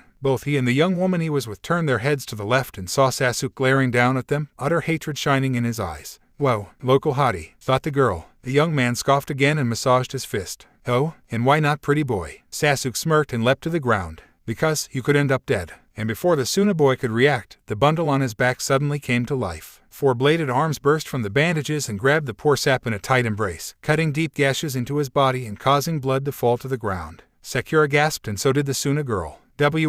I'm such a basic puppet, said a voice that sent chills down their spines. The puppet squeezed tighter, cutting off the young man's breath. Show yourself, exclaimed the girl. She expected numerous people to emerge from the shadows. An image was already in her head, so it was a huge shock when a younger man of about 12 appeared and stared into her eyes with ice-cold void swimming with merciless intentions. His arm extended and a single finger pointing towards the Sunanin, a chakra string attached to her brother's puppet from his finger. Impossible, she gasped out as the blonde approached. The blonde's look intensified and so did the Sunanin, struggling. Suna ninja's here for the Chunin exams, no doubt. He cut the chakra from his finger, releasing the puppet and the young man. I suggest you watch how you act while in this village. This is the only time I will warn you. Then he turned away with the other Konoha residents following. Sasuke sent one last smirk over his shoulder, then they were gone, leaving two stunned Suna genin and one genuinely surprised Reed head. The girl finally recovered enough to approach her injured brother. He was on his back, looking up in shock, and the only thing he could say was, he knew ... the puppet technique. Hey, Temari, who was he? The girl shook her head. I don't know. Up in the trees, the reed head gave a sadistic smile. Perhaps ... he can give me a challenge. Naruto didn't know it yet, but this was the beginning of his rise to legend, the progressing day. Shortly after his interaction with the genin from Suna, Naruto was once again back in his complex with Mogi, Konohamaru and Undan. Yuga was gone, no doubt off on a mission for Hokage Jiji or perhaps getting ready for the Chunin exams herself and the duties it entails. Hinata was gone as well, as were Neji and Hanabi, and Sasuke had wandered off sometime during the trip back towards his place with Sakura following close behind. And Yujiro was. Where the hell was she? It's not like she had many friends outside of those who helped Naruto take up space in his puppet-guarded apartment complex turned small mansion. She wasn't very popular after all. He turned to the three brats before him. Having long since resigned himself to being these children's sensei, he had programmed the seals and his puppets not to flay them on sight whenever they showed up. This of course opened them up to the numerous weapons, supplies and other assorted items Naruto and his roommates had collected over their lives, ninja careers, not to mention the numerous puppet parts. And this was the first time they had been anywhere further than the front hallway. He led them to the dojo and set them loose with the words, "Try not to kill yourselves. I will be back later." "Hi, sensei," was the energetic call of all three brats as he turned and walked away. They were staring around the area with wide, excited eyes for the first time. If one were to have seen their faces, they'd have thought a lifelong dream had been fulfilled after years of perilous struggle and whatnot. Then they grinned. Freakin' jackpot. As he traveled, his thoughts idly wandered back to the Suna trio. And yes, let's not fool anyone here. He knew there were three people there. That redhead's chakra was so massive it was damn near impossible not to see his ass there trying to be all stealthy. Hell, those three nin with the music note headband were better hidden than he was. Anyway, that's not what he was worrying about. What was actually bothering him a bit was the redhead's face. There was something familiar about him, very much so actually. He just couldn't put his finger on it. With a shrug he dismissed the redhead from his mind for a bit, adjusting his scarf and exiting his home. Naruto-sen, sigh, completely oblivious to the reflexive senbon needle that Naruto had nearly plunged into his jugular, gave a fake smile and a wave. "There you are. I believe Suichi-san was looking for you." "Ah, that's right, Suichi, yet another thing on his to-do list today." His fingers gave a few flexes before he shrugged. "I'll see to him now." He spread his wings and prepared to fly. "Wait, Hokage-sama was looking for you as well. I believe he wants to brief us on our duties." Naruto gave a flat, emotionless look to Sai before he shot into the air and towards the Hokage Tower, completely unaware of all the attention he had gained from such a simple act. The ninja that were visiting and that had happened to see him showed various signs of shock, surprise, and awe. "Holy shit, did you see that guy? He freaking flew. Like a bird. Who the hell was he? Is he entering the Chunin exams as well? What's with the hornet motif? He part of that clan from Iwa." Sai felt a slight wave of an emotion he couldn't yet identify, causing the corner of his mouth to twitch upwards for just a second before he pulled out his scroll and ink. Hokage-sama would want to see him as well. So, ignoring the gaping and the fresh wave of whispers, he conjured up his standard eagle and also flew towards the Hokage Tower. Hanabi stepped into a training ground alone and gave a small smile as she detached the clawed gauntlet of one of the demon brothers from the strap on her waist and then pulled out a scroll. Naruto-sama was probably unaware of this, but she was actually pretty decent with sealing scrolls. She had actually began to learn about them shortly after meeting Naruto, even before the whole fiasco with Root and the exile from the Hyuga by her father. Thus it would be a bit of a surprise to anyone had they been observing the girl when she unrolled the scroll, bit her finger and ran the blood over the seal with a mutter of "Kai." And it would be an even bigger surprise when three items appeared in a puff of smoke. They were useful items, picked up, unnoticed by her comrades on her way back from Wave. She couldn't wait to show Naruto-sama. Though the items needed a lot of repairs and it would be a while before she could show them off, it was going to be great. She smiled. Sasuke was also preoccupied, resting on his futon and thinking. He was a bit excited actually. The Chunin exams were coming up and he was sure he was going to be entered by Kakashi. He briefly turned his attention to the pink-haired girl who he allowed to follow him around wherever he went. She was examining his home with wide eyes, no doubt being assaulted with astounded thoughts at the prospect of being allowed into his room. He chuckled a bit in his head. A few months ago he would have viewed this girl as a waste of space, pathetic and undeserving of her budding career as a ninja. But that was then, before she proved to be a person worthy of notice. She accepted Naruto, and therefore accepted him and the others as well. She was open-minded and strong-willed, and despite what a lot of people might think, she was improving at quite an impressive rate with his surprisingly willing help. Her drive to not be shown up by a brat like Hanabi also helped her along. And it felt rather nice to have someone depend on him the way those brats depended on Naruto. It made him feel a bit more like Naruto's equal. Sasuke smirked. Naruto was a person to emulate. That was a fact he was willing to admit. Naruto's power was the biggest evidence of this. Anything Naruto did granted him some new form of power, whether it be techniques or loyal comrades, himself included. He'd employ similar tactics. Itachi was a fool for believing power lies only in hate and vengeance. And he had been a fool for believing that. Not to get anything twisted, Itachi was freaking screwed when that climactic battle eventually came. His revenge mattered to him a lot, and a decent amount of hate would be called forth when the time warranted it. Sasuke would just go about taking steps to that eventual killing in a different way, ones that didn't result in him becoming an empty shell of his former self. "Come on," he told Sakura as he stood, his day's worth of pondering done for the time being. "Let's go locate our teammate. Training waits for no one." He hid his smile with the expert-like quality of a professional actor when she gave a meek nod and a shudder. The day progressed. Kakashi did indeed sign his team up to enter the Chunin exams, as did Kurenai and Asuma. Naruto and Sai met up with Yujito, who immediately launched herself at the puppet user and clung to him while nuzzling his cheek with hers, purring like a cat. "Uzumaki-kun, I missed you," she exclaimed with another hug. Naruto had sighed and removed the Nibai Jinchuriki from his person before standing at attention before Sarutobi. "Hokage Jiji," he said, his tone exasperated as he held Yujito away from him. The Hokage gave a chuckle. "Hello, Naruto. It's been a bit of time since we last talked, eh?" Naruto gave the very slightest of smiles and shrugged. "We're busy people," he said. The Hokage chuckled. "So I hear from my grandson." Yujito snickered, making Naruto glare at her. "Anyway," continued Sarutobi as he became serious again, "I suppose I should give you a bit of a brief of your upcoming duties for the exams then." Yujito stood at attention. Sai, too, became well more serious than he usually looks, and Naruto's only visible change was the very slight change in his posture. The Hokage eyed all three of them with something akin to fondness as he laced his fingers and began to speak again.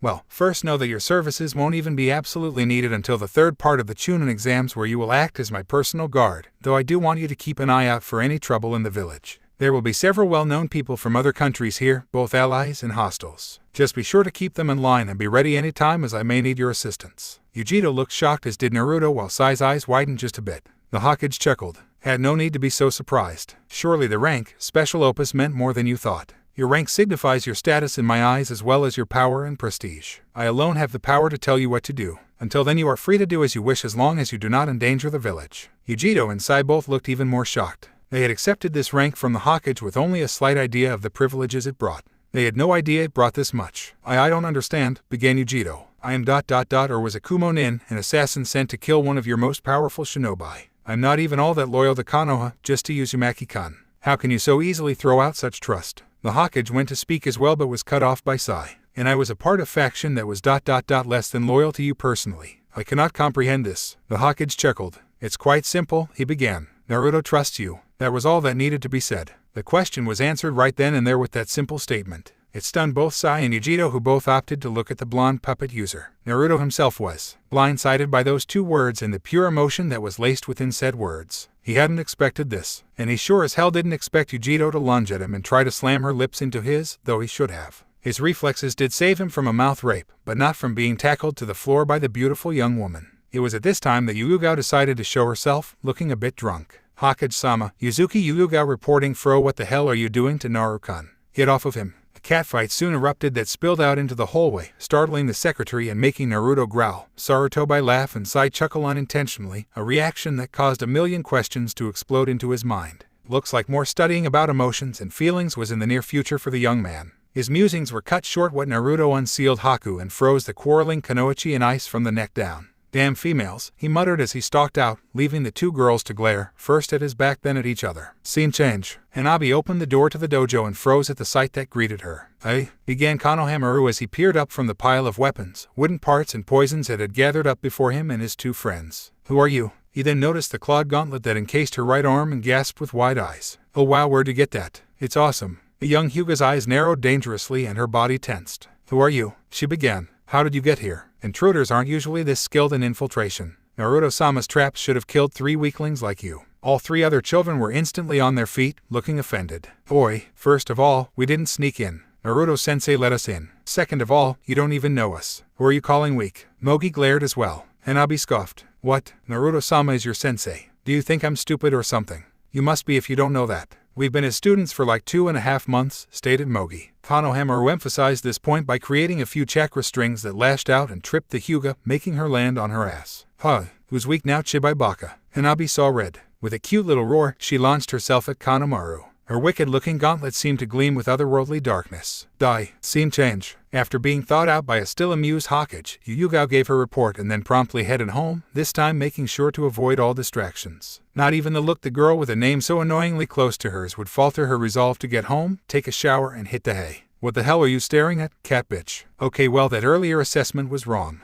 Yujito merely shrugged. "Not much, though I do have to wonder why where are you, like 23? Anyway, I'm wondering why someone your age wants a person as young as Uzumaki-kun. Are you such a loser that no one around your own age wants you or something?" "Oh no, she just did not." Yuga's head turned to Yujito so fast there was an audible crack. "Say that again," she questioned in a voice that made the villagers they were passing by unintentionally wet themselves and run. Yujito's grin became a look of condescending as she crossed her hands behind her head. Well, I'm just saying. You're a grown woman. Uzumaki-kun is 13. Yuugo, suppressing the urge to lop off this Jinchuriki's head, replied with a scowl. First of all, I'm only 19, retard, and second of all, aren't you older than him too? Yuugo shrugged. I'm 16, not someone way older. I'm closer to his age, so. She grinned. Yeah. Yuugo scowled. It's none of your business or your concern who I desire. She then shined off before Yujito could retort. Yuugo was too damn tired and drunk to deal with the antics of that infuriating blonde former Kumo Kunoichi, so she got her ass out of there as fast as possible before she spilt some blood. When Suichi opened the door and saw Naruto, he immediately glared. Well, look who it is. Just who I wanted to act. Hey, what the hell are you doing? Naruto's slightly annoyed but still mostly emotionless voice rang out even as he grabbed Redhead, hoisted him up over his shoulder and strolled with him to the living room. Your paralysis, I'm ending it, he said, making Suichi's eyes widen in shock.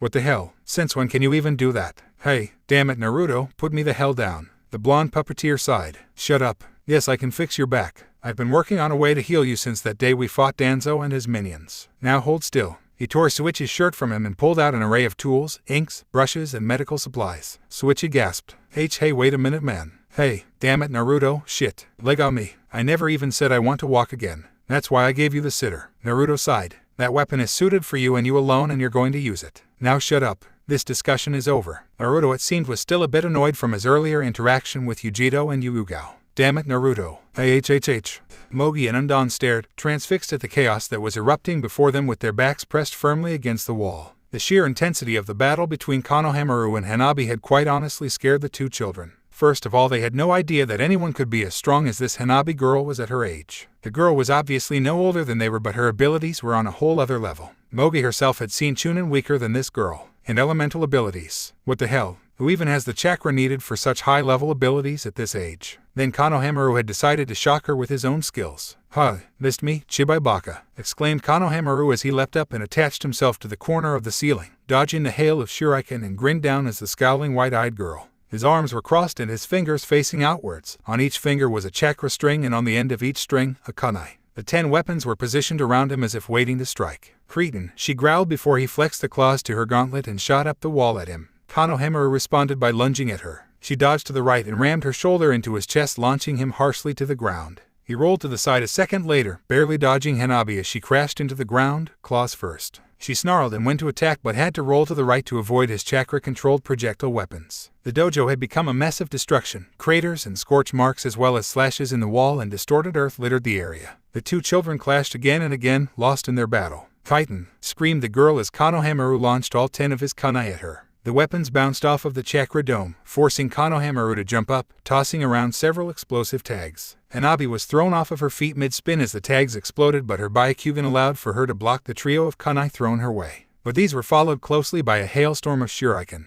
She growled and began to spin again. Futen, K's Kiten. Wind and chakra exploded off of her and expanded out in all directions. Mogi and Undan barely managed to get behind a piece of upturned floor before the wind hit them. Not that it mattered much, as the wood was obliterated by said attack and slammed into them, smashing them into the wall. Konohamaru didn't fare much better, but he did manage to wrap his strings around her right before the wind slammed into him, looking her up and snagging her along for the ride. She gasped as she was yanked forward and into Konohamaru a second after said boy hit the wall. They crumpled to the floor in a tangled mess of exhausted limbs and torn clothing. For a few minutes both just laid there breathing heavily and glaring into each other's eyes until finally Konohamaru grinned. With a bit of effort, he separated himself from Hanabi and rested his back against the wall. Hanabi meanwhile just sat up and took off her gauntlet. Huff, began Konohamaru. Here's something else. If it wasn't for Naruto-sensei's training, I wouldn't have stood a chance. Hanabi took a few seconds to glare before she sighed. I must admit, for someone with such a small amount of abilities, you did amazingly well. Quite skilled with what you have, you are. She sighed. And the skills you do possess could only have been learned from Naruto-sama. Forgive my rudeness. Konohamaru snorted.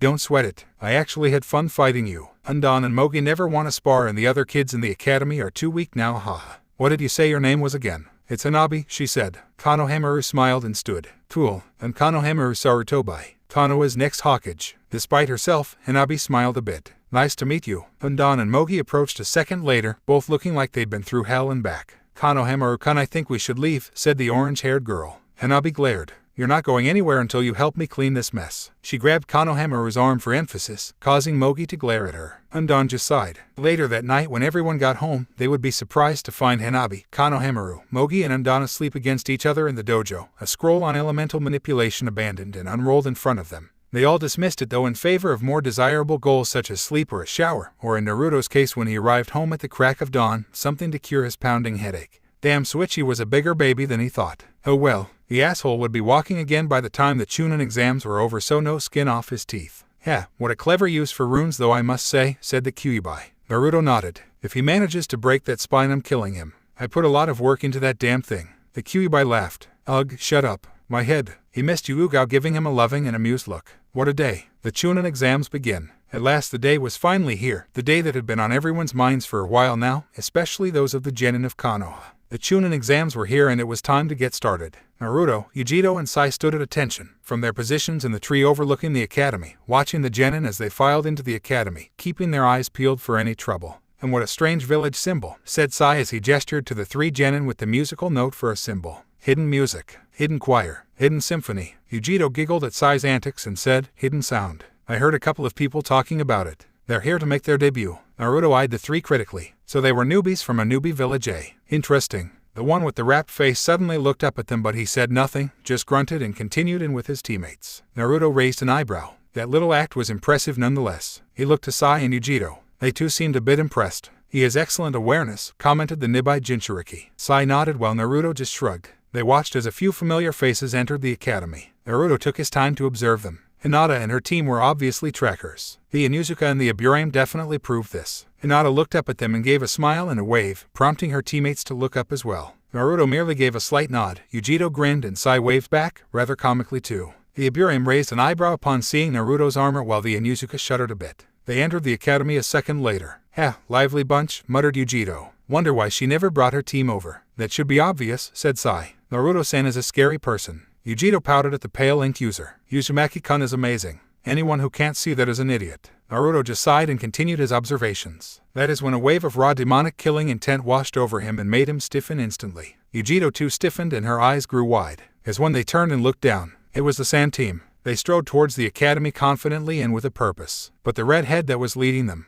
Yujiro voiced her thoughts before Naruto could. "A Jinchuriki," she said warily. "What the hell is someone like him doing in a Chunin exam?" Naruto felt his own eyes widen a bit in shock. That's what was so off about him. A fellow demon container. His eyes zeroed in on the red head, taking in every detail. This one was worth keeping an eye on. Naruto already had little trust with others like him. Yujiro was an assassin. He himself was a person who would kill without hesitation and without warning should someone prove too annoying or whatever. And the look in this guy's eyes said just as much. He was a killer, had been killing for as long as Naruto had, probably longer. There was a slightly insane gleam in those eyes, but not so much that he'd snap at any given moment. Something bad had happened to him in the past, but not so terrible it offsettled whatever positive had happened to him. Naruto briefly had a flash of a small faceless child run through his mind, but he couldn't quite pinpoint or connect the dots. The Sand team entered the academy and he shrugged. He'd figure it out later. Yujiro, too noticeable, relaxed, as did Sai. "We'll have to keep an eye on that one." "Indeed," said Sai. A second later Sasuke and his pink-haired teammate arrived. Naruto raised an eyebrow in slight amusement.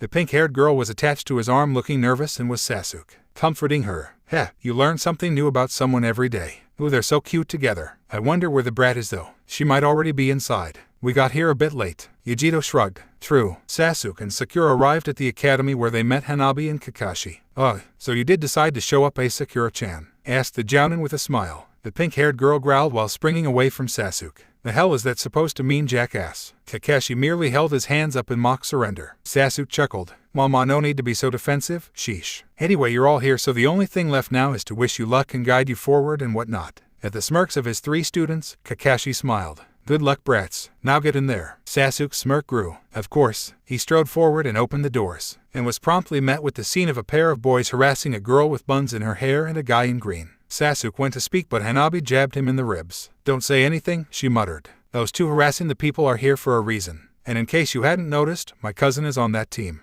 Let's go." Sasuke nodded while looking over at Neji, the member of the team that was pretending to be weak dumbasses, and gave a smirk and a small nod before heading to the third floor, passing right through the Genjutsu. They arrived at another room. The large training are usually used by academy students. Sasuke was feeling pretty good, so was Hanabi. Sakura too was feeling a bit confident. Hey you, with the dark eyes. Surprised, Sasuke, Hanabi and Sakura turned and saw the guy in green from earlier standing on the balcony above them. He was grinning. You're Uchiha Sasuke, are you not? I wish to challenge you. He leapt down, landing directly in front of the Uchiha and eyed him with blazing eyes full of challenge. I am Konoha's handsome green beast. Rock Lee, now come, let us fan our youthful flames of Ak. He suddenly collapsed, twitching and unable to move. Neji was standing behind him with a twitching eyebrow and an extended pointer finger. What did I just say, you simpleton? He growled out. We're trying to keep a low profile. Challenging the Uchiha is not keeping a low profile. Now come on. He hoisted Lee upon his shoulder and gave an exasperated sigh while facing Team 7. Forgive him. He's like a child you need a leash for. And Neji-sen, how unyouthful of you. Sakura giggled while Sasuke smirked.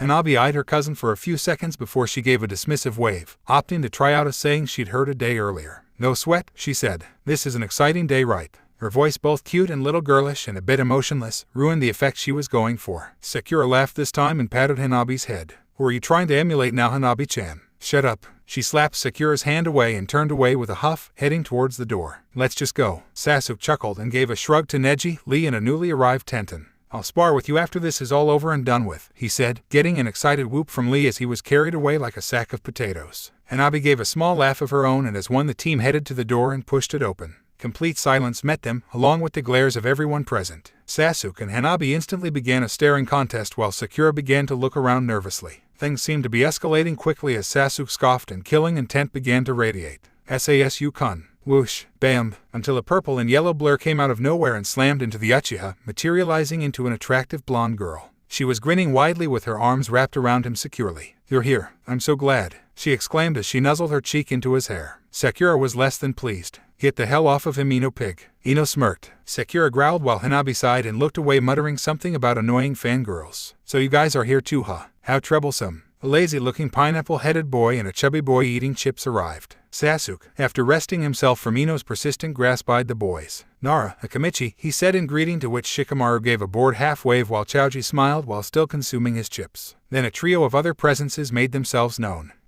Looks like we're all here. This is gonna rock. He gave Sasuke a smug look. Think you can handle it, Sasuke? The Uchiha simply crossed his arms. Can you? He asked with a superior smirk. Hinata giggled. Of course we can. Yeah, exclaimed Kiba. This ain't the academy anymore, Uchiha. Better not underestimate us. Sasuke's response was simply to smirk a little more, until Hanabi jabbed him in the back of the knee. Oh, knock it off already, it's getting old, she said. Hey, yelled Ino. Who are you to boss Sasuke-kun around, huh, brat? Shut up, bimbo, it's none of your concern. Ino growled. Why, you little. All 9 pairs of eyes turned to face the maker of the noise and were met with the slightly frowning face of an older boy with round glasses and gray hair. You guys sure do make a lot of noise. This isn't a playground, you should keep it down a bit. He approached them, trying to look friendly. Kiba was annoyed. Shut up. No one asked you for your opinion, 4 Eyes. The boy seemed to smirk before he gave a non-committal shrug. Perhaps, but you might want to look around, eh? The genin from Konoha did ... and were met with the snarling visages of the rest of the competitors. The older boy continued to speak. By acting the way you are, you're making yourselves sound like arrogant noobs, making you all prime targets for attack. Like those 3. He gestured to a trio of especially vicious-looking ninja from the Hidden Rain. They are known for being quite ruthless and scary, so I would be careful if I were you. DFFT, began Hanabi of all people, making several glares intensify and focus on her. The day a bunch of low-life cads such as them intimidate someone like me is the day I quit being a ninja. These weaklings are nothing. I agree, said Sasuke. Their killing intent is pathetic. Let them come. SHH. What are you, stupid? Shut the hell up, yelled Kiba. It's true though, said Hinata, making her teammate gasp and look at her. If they can survive a day with Naruto, then they can have something to brag about. Until then they can all stuff it and leave us alone. Sakura shuddered. Freaking Naruto. How the hell did she forget about him? There was nothing in this room that topped that puppet-using boy in scariness. Nothing. This thought alone made her relax a bit. Naruto, as in Uzumaki Naruto. This came from the older boy, and he distinctly became aware of several of the other Konoha teams suddenly turning away looking terrified. Let the rookies brag and talk shit. Ain't no way they were risking getting in the same room as Naruto. Kami bless whoever decided he wasn't participating in the exams. Sasuke shrugged, slightly aware that Ino was still clinging to him, and spoke. There's only one Naruto in the village, so yeah. The body gave a sheepish laugh and adjusted his glasses. Well ... that certainly is surprising. To think several of his companions would be in these exams. How interesting. It seems your confidence is well earned. He pulled out a deck of cards and sifted through them, ignoring the questioning looks he was getting from the foreign nin and suppressing a huge-ass grin. This was great. He loved shaking people up. He pulled up a card that had Naruto's emotionless mugshot on it and began to read. Uzumaki Naruto, age 13, date of birth, October 10th. His ninjutsu is off the charts, as is his fuijutsu, stealth and trap making. His taijutsu is above average and his kenjutsu is borderline expert level. I see. He's extremely powerful with the ability to use the puppet technique and is known throughout the village as one of the ones responsible for eliminating Root with the help of Uchiha Sasu, Hyugas Hanabi, Hinata and Neji and a boy named Suichi, as well as killing Mamachi Zabuza and defeating Yujiro Nai, who is the Jinchuriki of the Nibai. He didn't mention the fact that Naruto was also the Kyuubi Jinchuriki. No need to cause unneeded panic. For now. That and wasn't quite sure if the Sandame's law was still in effect, seeing as how everyone knew what Naruto was. But no sense taking that risk. Holy shit, what? That was the mental reaction of Kankuro. He couldn't keep his jaw from unhinging. A cold bead of sweat dripped down his cheek and he barely suppressed the urge to shake. But he had to ask. Naruto's stone-cold face still plagued his mind as the event from earlier played over and over in his mind again. He spoke. How the hell does he know the puppet technique? That's supposed to be exclusive to Suna. It was true. Suna was going to have a shit fit when they found out. The four-eyed young man looked over at the puppeteer from Suna and smirked a bit wider. Yes, you're right, he began. However, Naruto does indeed know it. How he came to that knowledge is unknown. He smirked wider. I suppose you're going to inform your superior then. Before Kankuro could respond, killing intent rose up. He can try, said Sasuke, his eyes slowly bleeding over into Sharingan. Oh, he can try all day. Yes, began Neji from the back of the room, his own eyes suddenly coming to life. But he will die first. Hanabi said that, all the while, flexing her claws. The redhead's eyes narrowed and his own killing intent began to permeate the air, making several ninjas gasp and turn to him.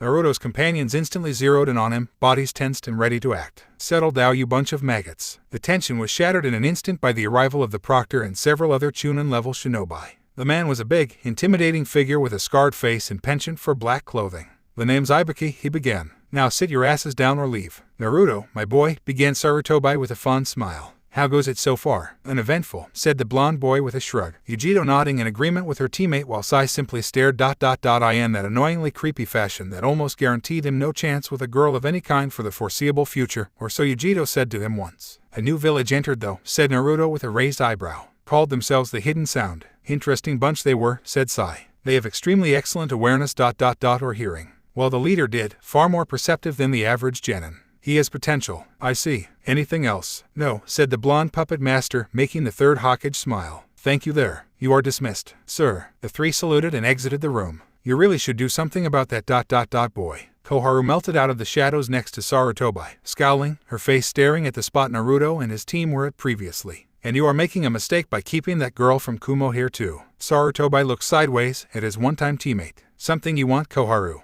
He asked, his voice cold. The old woman shook her head in apparent exasperation. Over the years, Koharu, while still openly disliking Naruto and never opposed to outright having executed, had lessened up if only a bit. She no longer hated him because of the Kyuubi, she hated him for everything else. It is appalling to her that Sarutobi allows the brat the freedom he has. Naruto is a danger to everyone that needed to be dealt with, but as Hokage, she recognizes that Sarutobi is in charge. You will come to one day regret your action, old friend, she thought. That little monster couldn't be trusted. Your boy forgot to mention, she began, sparing a second to sneer in the spot Naruto was once standing. That Suna has sent their Jinchuriki. What? Koharu nodded, then melted back into the shadows, her voice a mere whisper. Keep an eye on him. A Jinchuriki has no place in a Chunin exam. Something is up. The third Hokage knew this and he did vow to keep an eye open. Something was indeed up. Upon stepping outside of the Hokage tower, Naruto was promptly ambushed by Konohamaru. Well, almost ambushed. The whip-like tail wrapped around Naruto's waist reacted as if it were organic and slapped the boy upside the head, making him flip sideways and land on his head.